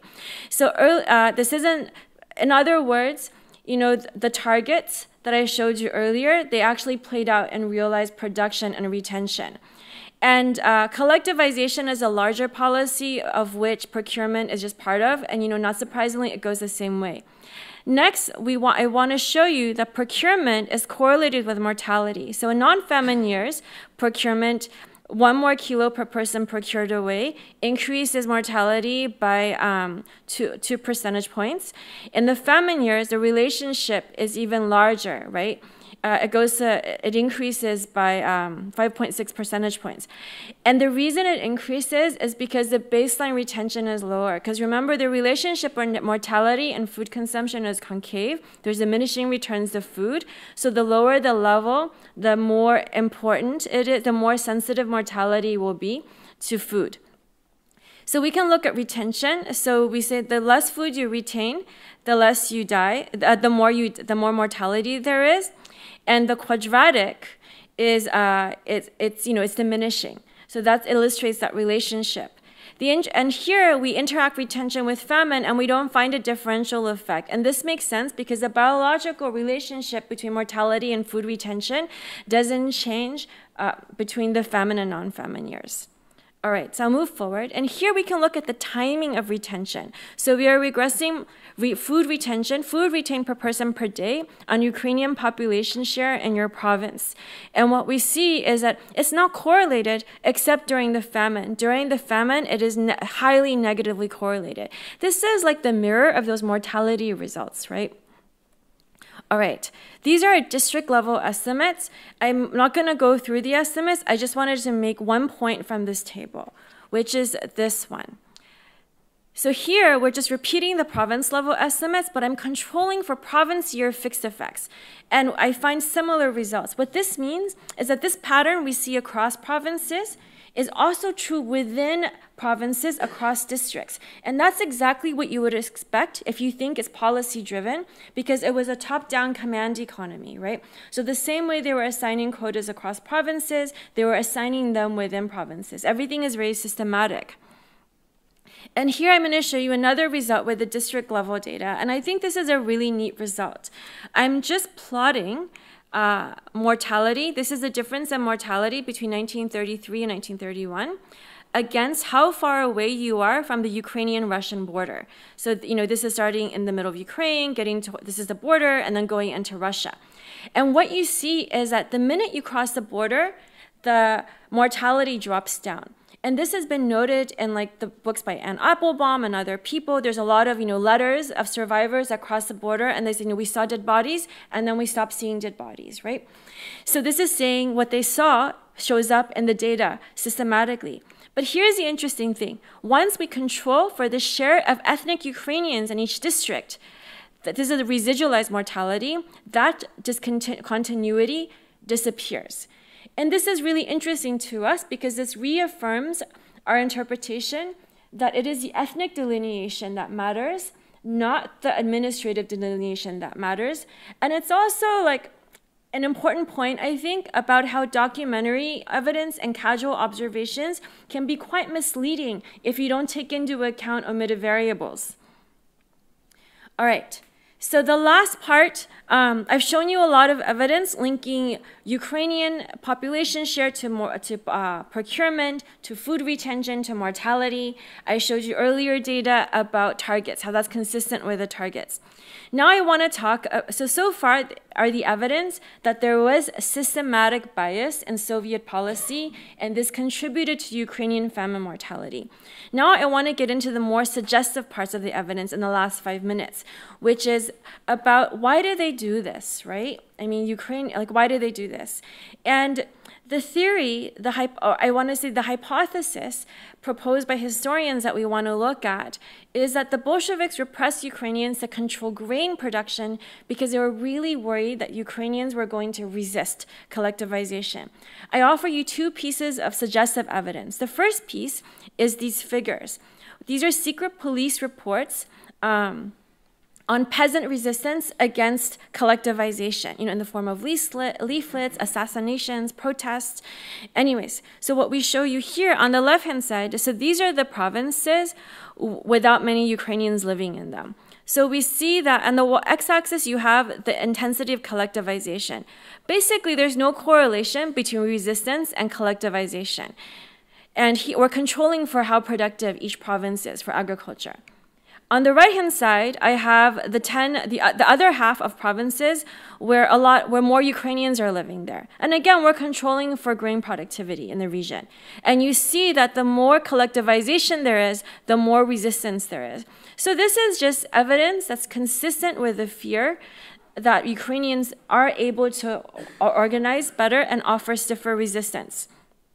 So the next one I'll show you is that we're going to look at the gradient, the mortality Ukrainian gradient, and we're going to ask, is it steeper in places that the regime identified as more important for agricultural production? And we find that it is. And of course, agricultural productivity is correlated with a lot of other political variables, so we actually control for that. And and this gradient doesn't change according to those political variables. So again, this is just consistent. These are two pieces of consistent evidence for this idea that the Bolsheviks repressed the Ukrainians because they were afraid, they feared their resistance to Soviet economic policy. I don't really have time to talk about alternative mechanisms. I'm happy to talk about it afterwards. I already told you about the back of the envelope calculation for total Ukrainian bias. The last thing I'll show you in my last 2 minutes is that, so Ukrainian bias manifests through many, many different policies, right? We can't observe most of those policies. We don't have data. The one policy we can observe is food procurement and retention. I've already shown you the data. So what we're going to do is we're going to ask the question of how much of a Ukrainian bias that contributed to famine mortality played out through Ukrainian bias in food procurement, official food procurement, which doesn't take into account things like famine relief and other things, right? And what we do is first, we estimate a relation, we predict mortality using retention. And doing that, we find that the actual amount of food retained in 1932 would have predicted 1.4 million deaths in Ukraine and 4.41 in the full sample. Then we say, well, we predict the counterfactual retention in case of no bias using the earlier retention estimates. So it's these estimates I'm showing you here. We set Ukrainian population share to 0, and that allows us to predict a counterfactual retention. We plug that retention into the previous estimates, and what we find is that Ukrainian bias and retention, aka food procurement, explains 58% of excess death in Ukraine and 34% of the full sample. So basically, half of the total effect of Ukrainian bias on famine mortality comes through Ukrainian bias and food procurement. So this is consistent with the fact that food procurement was a major determinant of food availability, but not the only one. All right, last fact. This is just a fact. What happened afterwards in these regions? So population, this is just showing you that in the regions where a lot of Ukrainians lived before the famine that suffered high famine mortality, obviously right after the famine, there was a drop in total population and rural population. But it came back. By the 50s and 70s, it came back, it recovered.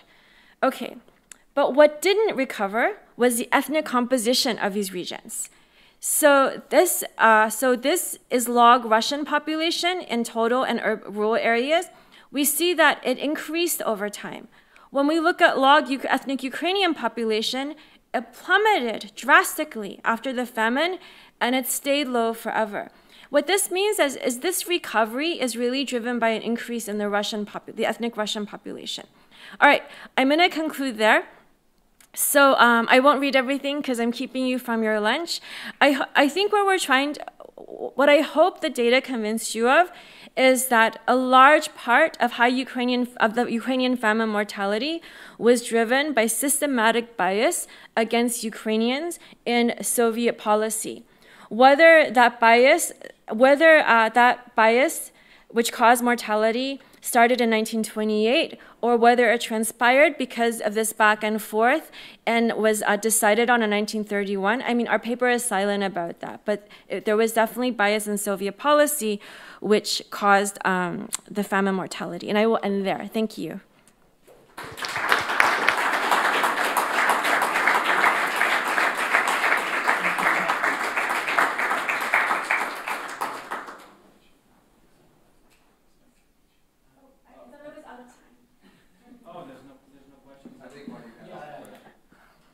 Well, I've been wanting to raise some methodological questions. Someone like me, these 2 days, that comes from social thought, history, political thought, and my question is fascinating paper, and I learned a lot. But on the question of the motivation, so I do have doubts about how you can have a quantitative method to determine motivation, and I have many doubts about your conclusion that this is about the effectiveness of the agriculture program. And the question here is about the context. So I can show you a book here that I actually read recently by a Ukrainian writer in the 20s and 30s. He goes around Ukraine. The context is not just of agricultural policy, it is of a systematic elimination of every Ukrainian intellectual. And there's a lot of documents and documentary evidence that this was done systematically to eliminate the Ukrainian nation. So if we attend to that context, how can we then say that this is just about the resistance to the agricultural policy and not how does a quantitative method get you there? I have so I think that's important. So as you can imagine with this topic, we've had a lot of discussions with historians about how the correct way to interpret the results. And I think the correct way to interpret the results, and we try to be very careful in the wording, is not that this was the only motivation, but that we provide evidence that is consistent with one motivation that have been provided. There could have been other motivations, we don't rule them out. And the other thing I wanted to point out is the elimination of writers and intellectuals. I mean, a lot of things happened in this time and period and place. Some of it happened during the famine, some of it happened outside of the famine. So another way is I would take a more modest view of this study, which is that this study, it certainly does not deny that. It's actually consistent with that. It's just that these data don't speak to that, which I think is part of your point also. And that would be correct. We would agree with that.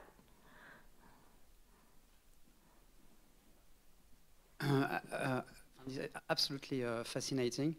And I was wondering, in terms of, when you said you studied, you have some evidence on the long-run implications of that, and I think we had started to discuss this, but Nancy, did you think, or will you continue to work on this and see whether there were other implications? So for instance, I'm thinking during the Second World War, whether the incidence of the mortality of ethnic Ukrainians coincided with killings of Jews, for instance, as some kind of, probably they were not blaming the Bolshevik party, but they were blaming another scapegoat, for instance. Or in terms of political outcomes in the longer run, so support for the, I don't know whether there were some elections during the communist time, but support for the Communist Party, or maybe after the fall of the wall, support for nationalist parties, or today support for cutting ties with Russia. Yeah, no, that's a really important question. I mean, Andrei, Natasha, and I have talked about this a lot, and they're probably much better suited to answer questions about data than me. So the data that we thought about collecting are, data from World War II enlistment, mortality. But as you know, like the war went through very fast towards that part of the world. So we're not sure if we'll have, not to say that these mechanisms that you suggest didn't exist, we just don't know if we'll have the variation and the data to capture it empirically, right? I don't know if our methods are best suited for studying this question. In terms of support for the Bolshevik Party during the Soviet era, it's very hard to come by. Another thing I should mention is that World War II triggered a massive migration of people. So it's very difficult to not confound any study with movements from World War II. That said, political scientists, like the study I alluded to earlier, actually 2 studies, one is by political scientists, they show that today, like in the 2000s, Ukrainians' attitudes towards Russians are very strongly associated with their historical exposure of their grandparents, by now, to the famine. And then these young economists, like Alexei Makarin and Vasily Korovkin and Makarin, they show that, in Ukraine, I mean, it's not directly related to the famine, but they show that ethnic tensions play a really big role in how firms and trade responded to the 2014 invasion of Crimea. Nancy, on this precise graph, so is this only in Ukraine or all the districts? So what is the treated, non-treated? Oh, sorry. Yeah, I went through this very quickly. So this is all 3 republics, and the dependent variable of figure A is total log population, or log rural population for everyone, all ethnicities in all republics. It's a cross-province regression using the province panel. And then in panel B, it's log ethnic Russian population size and log ethnic Ukrainian population size. So these are using the province level panel for our republics. But it might be important to see whether this is mostly driven by Ukraine itself or provinces where there were Ukrainians. I'm confused.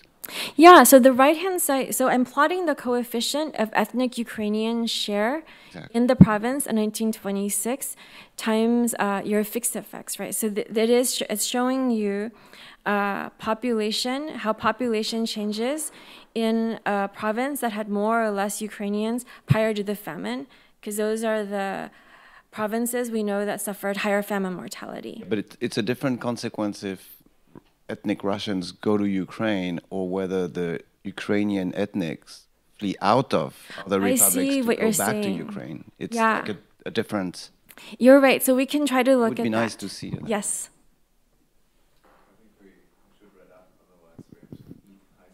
Yes, I'm so sorry for keeping you from your lunch. Thank you.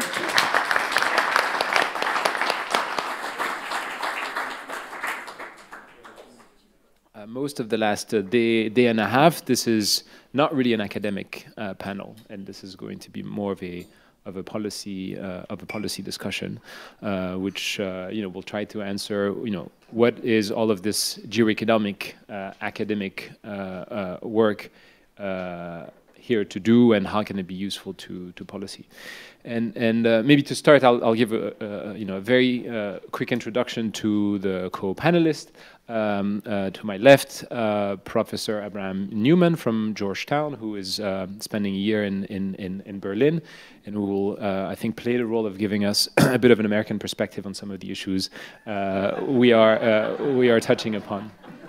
Gabriel Felbermayr, who is a former director or president director of Kiel, and who is visiting us from Vienna, where he's now chairing IVM, and Ludger Wocher, who is replacing on short notice Wolf Reuter, who has to stay in Berlin, I understand, to negotiate quite important energy-related files.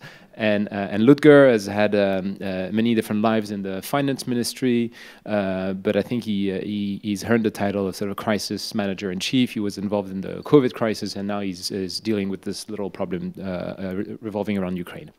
And so, just to kickstart the discussion, I want to rewind a little bit to 2019, when this commission president and the new leadership in Brussels arrived and proclaimed that this would be a geopolitical commission. And at the time, I don't think very many people understood what that meant. Maybe not the people who uttered these words themselves. And I think we're about to find out. And if anything, COVID to some extent has had a number of geopolitical dimensions, which maybe we'll touch upon. But if anything, the war in Ukraine, I think, has woken up the European continent to some of the delusions that it had happily sunk into over the last 50 years or so. And I think these delusions were, and I'll probably simplify them to three areas that I would love the panelists to discuss. One is the security dimension and the idea that we could pretty much outsource our security to the Americans for the most part, in the form of nuclear deterrence with the umbrella of NATO, and in fact, by extension also to conventional forces, which I think Europeans by and large, and maybe we'll get into the differences between different European countries, but Europeans by and large had decided it was not to be something they would invest heavily on, and that, we were living in a sort of end of history world where these issues could be delegated to others, if not ignored altogether. The second, I think, delusion was that economic integration, both within Europe but globally, would sort of bring global peace and general economic benefits, and that as a result, the more we were promoting economic integration, the less we had to worry about geopolitical tensions, but also the less we had to worry about dependencies that we were creating through this integration. I think that delusion, has lasted for a long time. To some extent, it's lasting still today in some areas, and I think there is a bit of a wake-up call there, but we haven't understood the full ramifications of that.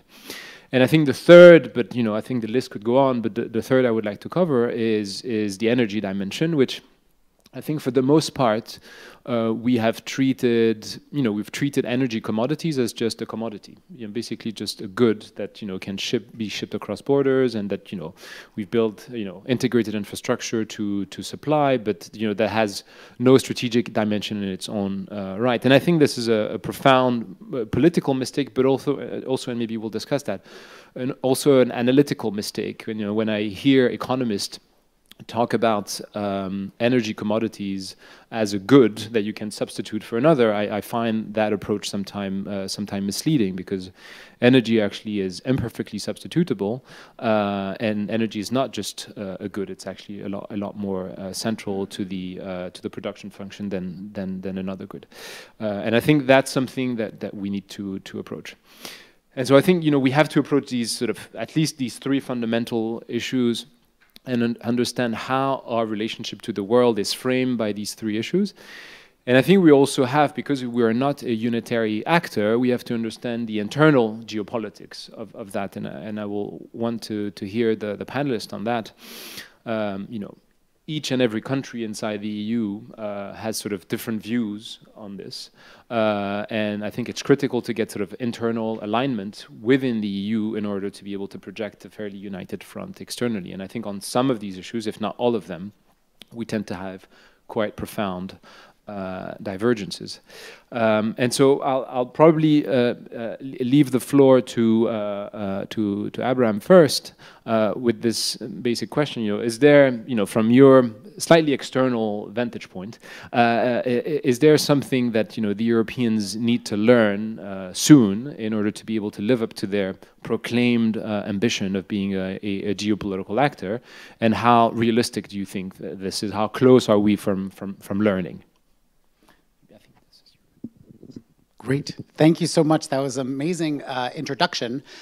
So I'm going to address that general question drawing on research that I've been doing with Henry Farrell at Johns Hopkins that's been under the banner of weaponized interdependence. And it starts from exactly the point that you begin with, which is, there was a caricature, a myth about that the world was flat. And everybody can laugh at Thomas Friedman and say, like, that was a stupid book, or whatever, however you want to. I mean, sorry, Thomas Friedman is in the background. But it really got internalized in so many different ways. So you can think about the German Wandel durch Handel as like an expression of that. You can think about the four freedoms in the Rome Treaty. There's all these different ways that we believed, or many, I think, policymakers, industry, that the solution was law and commerce, and that was really going to neuter politics, that geopolitics would be put to the side, and that we could use these global economic networks to just generate wealth, and that there would be no externalities to that process. And so in the work that Henry and I do, the first thing that we say is just that the way people thought about these networks, many of them, was wrong. That there was this vision of those networks that they were going to be very flat, that they were going to prevent power in those networks, and that really governments were not going to be able to interfere. There's the footloose capital, it's a million stories about these things.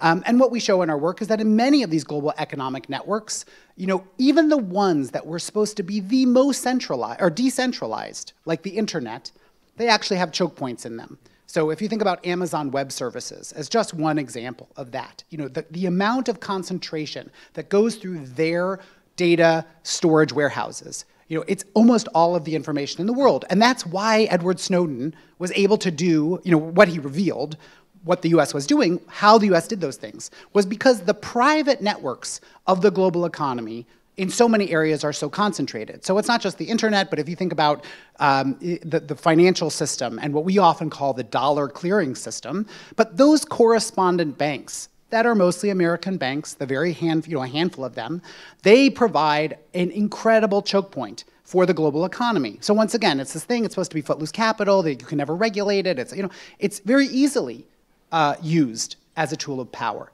And in production networks, and then we see this in the export controls that both the EU and the US have implemented.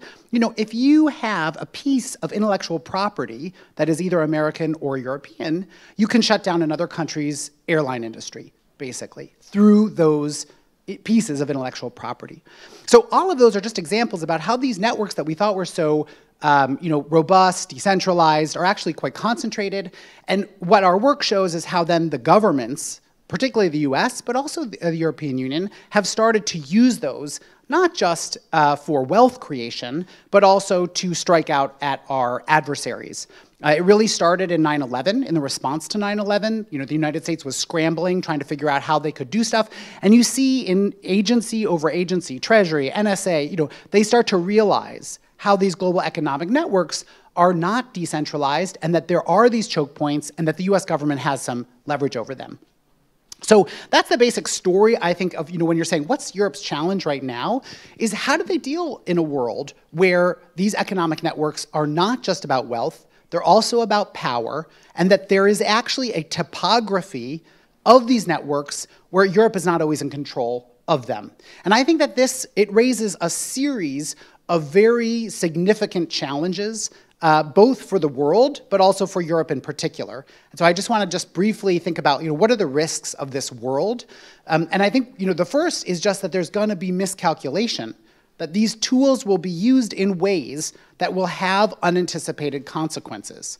There was an example in 2018, the US imposed sanctions on Rusal, the Russian company, and it basically was going to shut down the German car industry because there's a factory in Ireland that's owned by Rusal. It produces a disproportionate amount of alumina, and it was one of those cases where the U.S. was going after Russia, but as a knock-on consequence, it was going to have these huge repercussions for Europe. So those are the kind of things that those are happening more and more.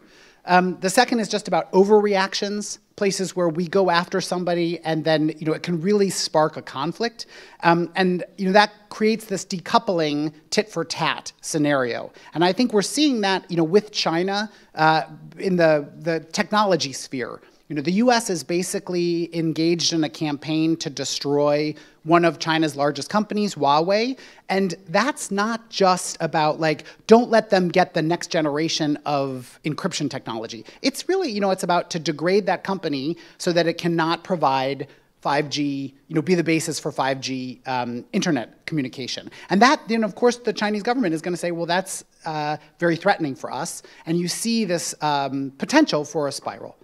And then the last risk is that you generate alternative networks. That what I would think of as, I'm not a believer that the US dollar is going to fall to the yuan very soon, but I do think that the Chinese are going to try to create dark spaces where it's difficult for US and Europe to really see what they're doing. And there was a great Wall Street Journal article about Iran and Iran sanctions and how the Iranians and the Chinese have done that. In many, the trade in Iran with Iran is now back to pre-sanctions levels because they are able to do these kind of off-the-books responses. Okay, so if that's the threat, it's like decoupling, overreaction, it's like bad stuff is going to happen, both kinetic bad stuff, people are going to maybe go to war with each other over these things, but also economic. Why is this a big challenge for Europe? And here, I think the number one reason is that it is just ingrained in the EU's mission to not think about markets in this way. And so it becomes extremely challenging to think about the internal market as a weapon. The internal market is a huge potential coercive force. It is both a huge project of success for the European Union, but it is a massive thing that Europe could leverage. And it does leverage it in very funny places. I studied for a long time data privacy. And Europe is totally fine to say, well, you got to do our data privacy rules, because it's about competition. It's about, you don't want to have a race to the bottom. It's a very economic logic of why Europe needs to protect itself in that space. But to say, we're going to limit your access to our market if you don't do things geopolitically that we like, well, that's very difficult, I think, for the Commission to get into its brain. And you see the anti-coercion instrument that's being debated is like a first step in that, but every time it's talked about, it's that it would only be a deterrent. It would never be used. We don't want it to be used. Please don't use it. Well, if you're going to have a deterrent, you have to be willing to use it. That's the whole way signaling functions. Okay, so first is just, I think it's really about norms. It's about how do global markets work? Are we in a world where, we're in a multilateral rules-based order? You guys can all chant it with me. It's a mantra that the EU, has spouted out for decades. Well, that world has fallen apart, and there's this new world, and how can the EU respond? The second is, there's really a lack of consensus internally in the domestic political economies of the member states. And I'm just going to draw your attention to the debate, which I think is fascinating, that's happening right now between the Green Party and the ministries that are controlled by the Green Party and German economic interests. So basically, on the one hand, you have these political actors saying, you have to get out of China. This is a risk for us. We are too interdependent on these markets. And industry saying, there is no German business model if we do that. That's our whole model. That's what we created. Wandel durch Handel, remember that? It was that whole business model was to anesthetize politicians from security interests. The point was to say, commerce is here, security is here, let's push security over there. Commerce is going to be everything. And so the Green Party is now saying, well, that's just not reality anymore.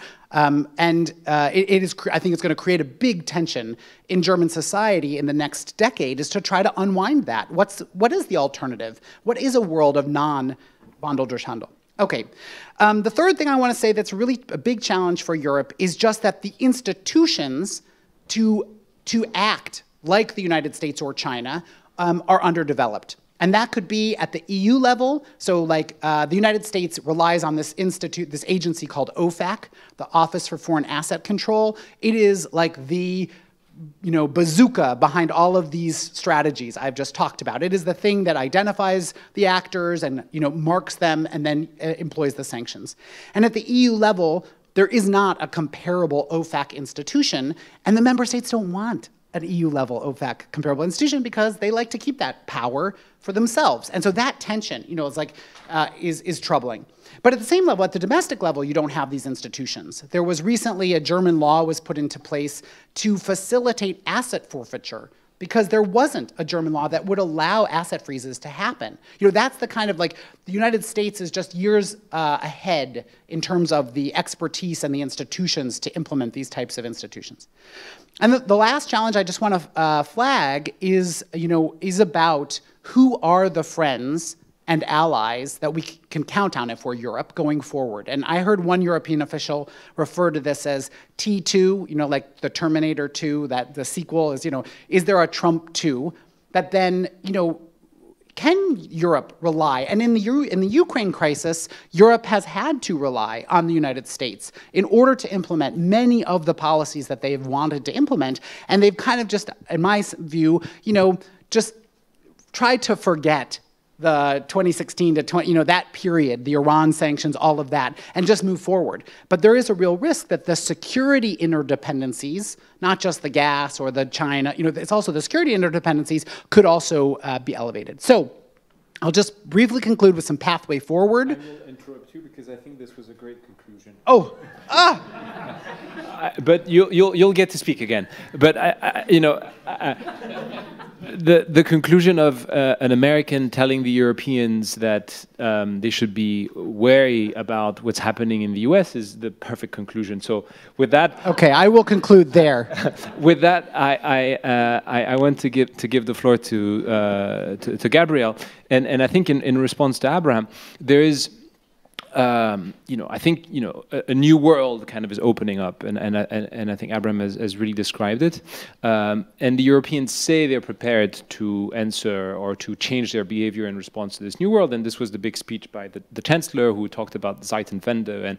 And so I'd be very curious to have your view on this. Are we fully appreciating this new world, and do you believe that Europe in general, and maybe Germany in particular, is adapting to this new world fast enough, both in the military world, which is, I think, what the speech of the Chancellor was mostly focusing on, but I think more broadly on some of the issues that were raised by Abraham.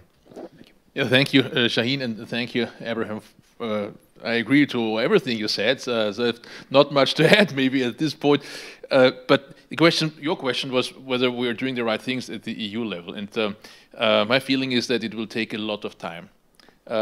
We have probably unlearned strategic thinking, certainly in the German-speaking world, over the last 70 years or so. I mean, France might be a little bit different. UK has a more stronger tradition of geostrategic thinking, but after World War II, we have stopped that.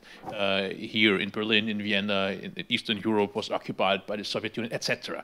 And we think we need to learn the game theory of this again.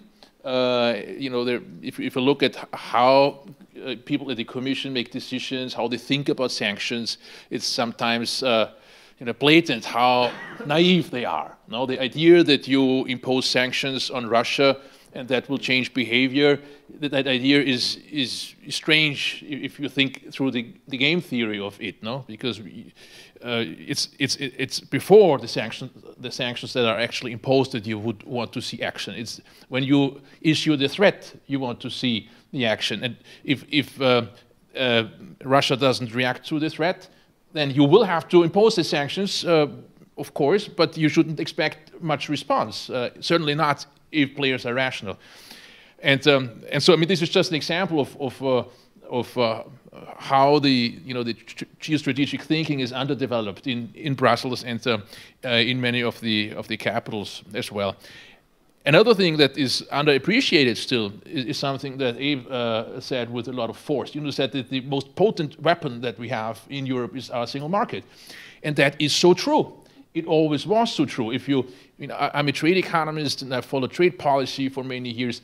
It always was about granting or denying access to the single market. This is how we could leverage European power in one or the other way. Even the Brussels effect relies on that. Or you mentioned data regulation. This is always about the single market. And my feeling is that this is not commonly understood. So, that's why I'm very grateful, Shaheen, that you say we need, if we want to project power externally, we need to get our homework done internally first. And the risk that I see is that we do new instruments, the anti-coercion instrument, the international procurement instrument, the border carbon adjustment mechanism, long list of things with a lot of geostrategic loading. We do all that, and at the same time we don't get the homework done. And without the access to the single market, all those instruments don't have power. It's like having a gun and no ammunition. In that sense, you can view Brexit as even a bigger catastrophe as it already is. You can view the internal divisions as even a bigger issue. If you look at how, Volker Nietzsche is somewhere here, he's done work on how internal borders in Europe still impair the flow of goods and services. Over the last 10 or 15 years, not much progress has occurred. Europe is still fragmented. I think if Europeans have to understand that if they want to play a role in that big power rivalry, great power rivalry, they have to get the single market right. We need to push for more integration in Europe. We have to use the euro strategically. We're not doing that. In this country, you know, the discussion is almost exclusively of the euro as a means to distribute money away from the Germans to the Italians and something like that. And the geostrategic role of the euro is not recognized. Now, if you do back on the envelope calculations of how the depreciation of the euro actually boosts inflation in Europe, and you come up with estimates of, let's say, almost 1 percentage point, you know, that's because 50% of our external trade is not in euro, but in dollars. And so the fact that the euro is not a fully global currency is an economic problem, and people are not aware of that. So I think we need to get these basic principles right. And one thing that I want to mention, because I mention it whenever I have the occasion, and I think here it will be preaching to the choir, those networks, they are, you know, I think this is identifying those choke points. That is what we need to do, and if we want to make ourselves more resilient, we need to identify those choke points. Now we can rely on case stories, on anecdotes, on special examples from Huawei to Rusal and so on, but we would rather have, as economists, a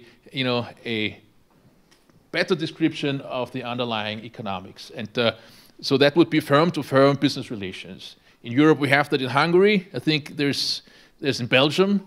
There's data on input-output relationships between firms, but in Germany, no way. In France, no way. And without that information, we can only speculate about those choke points or identify them casually here, here, and here, and then always be surprised when another node turns out to be a choke point, which no one has thought about. So I think strategic intelligence or supply chain intelligence is something that the Europeans need to invest a lot of money in to get access to the data, to get a better representation of the value-added networks that we are in, and to identify those choke points. Otherwise, we talk about strategic inputs and all these things. I mean, everyone talks about it, no one knows what it is, and we'll just feed lobbyists if we don't have the data. So I guess that's not controversial, but it's a real big gap now that we need to bridge. So I'll stop here, and you'll speak. Let me speak later once more. Thank you, Gabriel. I'm going to use the fact that we have a policy practitioner on the panel to ask him two questions. One is that you've worked on the COVID and you're working on this Ukrainian crisis. It's striking to me that between March 2020 and June, so short space of 3 months, the EU basically agreed to, in my view, quite three fundamental things. One was to agree on a common procurement and a distribution mechanism for vaccines.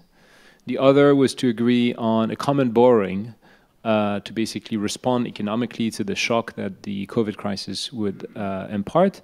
And three, to agree on a broad framework of coordination of economic policies at the national level so that we don't all bail out whoever, but we try to have a systematic way of approaching this. We're now almost 9 months into this Ukrainian crisis, and it feels to me, but maybe you'll have a different perception, that we have not achieved quite the same extent of EU common response to the Ukrainian crisis. There is, on one hand, a great deal of unanimity and cohesion when it comes to sanctions, at least for now. Maybe this is going to waver as well, but at least for now. But when it comes to the military support, the financial support, the energy integration or collaboration as a result of that, we seem to be very far behind what we had achieved in the COVID crisis. So I'd love to have your view on that tension and how good or bad are we doing with the European dimension of the response. And the second question, I think, speaks to what Gabriel raised. This is an academic forum.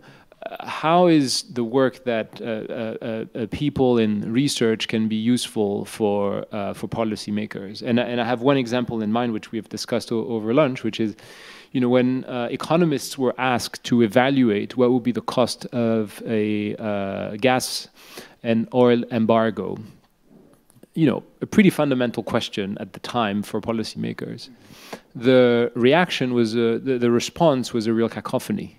Right? So there was a solid paper presented by a number of German economists, but which did not produce a consensus, which was highly disputed by some economists, but also by the German, in particular, business sector.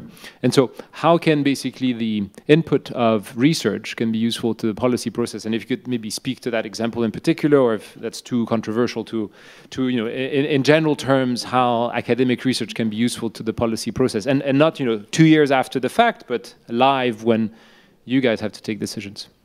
Yeah, thank you. First of all, thanks for having me, and sorry that Wolf can't be here, but he's actually involved in what we are just discussing. So maybe I can answer the second question first, because it's also a little bit a comment and maybe also a contradiction for the sake of discussion to what you just said. I think there's a lot of strategic thinking on European and also on governmental level. I think the issue is to translate these strategic thinking from the political level into actionable policies, and to manage these tension in between. In geoeconomics, we would say interdependency and and maybe economic security, or however you want to call this. And this is the issue. The actual translation mechanisms into policies are a problem, and I think this was also.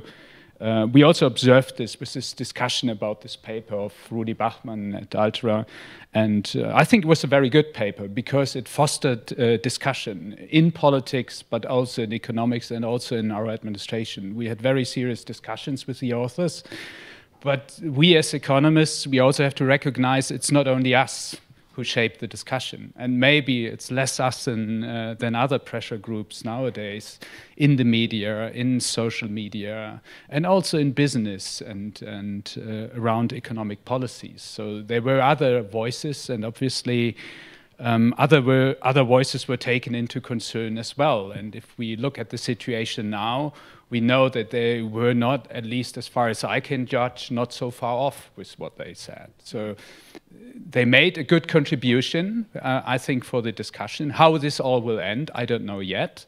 But I think to foster this discussion as economists, to bring it into the public space, is very important. Just to clarify, because I'm not sure it's clear to everyone, you're saying Bachmann and all were not too far off, huh? They were not too far off to kickstart this discussion. If they were actually right with what they said, they themselves had their doubts, but it was a serious paper. It was a serious contribution to the discussion, and I think it's important to do this. Maybe also to contradict this, but that's part of the economic discussion and also of the policy discussion. It's very important, and it's important to fight about this in public. That's it. That was my point. And on the first question, actually, COVID versus nowadays crisis, I think much of it has also to do with the characteristics of the crisis. In COVID, we had a demand and supply side shock, which was intended by ourselves, was introduced by ourselves, and managed to some extent by ourselves. Relatively quickly, that's true. If targeted, I don't know. We might discuss if there are better instruments or if we have more technical work to do. And I think the nowadays crisis around Russia and Ukraine, it hasn't started on the 24th of February. And maybe to some people from the intelligence world and some insiders, it was foreseeable that something like this could happen. But actually, I didn't believe it. And many of us didn't. Although, besides economics, I have also a military background. I still didn't believe it. I didn't believe the foresights of our intelligence services. And I didn't believe what the Americans told us mid-December. So this crisis was, forgive my language, but in a way was forced upon us. And it's still a political realignment process, at least in Germany, and I think also in parts of Europe, going on around this crisis and around this Zeitenwende, as our chancellor called it. So this will take more time to develop and to show up in political processes. And also the economic consequences of it are not as clear, as clearly shaped as they used to be in the COVID crisis, I think. I agree. And I think one of the big differences between Corona and what we have now is that the burden is very unevenly distributed. So if you look at forecasts of how countries will suffer from the energy crisis, there is a big interval, and that was not the case with Corona. No, the more closer you are, the more dependent on Russia you are, the heavier the burden, and that makes the internal politics of it so much more complicated, I guess. Now, many say, well, dear Germans, no, you've been preaching fiscal austerity, and you have at the same time taken enormous risks on the energy side, and it's not that there have not been any warnings. No, the Polish have gone down Poland has gone down a very different road, and I think that story of 20 years, no, is now there, is a burden, and we didn't have that with the Corona crisis. Yeah, and I also think we have to have a serious discussion about who bears the cost of this crisis and countermeasures for this crisis, right? And initially, or finally, it will also be a discussion about the role of the state. Which public goods are really in the domain of the state, which are in the domain of the public in general, and which are in the domain of the business. The panel yesterday alluded to it, and I carefully listened to what Laura, Bruno, and Guntram said yesterday and their advice on this. And I think this is very important. And this is already part of the translation into actionable politics I'm searching for, and that's why I'm here, basically. But these boundaries between public, private, household are also shifting with the crisis, right? So, I remember the point made by Bruno yesterday about Uniper being bailed out and how, and I think I disagreed with his view, because Uniper, was not acting as an independent business actor there. It was basically pursuing and advancing a political strategy supported, financed, politically endorsed by the federal government. So to some extent that the federal government today is bailing out a company for implementing what was, after all, a political strategy, to me is not entirely unreasonable. And the fact that now the German government, as well as other European governments, by the way, is forced to basically cushion the cost of this energy crisis is also, an admittance that, governments have somewhat failed to provide an essential good of, energy security, and therefore they have to pay the price for it today. So I think these boundaries between what's public and private are being blurred in cases of crisis. I don't know whether you've discussed it yesterday, but of course the big issue is moral hazard. The bailout state, as The Economist had a nice section on it recently. I think that I think governments are forced, the German government is forced into doing what they do, and you gave the right explanation, but it's nonetheless an issue that weakens resilience. Because if you believe that your supply chain bottlenecks will be dealt with, you might run in a choke point, but the government then will take care of you and cushion it off. You might not have the right incentives to build a resilient business model, and that, I guess, should be in our at least at the back of our brains all the time when we discuss these sort of measures. I'll return to you, Abe, with maybe a little provocation on NATO. If I take what you were saying before I interrupted you, you indicated that we should maybe look at the U.S. as potentially a withdrawing actor, both from the global stage, but maybe in particular from Europe. Does that mean that it's unwise for the Europeans to continue to bet on NATO as an absolute security guarantee? And does that should that compel Europeans to build an alternative or at least a complement to NATO? Or is that where you were headed before I interrupted you, or not really? I mean, that wasn't really where I was going, but I just think the current Russia crisis, it demonstrates the total dependence of the European Union on the U.S. military power. So I don't think that there is like a credible military strategy that's an alternative. It's more, I mean, my focus is more on geoeconomic issues, and that's a place where Europe has lots of resources to become a credible alternative to the U.S. power, and also to create, you know, a little bit more, whether you use the word sovereignty, autonomy, yeah, there's a list of jargony, you know, words that the EU uses, but, you know, if you take that seriously, the crisis that happened when the United States pulled out of the Iran deal and basically said, it's our way or the highway, Europe had no answer to that. Instex, you know, it's like, come on, like, there's nothing. And so that didn't have to be true. That's because Europe really it has to think of a whole new way of thinking about how the global economy functions. And that's why I also think this question about moral hazard and,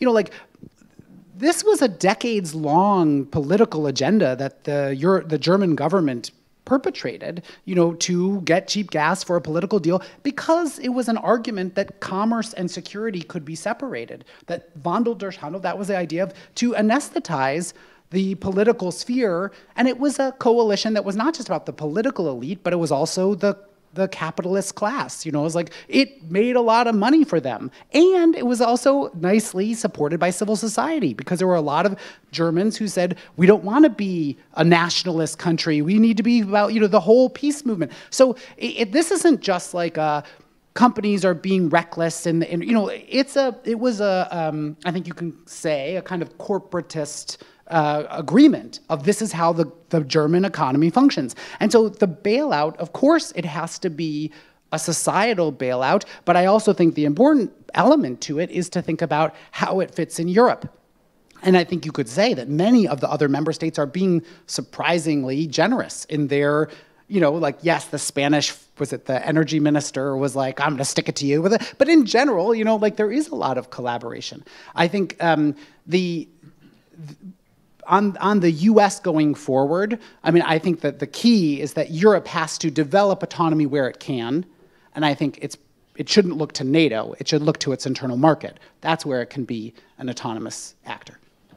Thank you. I think with that, I will open to questions from the room, if there are any. Yes, just behind you. Just about the last remark and the last question, actually.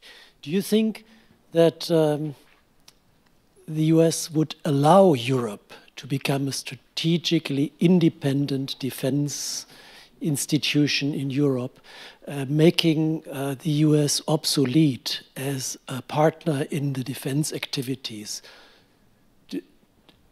Or, with other words, is that in the interest of the US to do that? It is not in the interests of the U.S. to have an independent security. I mean, well, you know, it's a very complicated conversation. It seems like an easy answer, but it's like, whose interest in the U.S.? Do you know what I mean? Is it in the U.S. geostrategic interests to have an independent European capability? No, because it's really nice to have a dependent, you know, that basically can't stand up. But, you know, if you go to Donald Trump's base, you know, they're saying, why are we forking over this dough? We don't care about geostrategic what. You know, all we care about is our life here in Ohio. That's where I'm from. You know, it's like, so yes, Europe, go get your own aircraft carriers. Why don't you have aircraft carriers? You should. You know, that's what they're saying. So I just think it depends on who you ask in the United States, whose interests.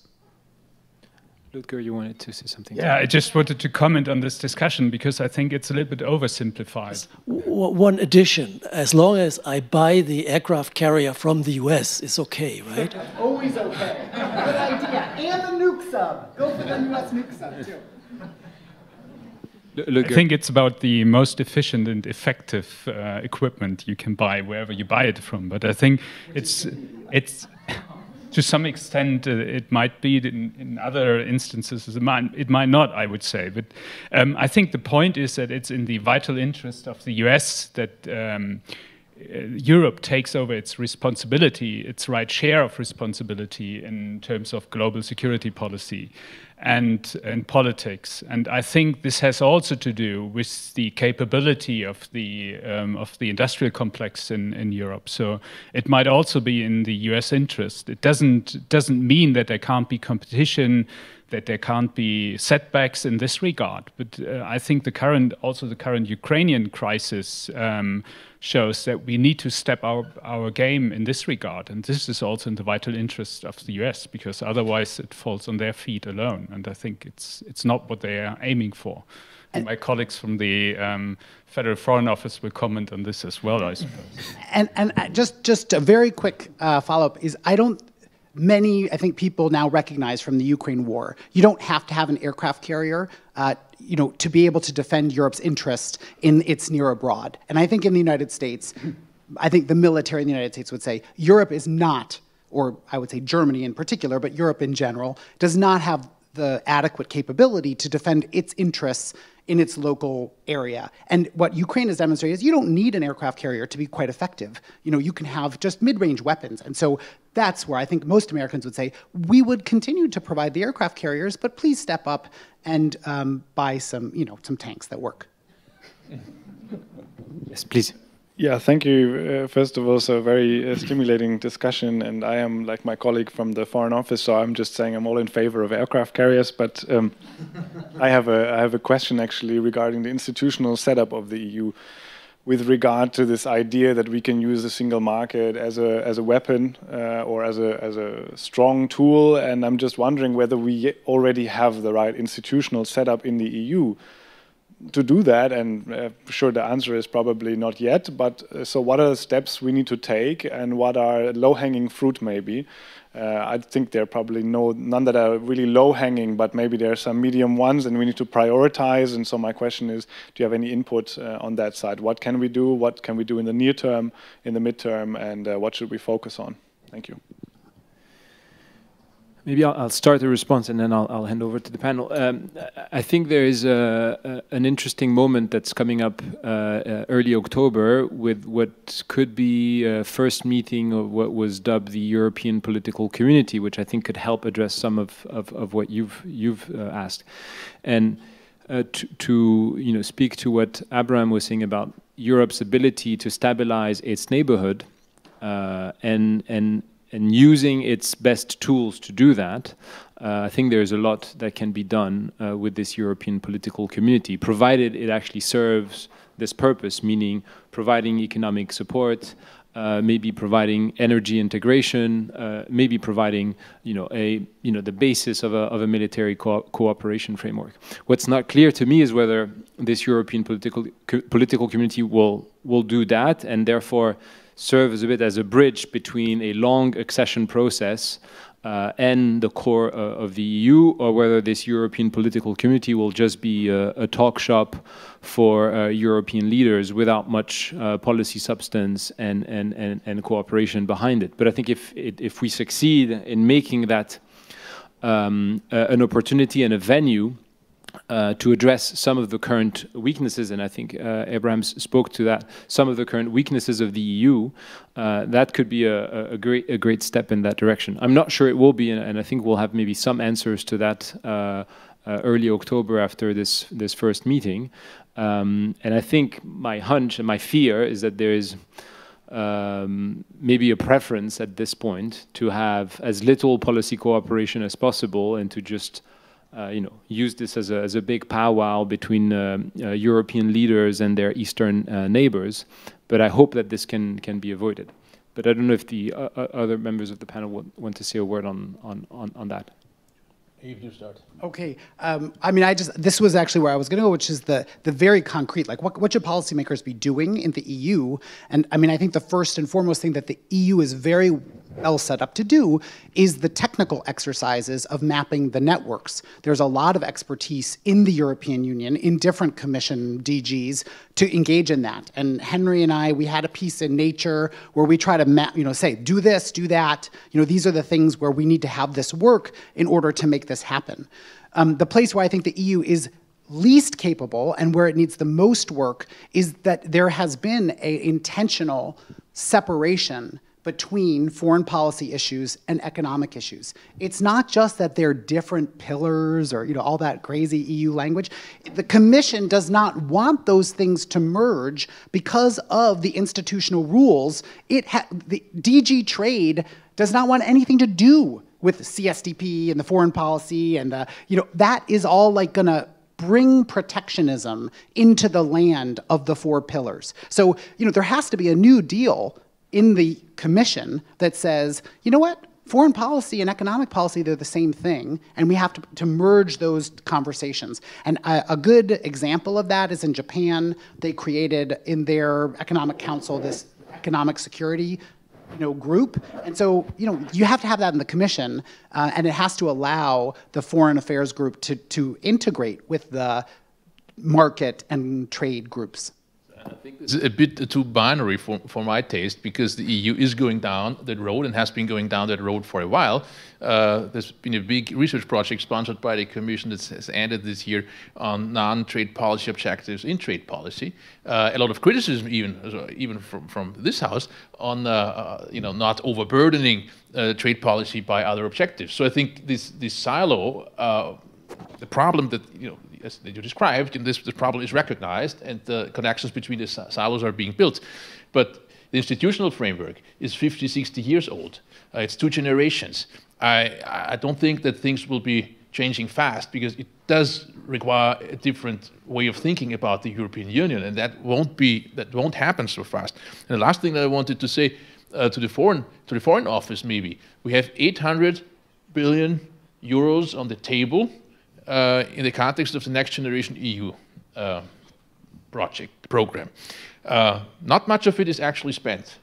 It has been designed in a funny way, money first, projects later. Now we think that we have a clear understanding of what we need. Energy, networks, maybe elements of a common defense. We have a looming refugee crisis, number 2, maybe not in real, but at least in election campaigns is coming. And so I think we can use that money better. And it's on the table. I think we need to renegotiate that NGEU, and that will be something relatively easy to do. It's outside of the usual constitutional framework, and it's money-wise, it's already decided. So renegotiate and make permanent? I would rather see it permanent, yes, but even those 800 billion, we've spent, 150 are allocated really, or spent really. So there's a lot of money there, and if you see, the condition of the gas network in Europe, the condition of the electricity network, etc. No? So even elements maybe embryonic, possibly, but elements of common defense of our borders, the money is there, and I think the strategic interests have changed. And for one, it would be good to reorientate the debate towards these new realities. They won't go away, I think. Okay. I'm going to let Bruno ask a question, and then we will have a closing word. I'm not sure it's a question, but it's a very quick comment. I would have many comments, but the one that comes to mind is, it's difficult for me to speak about Europe as a single landscape here. The disagreements are profound, and that's actually one of the conclusions of the current crisis. We're going to have a very difficult discussion. Countries like Poland or the Baltic states, they want a more assertive policy towards Russia than the Biden administration. Brussels has been very active on geoeconomic, geopolitical tools, finding enormous resistance from Berlin. Berlin does not have a strategic culture. You have the chancellor say things like, this is a very dangerous war, so we don't want to have anything to do with it. He said that yesterday in these terms, I'm not exaggerating. And France has been missing completely. So I don't know that France has a strategic culture, because in this crisis has not shown it. And then we have Ukraine as a potential member of the EU, a completely different culture. And we have Turkey, which could also be part of this debate. So it is an incredibly diverse landscape, and we're going to have very difficult discussions in the next 10 years. Rutger, and then a concluding word for everyone. Yeah, maybe as an answer to this discussion from my perspective, and also an answer a little bit to Bruno and closing remarks. I think if there's anything on the bright side is that we have, besides all difficult discussions, a certain rally around the flag effect through this crisis and the necessities from this crisis in Europe, and even among branches. So I talk to my colleagues from the Foreign Office about economic policies. I've never done this before. No, it's not that I've never done this before, but we are having serious discussion across branches and also across governments. So it's not only the European Commission, it's in the Council, it's in between governments. It's also on the global level. We haven't touched on this. I think this is actually a very interesting discussion, what happens in the G20 and in the global financial institutions in future in this fragmented world. So if anything is on the bright side, this rally around the flag effect is there in Europe. What we make out of it in our institutional frameworks and in our policies is still open, but I think this discussion is actually a first step in the right direction in this regard. Thanks. Thank you. Go ahead. It's difficult to wrap this up with Bruno's remarks still resonating, because it is unfortunately quite right. I think Europe is bigger than the EU. I mean, the UK being out of Europe, and we don't have a strategy for our neighborhood, let alone for Europe's place in the world. And it's so I think what we should really focus on in Europe is the single market. We know how to do that. We have gone very far, and it's tough enough to go those steps further. Thinking about nice futures that could materialize is important, but the things we can do right now, I think, center around the single market. That's maybe I'm emphasizing that because I'm an economist, and here is where I see a lot of stuff that can be done, from the banking union to the euro to infrastructure, etc.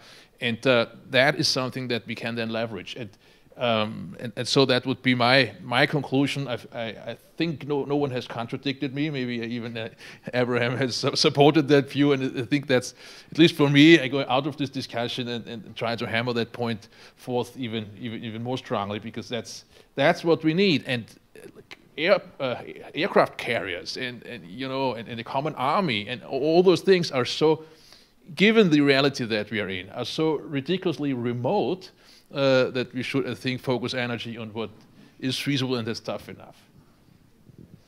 Yeah, I also will try to end on a positive note, because I'm a positive person. The first is just, I think, the remarkable resilience of the transatlantic relationship in the face of this crisis. I mean, I think the shuttle diplomacy that happened between the Biden administration and European capitals to get the sanctions regime in place, to continue the sanctions regime. I mean, it is nobody gives, Biden doesn't get any credit for anything, but it's remarkable. I mean, it is a remarkable collaborative exercise in a whole new terrain. The idea that you would evaporate the central reserve currencies, reserves of Russia. I mean, it's unfathomable, even just a year ago, and they did that. Now, whether you can think it's good or bad, but that required a unprecedented level of transatlantic collaboration and cooperation, which shows how adaptive these two parties are and how they can really innovate in this space. The second thing that I would just make a plug for is thinking about how these tools can be used for global public goods. There's a great book, a new book by Nick Mulder, The Economic Weapon, which, what he talks about is like when Keynes was thinking about sanctions, he was saying there's a flip side. There's the sticks, but there's the carrots. And the EU and the US are in the only position to think about things like the food crisis. How can they address the food crisis that's happening, in the world? We have the resources. So it's not just about how can we use these economic weapons for constraints, but also opportunities, whether that's food, anti-corruption, climate. There's so many places to think about how this could be a force for good, not just as a chain or a weapon. Thank you all. I think I'll give up my time because we are running out, but thank you so much for this great panel, and thank you to the Institute for your invitation.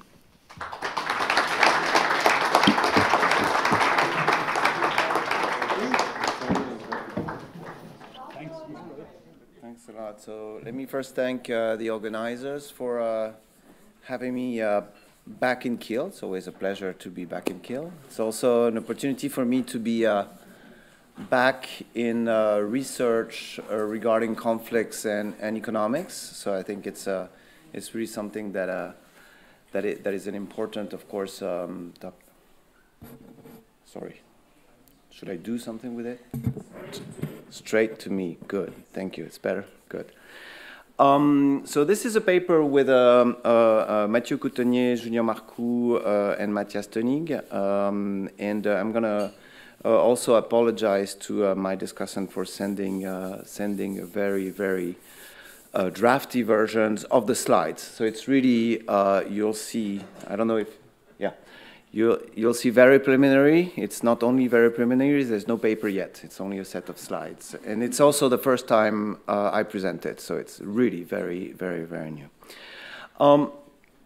So in this paper, what we are going to, broadly speaking, trying to do is try to come back and have a little bit of structure and rigorous analysis as much as we can on a question of general equilibrium perspective about income and conflicts.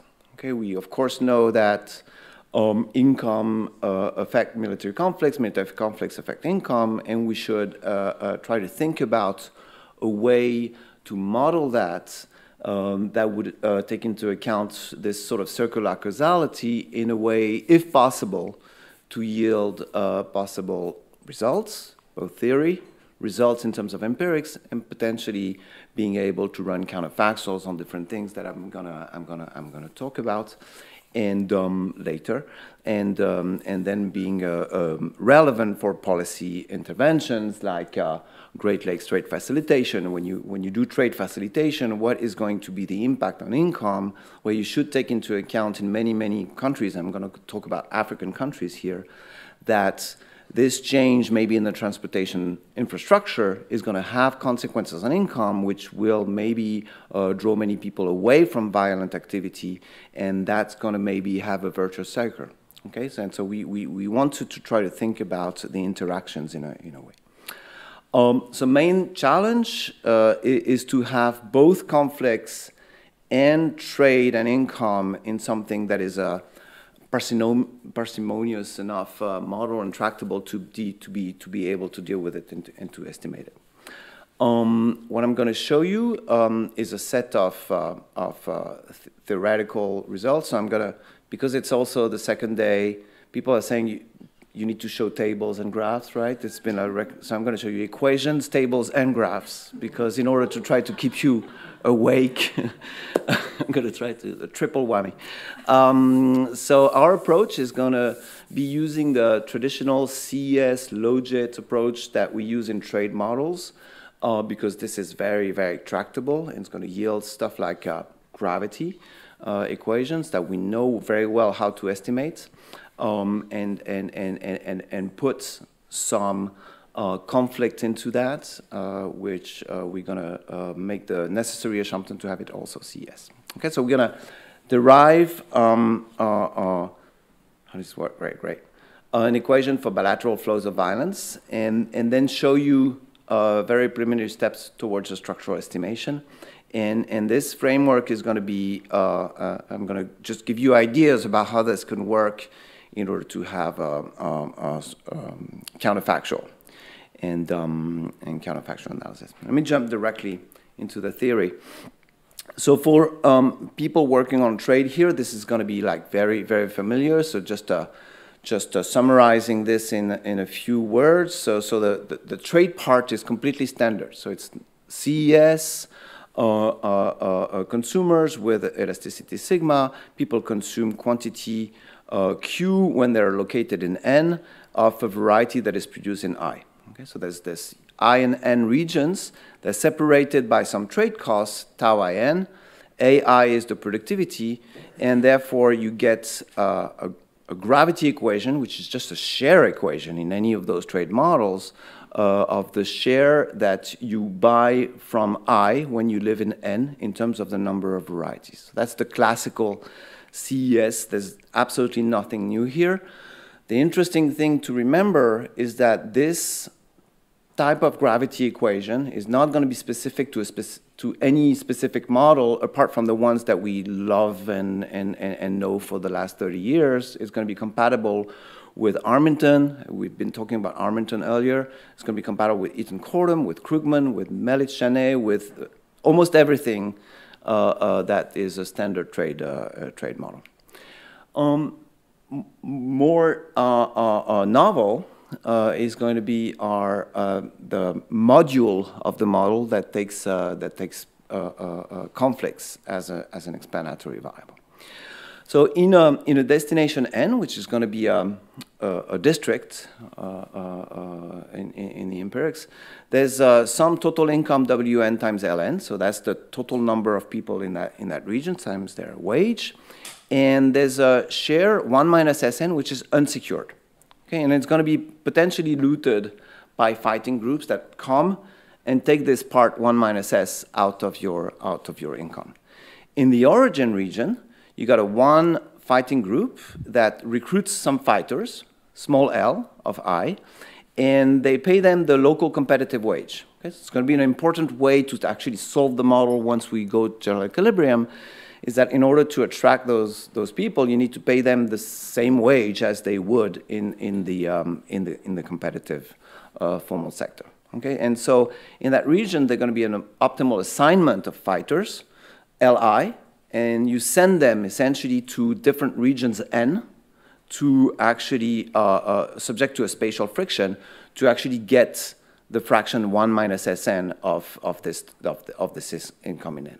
Okay, so that's going to be an optimal assignment problem. And the way to get this in a very tractable way is, say, the violence that is produced is just the number of people. They have, again, a productivity, but here it's a productivity in fighting, this psi I, and it's discounted by some friction, because you need, the further away you go, the less efficient you're going to be. And then there's an exogenous random shock of this bilateral efficiency of people in I when looting in N. And if you assume the usual Fréchet distribution, you're going to get the probability that I is victorious in the contest in N to be the classical, again, CES, where you see that the more efficient you are, the more numerous you are, the lower the friction, the higher the probability that the group I wins that contest of looting some part 1 minus S of the income in N. Okay, and so you see immediately that this is the same functional form. It's all from Fréchet or Gumbel in logs that give you this very nice functional form that will be married with the gravity equation in trade to yield something something manageable. But we're not done yet. It's not that simple, because here we have the probability of winning in N when you're in I, and that's going to obviously be a determinant of how many people you affect in this IN, LIN, but it's also a function of LIN here. So you need to work a little bit to say, what is the optimal LIN to maximize the revenues of that fighting group RI, and then you just have to maximize the revenues, which is you sum over all the destinations. So everywhere where your group is going to actually go and have a violent activity, you just sum those revenues, and you do an allocation by choosing the optimal LI. Okay, so it's pretty tedious, but after tedious computations, which is essentially working with those CES equations, now maximizing the sum of gravity equations and the sum of probabilities, and getting out the LIN, you get that equation, which is the one that I'm going to show you estimates about today. I'm going to show you how to estimate it. So the violence estimation is expressed as the number of people times their productivity, and it's going to be a function of you see here different colors. So the first thing you see here is that there's WI at the denominator here, which is the opportunity cost, okay? If you're in I, and it's a rich region, people have a lot of other opportunities rather than to go get engaged into violent action somewhere else, okay? So the wage at origin deters violence. But the wage, of course, at destination encourages violence because you have more to grab in the destination region. Okay, so the wages in both the origin and destination should affect the violence that we observe. Okay, which is an important, maybe a resolution to what in this literature that my co-authors know better than me, where you explain violence in some place, there are two effects, right? If it's a high income place, there are the effect that it's dissuading you to go into violent activity, but it's also perpetuating violence because there's more to grab. Here, because we have the origin and the destination, it makes it clear how they both should actually account, okay? And makes it clear that we need to account maybe for this geography. That is important. Oh, so that's called the rapacity effect. The 1 minus n is just some state capacity, and this new term here that you see as the denominator is just how good are the other violent groups in attacking n and grabbing that part of income that is not secured in n. Okay, so that's, as in gravity, it's a multilateral resistance. You might be actually good in grabbing something, but there are other groups around that are also good, and they are after the same price in a sense. And so you should take this into account. And you see it's summing over all the Ks, which is summing over all the origins. So it's destination specific. And what I'm going to show you is that those terms here, this is n, this is also n, this is also n. This is going to be like in a gravity equation, something that you can empirically estimate very easily or treat as a nuisance parameter in the estimation as a fixed effect of n. This is n, everything that you see here. This is I, and I'm going to be left with things that are frictions that are destination and origin specific. Okay, this is the beauty of gravity applied to this sort of data that I'm going to show you, is to be able to separate both. Okay, so let me. So I got 10 minutes, maybe? Yeah. Good. Okay, so just to show you 3 equations for the general equilibrium, because I'm not going to use it today, but this is the trade part, this is the violence part, and you see that if you sum over destination, you got WLI. This is the part of the population that works in the trade sector. W small li is the part of the population that actually works in the fighting groups.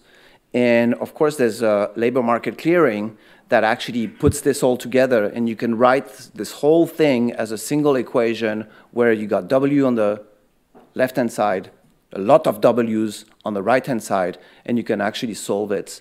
And because of trade and migration model, we know there's a unique solution to that, and we can work with this later. But not now, because now I'm going to show you some empirics. So the equation that I showed you before was just the numerator here. Now I'm going to divide it by the total amount of violence, because it's going to be simpler to estimate that way. So it's the share of violence in N that comes from I. Okay, so that's going to be my dependent variable here, the share of violence in N, and then it's going to be a region that comes from I. And it's going to be a function of 2 sets of fixed effects that I already mentioned, and a set of frictions. And those set of frictions I'm going to take to be distance and different kind of borders, okay, just to show you.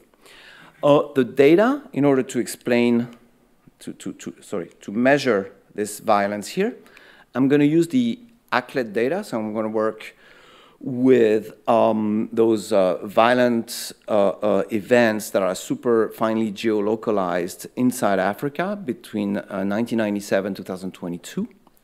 There's a lot of events, and so we're going to select the sample to be only raiders and sort of rebel groups and political militias. We can talk maybe later about that.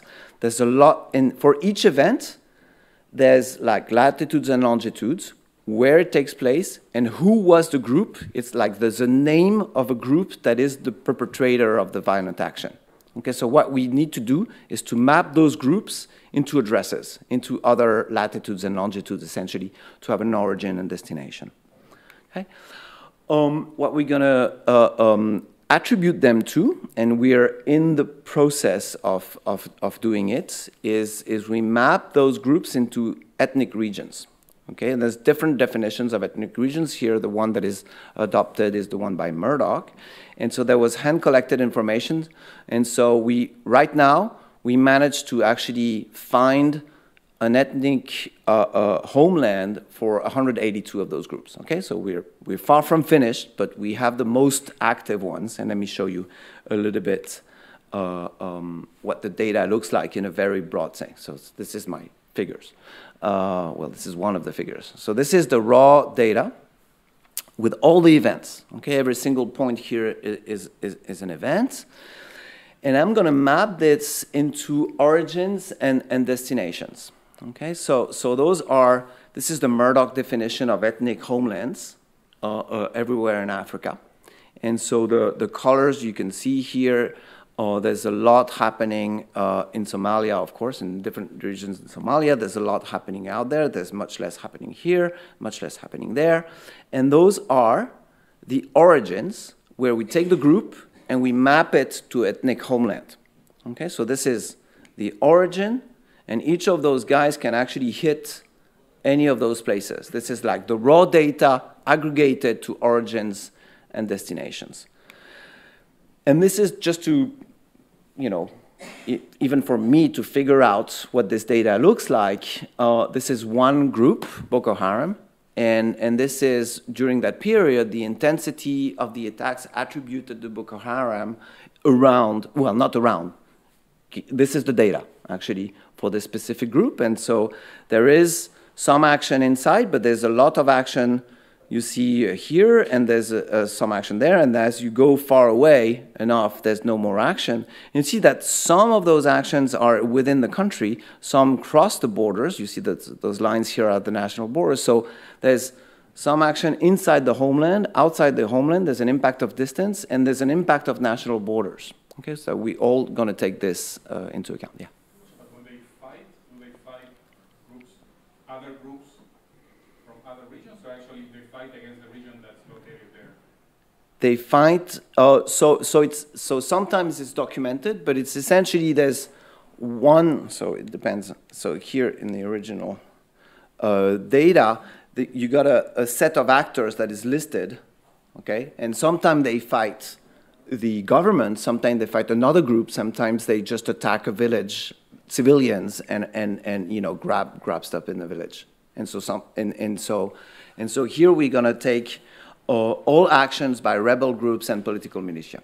Okay, so yes, 5 minutes. Okay. Good. So the distance, if you take the CDF of events according to the distance, you see that a lot of those events are actually short distance. That 90% take place below something like 800 kilometers. Okay, distance matters. So we're gonna take distance, ethnic, which is whether there's an ethnic border between I and N, which is essentially a dummy for this thing is taking place inside the homeland. Sorry.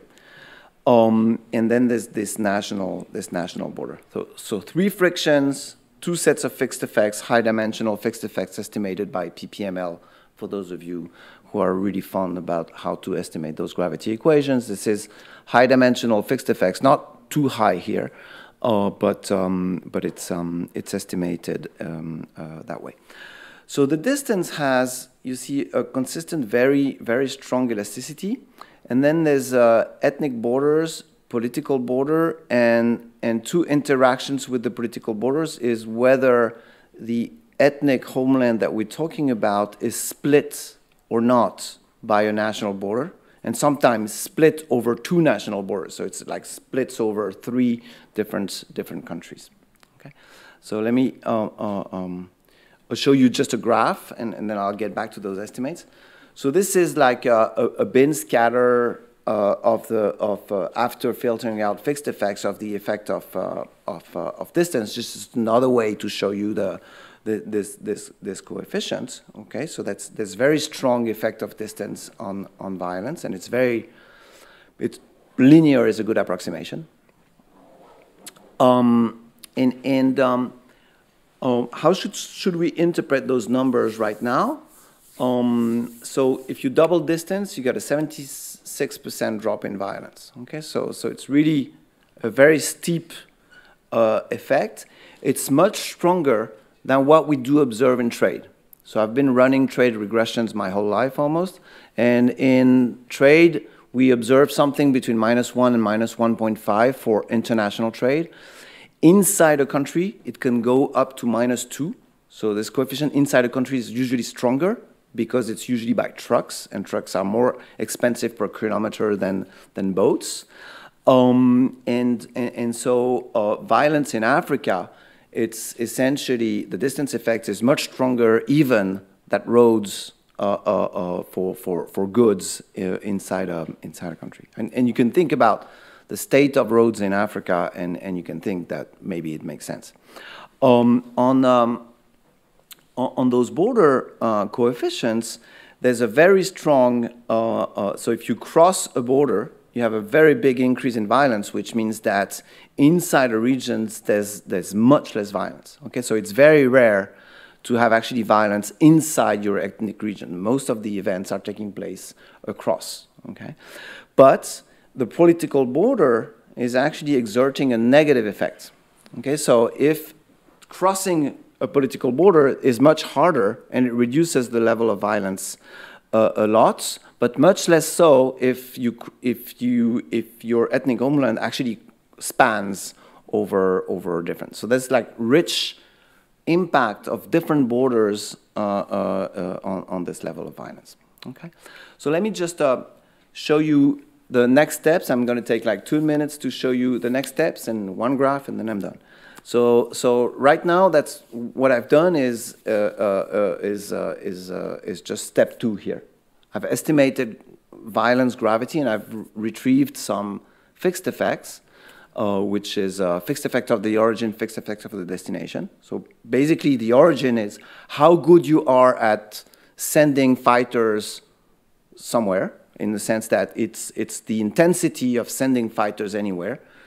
The destination is how attractive are you for violence, in a sense, and the bilateral is just those distances.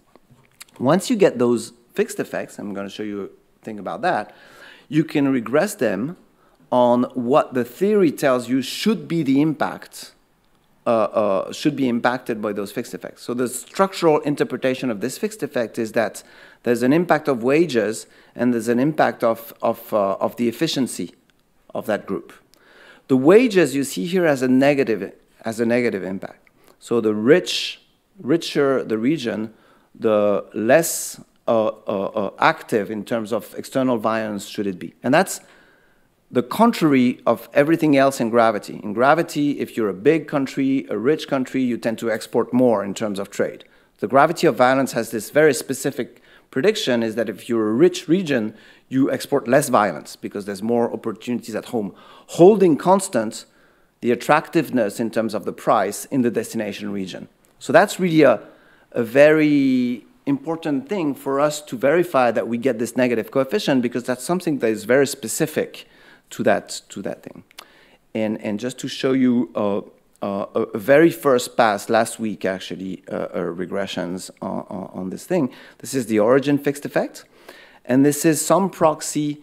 You see those ethnic homelands, they don't have GDP numbers. They don't have wage numbers. And so we proxy that by nights, time lights per capita. And you see this negative thing. And of course you might think, oh yeah, but nighttime lights is endogenous and you should instrument that. And so one way to instrument this is to look at the crops that you can actually define at the pixel level now, and look at what crops actually can be grown. And you can identify the 5 tops, and you can have the world price of those crops, and that's a shifter of your income, which is exogenous because it's the world prices of those crops, that affects the instrument. That's the first stage. And so that's the first evidence that our model is working in the right way, working in the way we expected, which is if you're rich, you have less attack. Okay? So I'll stop here with my presentation about those results that are quantitatively big. Distance matters a lot. Ethnic border matters a lot. National borders matter a lot. And those two borders have different effects, which is new also to that, at least to what I knew about gravity in migration or gravity in trade. And so the bottom line for now is that we've done this. It seems to work. The auxiliary regression shows quite nice, promising results. And the next steps are going to be using our tricks. We've built a model that is simple enough so that it's tractable, so that to do counterfactuals. So typically, we're going to use exact algebra, for those of you familiar with trade, which is a method of doing counterfactuals where you only need to observe the shares of actual trade and the shares of actual violence, and those parameters we just estimated to calculate changes in, for instance, frictions or changes in productivity on how violence would change. And that's, of course, in Africa, is much less demanding on the data than other methods, and that's why we believe that is going to be promising. Thank you very much.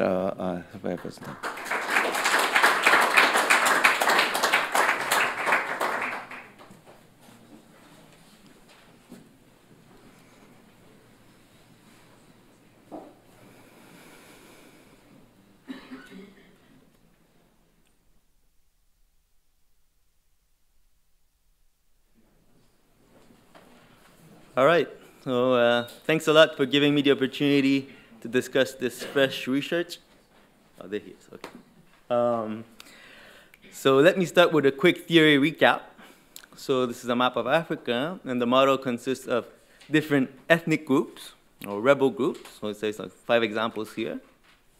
And they're farmers, okay? And they grow different crops. So you can say one group grows potatoes, the other group grows yam, and they trade with each other. Okay? But they can also raid each other. And to do that, the farmers become raiders. Okay? So the question becomes, why do you raid? Or who raids whom and why? Okay? So the model says that groups will maximize their revenues subject to a set of friction and origin and destination parameters. Okay? So the spatial frictions between the two groups can be thought of the gravity frictions. So you have the distance between the two groups, the geographic distance. You have the borders you need to cross. And you also have this multilateral resistance terms, which is the violence that's happening in other locations. Factors that influence raids at the origin of violence include the number of soldiers that you have, so how many farmers become soldiers. You have a violence technology. He can be thought as your military capacity. And luck also plays a role. And then at destination of violence, you have state capacity. And that is basically your defense capacity. How good are you at defending your farm output? And here comes my first question. So why is defense capacity completely different to violence capacity? Shouldn't these two things be related? It's how good your army is in the first place. Okay, so I just want to highlight here the contribution of this paper from a theory perspective is to bring a general equilibrium to the conflict literature, right? And this is important to understand, as you say, these conflict poverty traps, for example. So first question is, what else could enter the model? So maybe we could think of behavioral factors. So if I think of things like honor, vengeance, injustice, identity, we know from the political science literature that these are things that are important in explaining violence. And I also take this quote from this Civil War article from 2010 in the Journal of Economic Literature, saying that existing theory is provocative but incomplete, omitting advances in behavioral economics. Another point is that leaders have unchecked interests, so their personal risk reward differs from the groups or from their homeland. And I'll get back to this point in a second when I thought about talk about the matching of to the data. And then maybe you also want to include the role of minerals instead of focus just on farming in the theory. And we know this is a paper by two of your co-authors. Like the mineral prices are really important in explaining conflict in Africa. And for the past few years, I did some work in Mozambique, and this is what comes to mind when I think of natural resources. There was this huge natural gas discovery off the coast. And at the beginning, we thought this is going to be great, the country's going to get rich, but then the usual resource curse struck, and there's plenty of violence happening in the region of Mozambique, close to where the natural gas was discovered, and it's jihadist attacks. So is this something that could, this type of violence is very common in Africa, is this something that can also be explained in the model? Okay, in terms of data, the empirical contribution here is to process the ACLED data into bilateral violence. So this is also a very welcome contribution. So you managed to match 182 fighting groups to 81 ethnic homelands. And then you talk about these 486 destinations. And if you look at these bilateral relationships, you end up with 97% of zeros. So I'm wondering if these 825 different groups should also be included in those zeros or not. Okay, and in terms of matching the fighting groups or the rebel groups to the homeland, the ethnic homeland, is this completely realistic? So we know that these rebel groups are not representative of the homelands, right? So they may not be dependent on the economic output of these homelands. They may not represent the interests of these homelands. When we talk about state capacity, do we talk about the group or the ethnic homeland official state capacity? Maybe a way also to do it differently would be to use admin regions instead of ethnic homelands.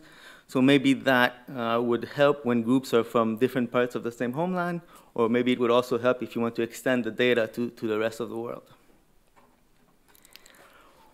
Okay, so the parameter of interest to estimate from the gravity model is the spatial frictions between the groups, and you find the elasticity of conflict is bigger than elasticity of trade. That makes total sense. It's probably easier to move goods than fighters. And I'm thinking, do you also want to include other spatial frictions from the gravity literature here, such as whether the two groups have the same religion or not, whether they speak the same language, either the colonial language or the ethnic language, or use measures of linguistic distance, you know, if they have a common colonial history, and even maybe more precise geographic spatial frictions, so how good are the roads in that region? Is there a desert between the group? Is there like bush? Are there rivers to cross with no bridges? Well, maybe this would make the estimation of the spatial friction even more precise.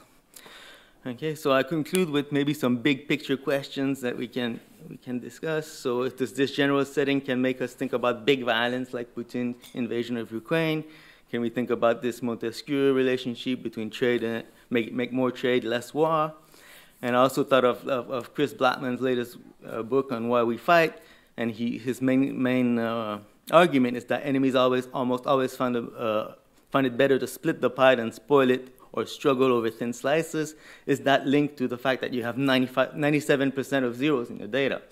And it's also, if it's a very rare event, is it because it depends on the combination of factors rather than just increase in and last point, can we use this model of general equilibrium be useful for conflict prediction? So this is from a recent paper in the JEA, and they use text analysis of news to predict where conflict is going to go. Would that be improved by using economic forecasts, maybe in a general equilibrium model? That's it for me.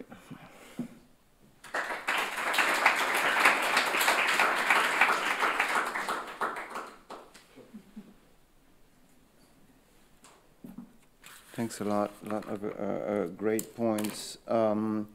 Whether you know the state capacity, the defense can be related to other things in the model quite clearly. So there's like it could be related to that psi, that that military capacity.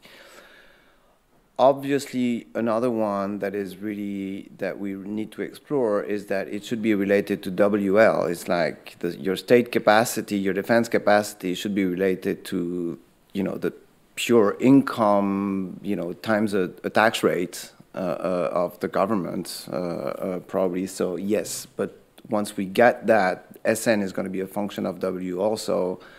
That's going to complexify things quite a lot. But yes, we're thinking along those lines.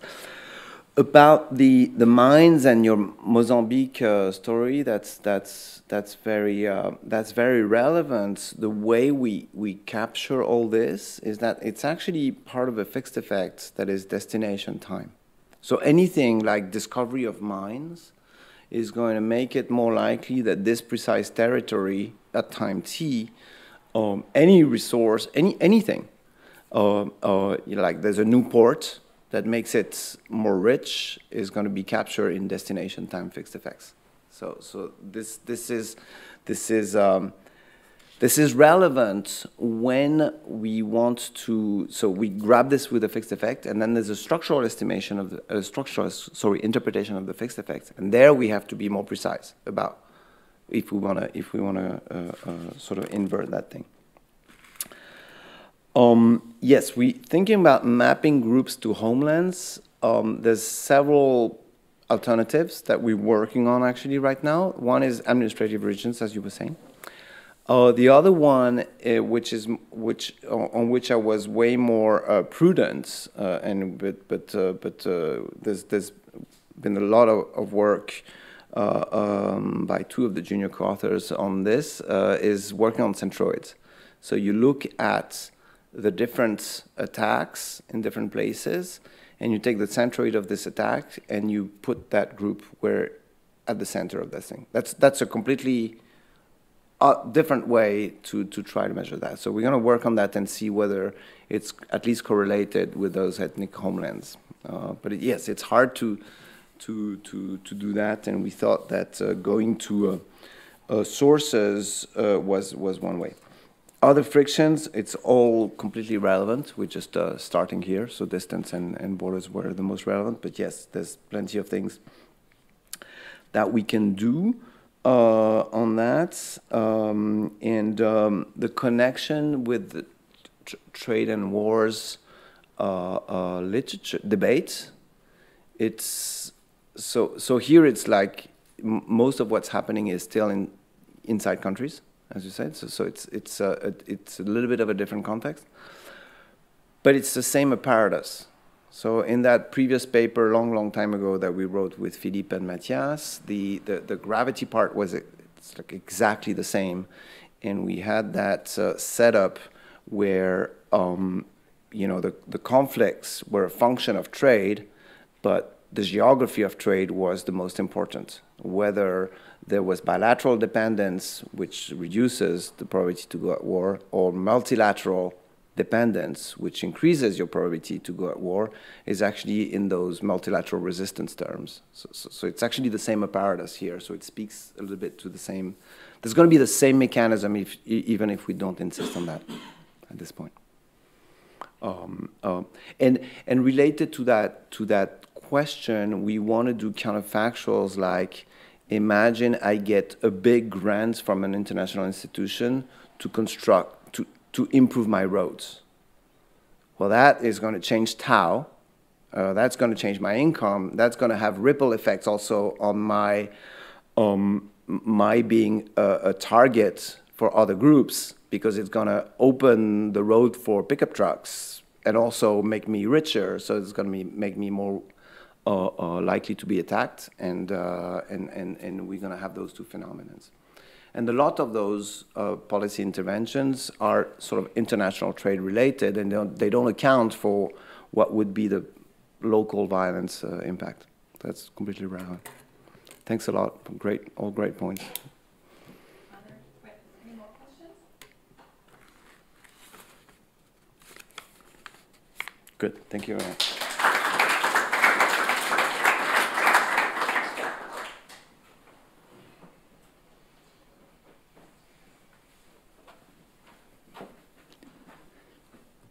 Okay, thanks for hanging out here still. In order to make this, you know, to reward you, I have included like one equation, 13 graphs, and 2 tables. Yeah? So I think that should do it. So how do I start it? Do I do anything?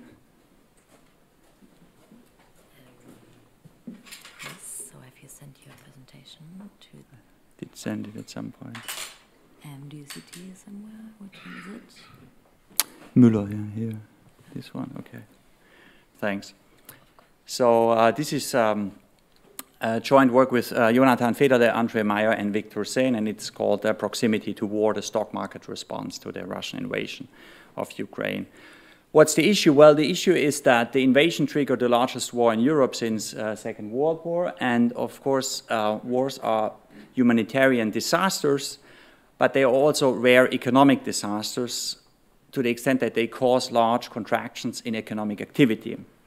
Just to put up one number here, early projections suggested that Ukrainian GDP would fall by some 45% this year. Okay? This is important from an asset pricing perspective, and what's key here is to distinguish between actual wars and the expected losses as a result of the war. Yeah? So the actual war destroys capital, it lowers production, and eventually it also lowers consumption.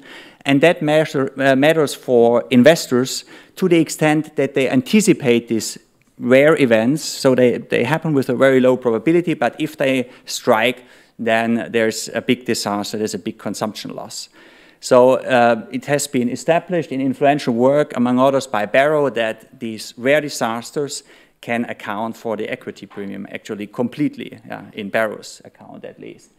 Now, how does Barrow go about establishing this? Well, he looks at the 20th century and counts rare disasters, which he defines as episodes when GDP falls by more than 15%.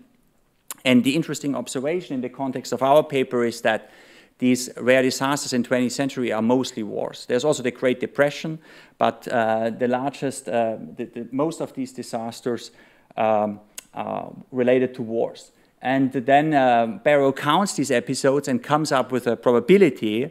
In this case, it's 1.5 to 2%, which he feeds into his model in order to determine the equity premium. Okay? Now, this exercise assumes somewhat heroically that the data generating process of disasters, which arguably operated in the 20th century, also operates in the 21st century. Or to put it differently, it's very hard to measure disaster risk in normal times. This is where the Russian invasion of Ukraine comes in handy in some sense as a quasi-natural experiment, because the way we think about it is that by invading Ukraine, Russia also made disaster risk in other countries go up because of a possible escalation of the war. Yeah, so there's an increased risk of rare disasters in other countries, and the more so, of course, if you think of conventional warfare for those countries which are located closer to Ukraine, to the war. Yeah? So that's the underlying idea or hypothesis, if you want, for this paper. And what we ask more specifically is, what's the role of geography then in accounting for the stock price response to the invasion? Yeah, to set the stage, I have a very simple graph which illustrates the main point already. So here we are looking at cumulative stock market returns around February 24th, the day of the invasion, and the green shaded area gives you a 4 weeks window, and it contrasts the stock market performance in what we call the neighbor countries. So this includes 15 European first and second degree neighbors to Ukraine, say Poland and Germany are part of this. This is given by the blue line, and compare this to the red dashed line, which is then the group of the other countries in our sample, a total of 66 countries. So that would be 50-something countries. And you see a big difference in here in terms of stock market performance, in the sense that in the neighbor stock markets go down by some 20%, while you don't see much of a response in more distant countries, the other countries. And this is indeed a special episode for the neighbors. This is what the right panel illustrates. It's meant to illustrate, because you see now here along the horizontal axis, the cumulative log returns in other countries for other episodes measured against the vertical axis, which gives you the cumulative log returns for the neighbors. And you see for other episodes, such as Lehman default or COVID, you see a strong co-movement in market performance, but not so for the Ukraine war, illustrating again the importance of geography in this event. Yeah? So more specifically, what do we do in this paper? We try to measure what we call the proximity penalty in the stock market response to the Russian invasion of Ukraine. And more specifically, we try to identify the component of the proximity penalty which we think we can attribute to the increase in rare disaster risk. Yeah? And importantly, we do so both at the country and at the firm level, and we come up with estimates which are fairly similar quantitatively. Namely, we find that an additional 1,000 kilometers of distance to Ukraine, or closeness to Ukraine, if you want, cause, through increased disaster risk, a stock market loss of about 1 percentage point in that 4 weeks window centered around the invasion. That's the basic idea. And then what we do in the second part of the paper, we come up with external evidence, if you want, which is meant to corroborate the interpretation of the proximity premium as disaster risk, which we put forward in the paper. Here we use Matteo's Geopolitical Risk Index. We use data from exchange rate options. We also use data provided by the Kiel Institute, the Ukraine support tracker, in order to back up our story. So, you know, this is hopefully a sympathetic audience here. But what's the upshot here then in the end? Despite, you know, that's at least was our thinking here, the global repercussions of the war in Ukraine, there's a distinct regional aspect to it, and the proximity to war, so to speak, shapes its spillovers through market expectations. There's a related literature. People have looked into the market response to conflict and policy uncertainty. People have also looked into proximity as a determinant of conflicts. We just saw Thierry's paper, which I guess we should add to the list once it's written. Then we also build on trade literature here. I come back to that, which has looked into trade, how trade responds to wars.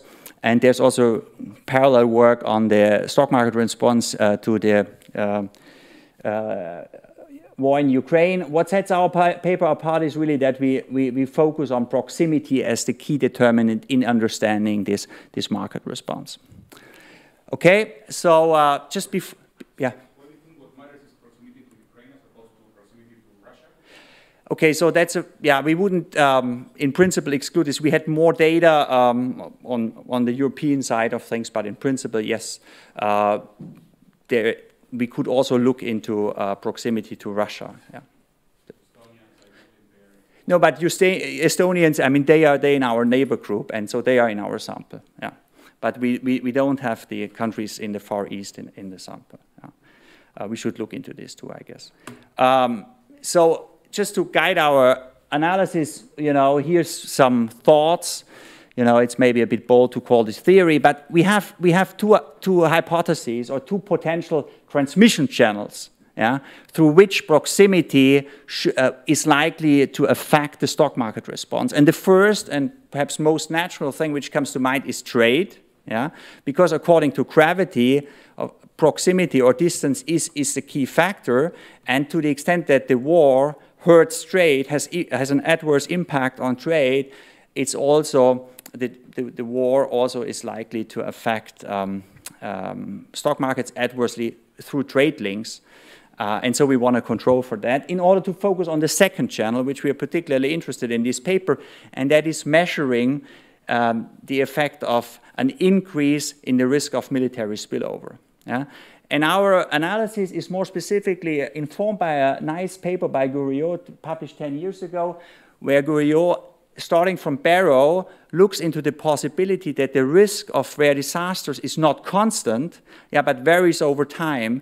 And so he embeds these rare disasters into a RBC model and looks into the business cycle implications and also asset prices implications of a shock to rare disasters, and that's how we perceive of the scenario here. You know, the neighbors to the war scenario are, in a sense, exposed to an increase in disaster risk. And here I brought along that figure from the Guriot paper, which is nice, we believe, because it fits so closely what we saw in the data. You see that drop in asset prices. So this is Guriot's model simulation, where he looks into an increase in disaster risk from 0.7 to 4%, and in response to this stock prices tank. Yeah, so there is no disaster. It's just that the risk of disaster goes up. So that's the distinction: actual war versus expected spillovers or possible escalation of the war. In Matteo's language, that's acts versus threats, I guess. Yeah. So then we go with a very, so this is the one equation. Our empirical framework. So our dependent variable is cumulative returns. And what's maybe worth highlighting is that the index I stands either for countries or firms. So we run this at the country level, but also at the firm level, and we find strikingly similar results here, quantitatively similar results. And the only thing we do in this paper, we link this to distance in Ukraine, which we measure in 1,000 kilometers. And we throw in controls, and the main purpose of these controls is to keep, take care of trade as an additional spillover channel, because we want to isolate distance. Yeah? And through distance, we want to capture the risk of military escalation. Yeah? So in our baseline, we look at cumulative returns in that window you saw in the beginning, which is a 4-week window centered symmetrically around February 24th. You know, we estimate this with OLS. We don't see any problems in terms of identification to the extent that we exploit here a quasi-natural experiment, the underlying assumption being that this war, as many other wars, are waged for geopolitical reasons. It's not the kind of conflict Terry modeled. And so we think that the variation in distance is exogenous relative to the outcome variable. And so once we control for trade spillovers, we are basically done, and we are able to capture the effect of changes in disaster risk. That's the idea. Now, data. So we do this at the country level and at the firm level. We rely on MSCI data, first for 66 countries from around the globe. Once we turn to firms, we have data for some 17,000 firms from 54 countries only. Okay? And the key variable here is perhaps worth mentioning. That's the distance measure. Here we rely on 2 sources. At the country level, we get this from Simple Maps, which is a nice database, and which allows us to compute the smallest distance between any possible pair of cities located in Ukraine on the one hand and in any other country. And to give you a sense of the numbers, when we talk countries, the average distance from Ukraine would be close to 4,000 kilometers, when the maximum distance is measured for New Zealand, which is 15,900 kilometers. Okay? Now, when we turn to firms, we rely on GeoNames database, which is more granular and gives us detailed information about the location based on postal codes. And so what we then do is we look at the location of the headquarters of firms and match it to its closest, to the closest city in Ukraine. And to give you a sense of what we are talking about here, let's look at Poland, first-degree neighbor to Ukraine. And here we have 2 firms.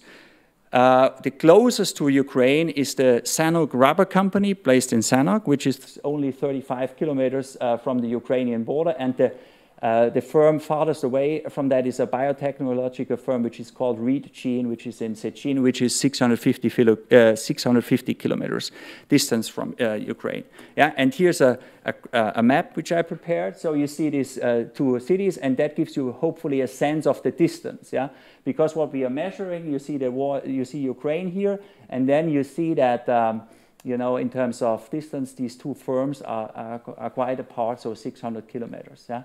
And what I'm going to convince you is that markets price in a fairly systematic way within that 2 weeks window the risk of military escalation, which differs fundamentally for these 2 firms. Okay? Results. So how does the proximity influence the stock market reaction to the invasion? First step is we want to measure the proximity penalty, and then by throwing in controls, we want to identify this rare disaster risk.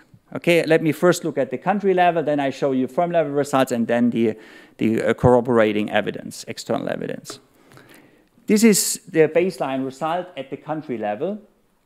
So you see a number of specifications. Let's focus on column 1, which is the pure proximity effect. So we have a constant and we have the distance measure, and that's it. You look at the constant and that gives you a decline in stock markets of some 20%, just like what you saw in that initial graph.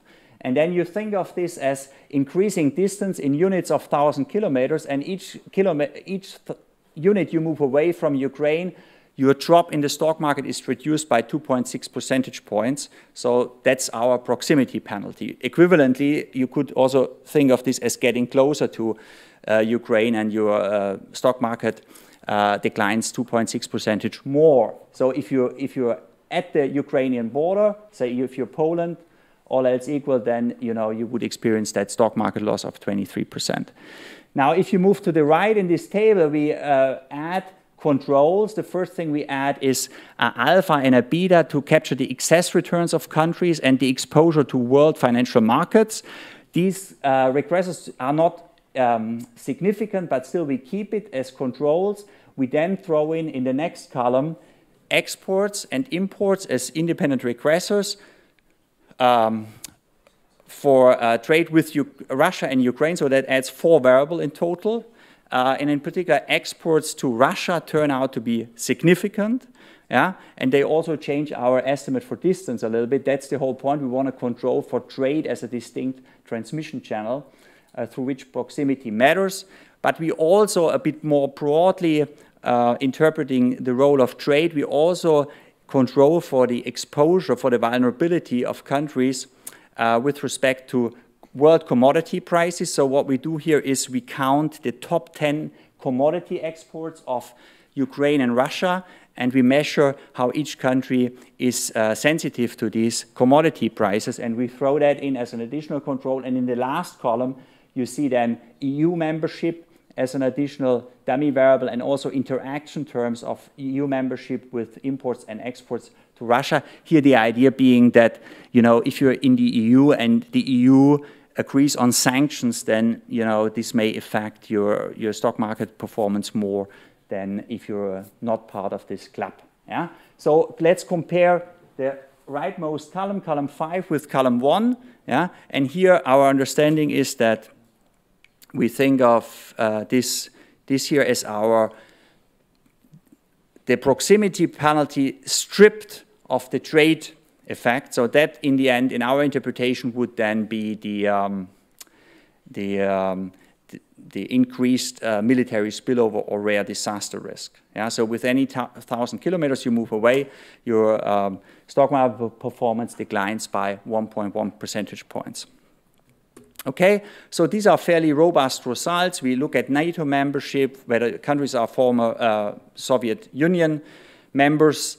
This per se gives negative excess returns, which turn out to be no longer significant once we control for distance. We also experiment with nonlinear specifications, but we only have these 66 countries in our sample, so we get meaningful results only for a very parsimonious specification. When we look at alternative event windows, then we see that the effect of distance increases in the window size. Okay? Now, perhaps a second important result here is that firm level results. Yeah? So here we look at 16,000 firms in total when we turn to the entire sample. That would be here in the rightmost column, and this right panel gives you the result when we throw in all firms. Here we have only in the first panel the neighbors, and in the middle panel we have only European firms. And in each instance we compare the parsimonious specification, which only looks at the constant and the distance, to a richer specification which features control. So at the firm level, that's a caveat. We don't have data on direct trade links with Russia and Ukraine, which ideally we would like to have. But what we do as a substitute for this, we throw in firm level betas, which capture the sensitivity of those firm stocks to the market in Ukraine and Russia. So that's a cyclical measure. It doesn't measure the level of trade, but still we think by having these controls we can tease out the trade effects. Yeah? And you see that makes quite a difference. If you look only at the neighbors, you see at the firm level the effect is much bigger. So in the second column, one point to highlight is, since here we have country fixed effects, this distance measure would then boil to providing us an idea of the role of within country distance. So now let's think back at Poland, and Sanok Rubber Company, which was close to the border, and then Szczecin, the biotech company. They are 600 kilometers apart, and these 600 kilometers would then translate, according to our estimates, into a difference in stock market performance of some 2.5 percentage points. Yeah? So that's the within-country effect. So distance not only measures when we look at the country level, but it also matters at the firm level. And interestingly, this number here, that's for the universe of all firms. That's a similar order of magnitude which we have at the country level. Here we don't control for trade. If we throw in the betas, that goes down to 1.1%. So it's almost exactly the number which we have for the country level. Okay, so we find this quite interesting that even at the firm level we get the same effect of distance. So that's our interpretation. Basically, this proximity penalty, half of it reflects trade, and the remainder we interpret as military spillover risk. And to corroborate this interpretation, we build on Caldara, Iacchiavello, and this was already explained gratefully today, so I don't have to spend time on this. And I just show you this graph, which the idea is here that we look at the country index of Matteo, and we correlate that with distance to Ukraine, and we see what you would expect, that those countries closer to Ukraine, they see geopolitical risk increasing according to the index.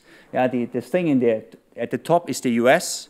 Yeah, so the US is not particularly close to Ukraine, but it also kind of makes sense that you get a lot of talk in news about a possible conflict between Russia and the US, I guess. Yeah, Matteo, you approve? Yeah. Okay. So that was exhibit number 1. Then we have more evidence to corroborate this interpretation. Here, the left panel you have already seen, that was the overall country level stock market performance in the window centered around the invasion. And now compare this with the right panel. Here you see just the stocks of defense stocks. Yeah? So the performance of defense stocks for the same neighbor countries in blue and the remaining countries, and you see the mirror image. This is quite surprising, at least to us, because of course we would think that as a result of that increased military spillover risk, defense then spending goes up, but we wouldn't have thought that this is so geographically concentrated, so it seems, in the neighbor countries itself, because you think that countries buy a lot of their military gear elsewhere, in Germany or in the US, but it turns out that these neighbor defense stocks benefit a lot, supporting again the idea that you see a lot of increased military spillover risk. Okay, third exhibit, the Ukraine support tracker, here compiled at the Institute. So this is the April version, but that corresponds to what we do in terms of the stock market. And so here's another striking observation, I think. So look at this. Yeah, so this is just the support tracker data, and this is disaggregated to military aid, financial aid, humanitarian aid. And if you look at financial aid, humanitarian aid, you don't observe a difference if you compare neighbor countries. These are, again, our definition of neighbor countries, first and second degree neighbors to Ukraine. They give about as much in terms of financial aid and humanitarian aid as the other countries in that group. However, they provide much more military aid than the other countries, which makes sense given the situation. So this is kind of a rational thing to do, I believe. I mean, in Germany, we are constantly reminded by our Polish neighbors that it's in our best interest to provide military aid to Ukraine. Yeah. So, and I think that backs up our interpretation of the proximity penalty as reflecting this increased military spillover risk. Okay. Last exhibit, exchange rate dynamics. Here in the left panel, you see the spot exchange rate. So that's the same sample as you saw for the stock market, except that now we measure the dollar exchange rate. So the US is no longer part of this, but that's not important, I guess. So what you see is that the neighbor countries see their exchange rate depreciating. So down is a depreciation. We saw DMAS evidence on the ruble yesterday, and then Isabel's data for Kazakhstan. We see here that there is a systematic pattern in that the neighbors' countries' spot exchange rate depreciate quite a bit against the dollar. Yeah? We thought of this as reflecting anticipation of bad things to come, which you see better when you look at exchange rate options. So in the right panel, what we do is we take a measure of tail risks, which is in exchange rate options by just subtracting from the put option, from out of the money options, the call option, and that provides a standard measure of a currency crash, basically. And if you plot this again against the distance from Ukraine in the right panel, you see again our familiar pattern, which is saying that the closer you are to Ukraine, the higher is that risk of a currency crash, which is conforming with our interpretation of the looming disaster. Okay, so you know, this is a short paper with lots of graphs. Yeah, so it's a good ratio, I guess. But I have one more graph which is based on ongoing work where we ask, and this is not in the paper, so the discussant hasn't seen that, but the idea is just how special is that war, this pattern we detect here, because when we looked into the literature, we thought, okay, something of this type of analysis should exist, and we didn't find anything, so we thought, okay, let's try to see whether that pattern is more general. And what we do in ongoing work, we look at cumulative returns at the country level for data from 72 to 2007. We compute abnormal returns for these countries, and then we turn to the correlates of war data set. And for the same sample, we consider those wars where we have at least one neighbor and one distant country, making 1,000 kilometers the cutoff for close and distant country. And with that criterion, we end up with 28 wars. This includes Yom Kippur, Iran-Iraq war, for instance, war for Kosovo, invasion of Afghanistan. I mean, I was totally naive. I had no idea of how many wars there are, yeah? But there are, of course, plenty of wars. These are just 4 well-known wars in this 40 years period. And then we compare abnormal returns for those countries which are not involved in the war. That's our premise. So we look at neighbors and compare them to distant countries because we are again interested in this stock market response and to the extent to which it reflects spillover risk. Yeah? Here we can look at a broader window, and that's what we have so far. We want to explore this further, but here we get a very similar pattern actually to what we have for the current war, and we see again that countries closer to the war experience a stronger decline in their stock market, quantitatively actually comparable to what we have seen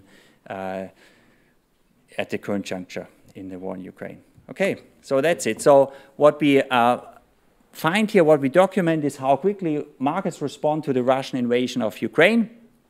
We measure what we call a proximity penalty, which in our interpretation to a considerable extent reflects the risk of a military escalation, the risk of the increased risk of rare disasters, and we find this not only at the country, but remarkably also at the firm level. Yeah? Bottom line, geography matters for the economic spillovers of the war. Yeah? This we share with Terry, and we find that proximity to war shapes its spillovers, not only the actual spillovers of the war, but via market expectations, immediately we have spillovers. And in some sense, it's interesting, we think that we have a strong alignment of political interests and economic interests in the neighbor countries. Thank you.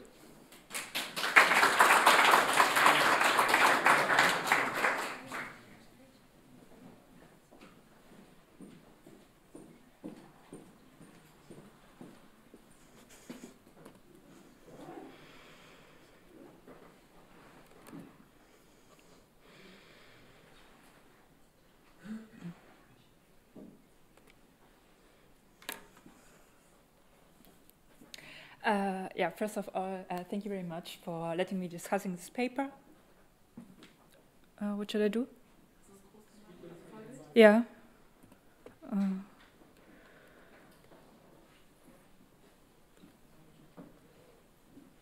Here we go.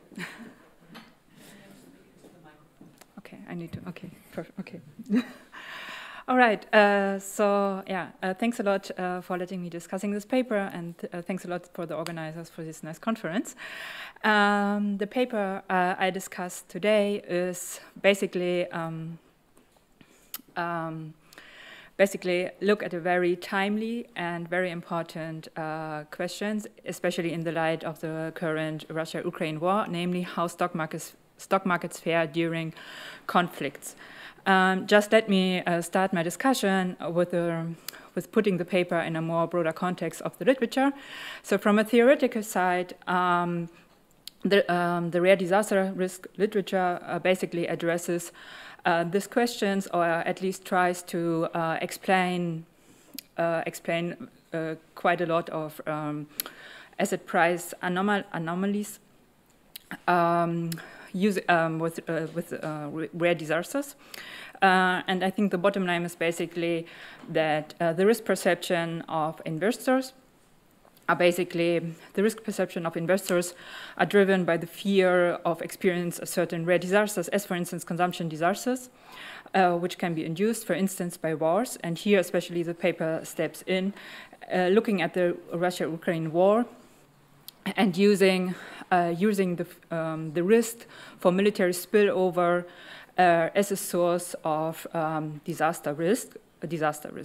From an empirical side, this paper speaks also to the rich literature on financial markets response to conflicts and uncertainty. These papers, besides the current one, which also looks at the Russia-Ukraine war, basically look at wars pre-World War II. So it adds a very recent case to this line of literature. And what this paper also did is that it studies war spillovers with a financial market perspective, and therefore adds also to the literature which studies war spillovers, but mainly with a perspective on trade and production networks. To move on, this paper more precisely studies the impact of geographic distance to war on stock market return performance during the Russia-Ukraine war. And its approach is basically to use this war as a quasi-natural experiment, and it tries to do it in a very systematic way, more systematic than the other papers on this topic, I need to say. So it uses data, rich data for 66 countries and roughly 7,000 firms from 54 countries. The main findings of these papers are that geographic distance to the Ukraine is key in explaining, or one factor in explaining the low equity returns at a country and firm level. The paper then moves on to explain the determinants of this kind of like proximity penalty, stating that the closer you're to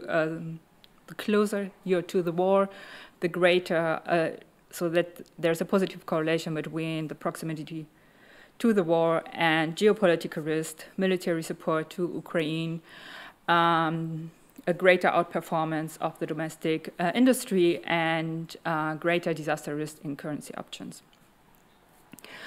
All right, so this brings me to my first comment, namely to the interpretation of the proximity penalty. So when I read this paper, I mean, I think it's very intuitive, of course, that their interpretation of geographic distance, that this somehow represents a risk of military spillover, is very intuitive. However, I thought maybe to make these results more robust would be also interesting to shake other factors that might be also a way how to interpret these penalty. So the first one I was thinking of is basically that probably the winners of this crisis or of this war are actually firms or exporters, commodity exporters, given given that we see a stop of commodities in this region, and other commodity exporters are basically located far away, as for instance in the Middle East, North Africa, Latin America, which exactly also coincides with the distance to war. Yeah, the same, I thought also probably an easy way to control is also the industry, or maybe the kind of industry might be also matter or coincidence with the distance. As for instance, if you think about manufacturers, and if firms, for instance, situated in Europe or nearby Ukraine, and they are actually manufacturers, they have probably very much high, expensive, tangible assets at in this region, and fire selling might be probably more problematic than, for instance, for more service-oriented firms. Therefore, probably it might be also interesting to check between different kinds of industries. What I also were thinking of, maybe not exactly saying maybe that it's like something like a proximity penalty, but maybe thinking more about like a connectivity premium or something like this, which basically states the laws which you might experience given the connectivity is disrupted during war. All right, the second comment is basically, so when I scan the literature, so I come across at least about 4 papers, all working papers, looking also exactly at stock market responses for the Ukraine war. And then I thought about maybe a more unique selling point for your paper. And here, and this is what I was thinking of, is maybe to do at a policy perspective, for instance, by thinking of whether there are certain countries, certain industries or firms that actually overcome this kind of proximity penalty, whether we see different price recovery paths for different kind of policies, which might be interesting also for policymakers to know how to react to those crises, as for instance, fiscal stimulus packages. Another way how to maybe improve to make the paper more different to the other ones, also what you already did, Gernot, what you do in your extensions, basically to have a more generalized picture on stock market responses to wars. And my third comment basically is on pricing of disaster risk. I mean, right now you try to measure disaster risk, also, stating like that military spillover is a source of disaster risk. And I thought one way might be, probably this is also in your extension, is to predict returns and to check how far return prediction is driven by cash flow risk or discount rate risk. And for instance, if cash flow discount rate risk is more pronounced during this war, you can assume that this is due to investors' risk perception, and this maybe you can also relate to your proximity penalty, showing that the distance to war increases also with the risk averse or with the risk perception of investors. Right. So this is what I think could be done to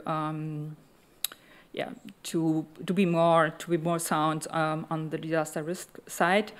Overall, I think it's a great paper because it helps us to understand the financial impacts of ongoing conflicts, especially if you do this kind of extension to other wars. It focuses also or tries to bring in a new dimension of these kind of global disaster risk, namely geoeconomic risk, and it provides geographic distance as a source of disaster risk. So, thank you very much. All right.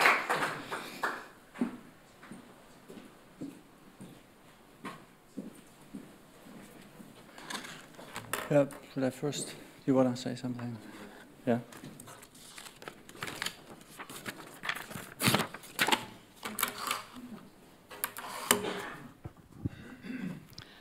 super cool paper. One implication that you mentioned in your introduction of the disaster risk theory is that it can explain the asset price premium.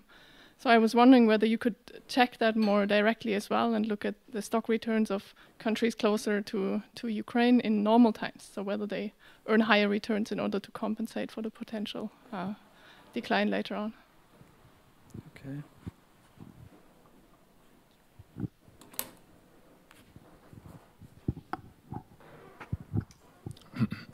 So in your interpretation of distance after netting out the effect of trade linkages, you argue that the risk of war spilling over into that country is the main driver.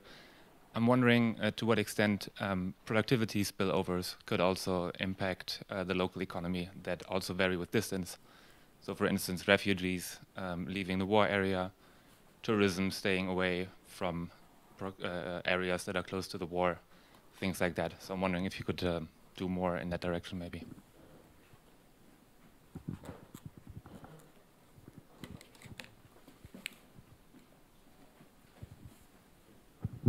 Yeah, I also like the paper a lot. The last point that Josephine was mentioning, the conclusion, I think it's very, like, I really like this, or also your last slide, the general idea that somehow geography, or in fact gravity, can explain disaster risk. And I think nailing that down more, like okay, we have problems enough to quantify disaster risk in the first place, but say we have a good model and we can somehow quantify it. How much of it is geography? And I was thinking, like, in the bigger picture, like, our countries, so the US exorbitant privilege, right? Is that kind of it's a geographically isolated country, and maybe therefore returns demanded by foreigners don't need to be as high because it's insulated from these kind of disaster risk. If you say all the big disaster risk events are wars, then the US is probably the most shielded one. So I was fascinated by this kind of, if there is fundamentally more secure countries than others because of geography, and whether the financial market lens can teach us more about that, because that's a pretty fundamental question. So that's why I like the paper a lot. Okay. Thanks a lot. Thanks a lot for the comments. This is heavy stuff. Yeah. So I mean, Christoph, I agree. I mean, this also, I think, goes into Inga's question. I also like the term Josephine put up, geo-economic risk. That sounds fancy. We should probably use it. This is good stuff. Yeah. But maybe we should push this further still. Yeah. It won't be easy, but we should try. I think refugees and tourism as an additional channel. It's true. My hunch would be that the refugees stream follows somewhat the trade streams. So in that sense, we account a little bit for it, but maybe we could do more once we have data there and throw it in. It's a fair point. On Josephine's points, thanks for the discussions, great points, apart from the label and the term. So I like the distinction connectivity versus proximity, because that should help us to differentiate these ideas. So maybe we can bring this in, because what we try to capture now by controlling for trade is best captured by the term connectivity, because it not necessarily operates through distance alone, while the military spillover really operates through proximity. So I like that a lot. In terms of recovery plans as a distinct selling point, and the other papers, you're right, there's more work on this. I mean, we were out in April with the first version. So, you know, maybe other papers were also out at the end of April. So, but then it depends, you know, it's a little bit of a race. And if we don't make it in the first round, then we have plenty of data to study the recovery, I guess, in more detail. And yeah, the cash flow discount rate is also intriguing. This requires more work, but we will definitely look into this. So thanks, Jürgen. Thanks a lot.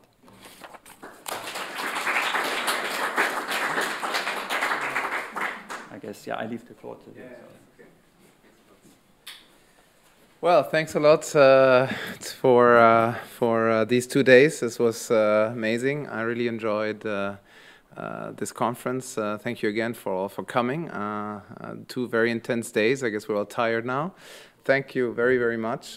This was great fun. Thank you also again to the organizers, to the student helpers for doing like 24 hours help here.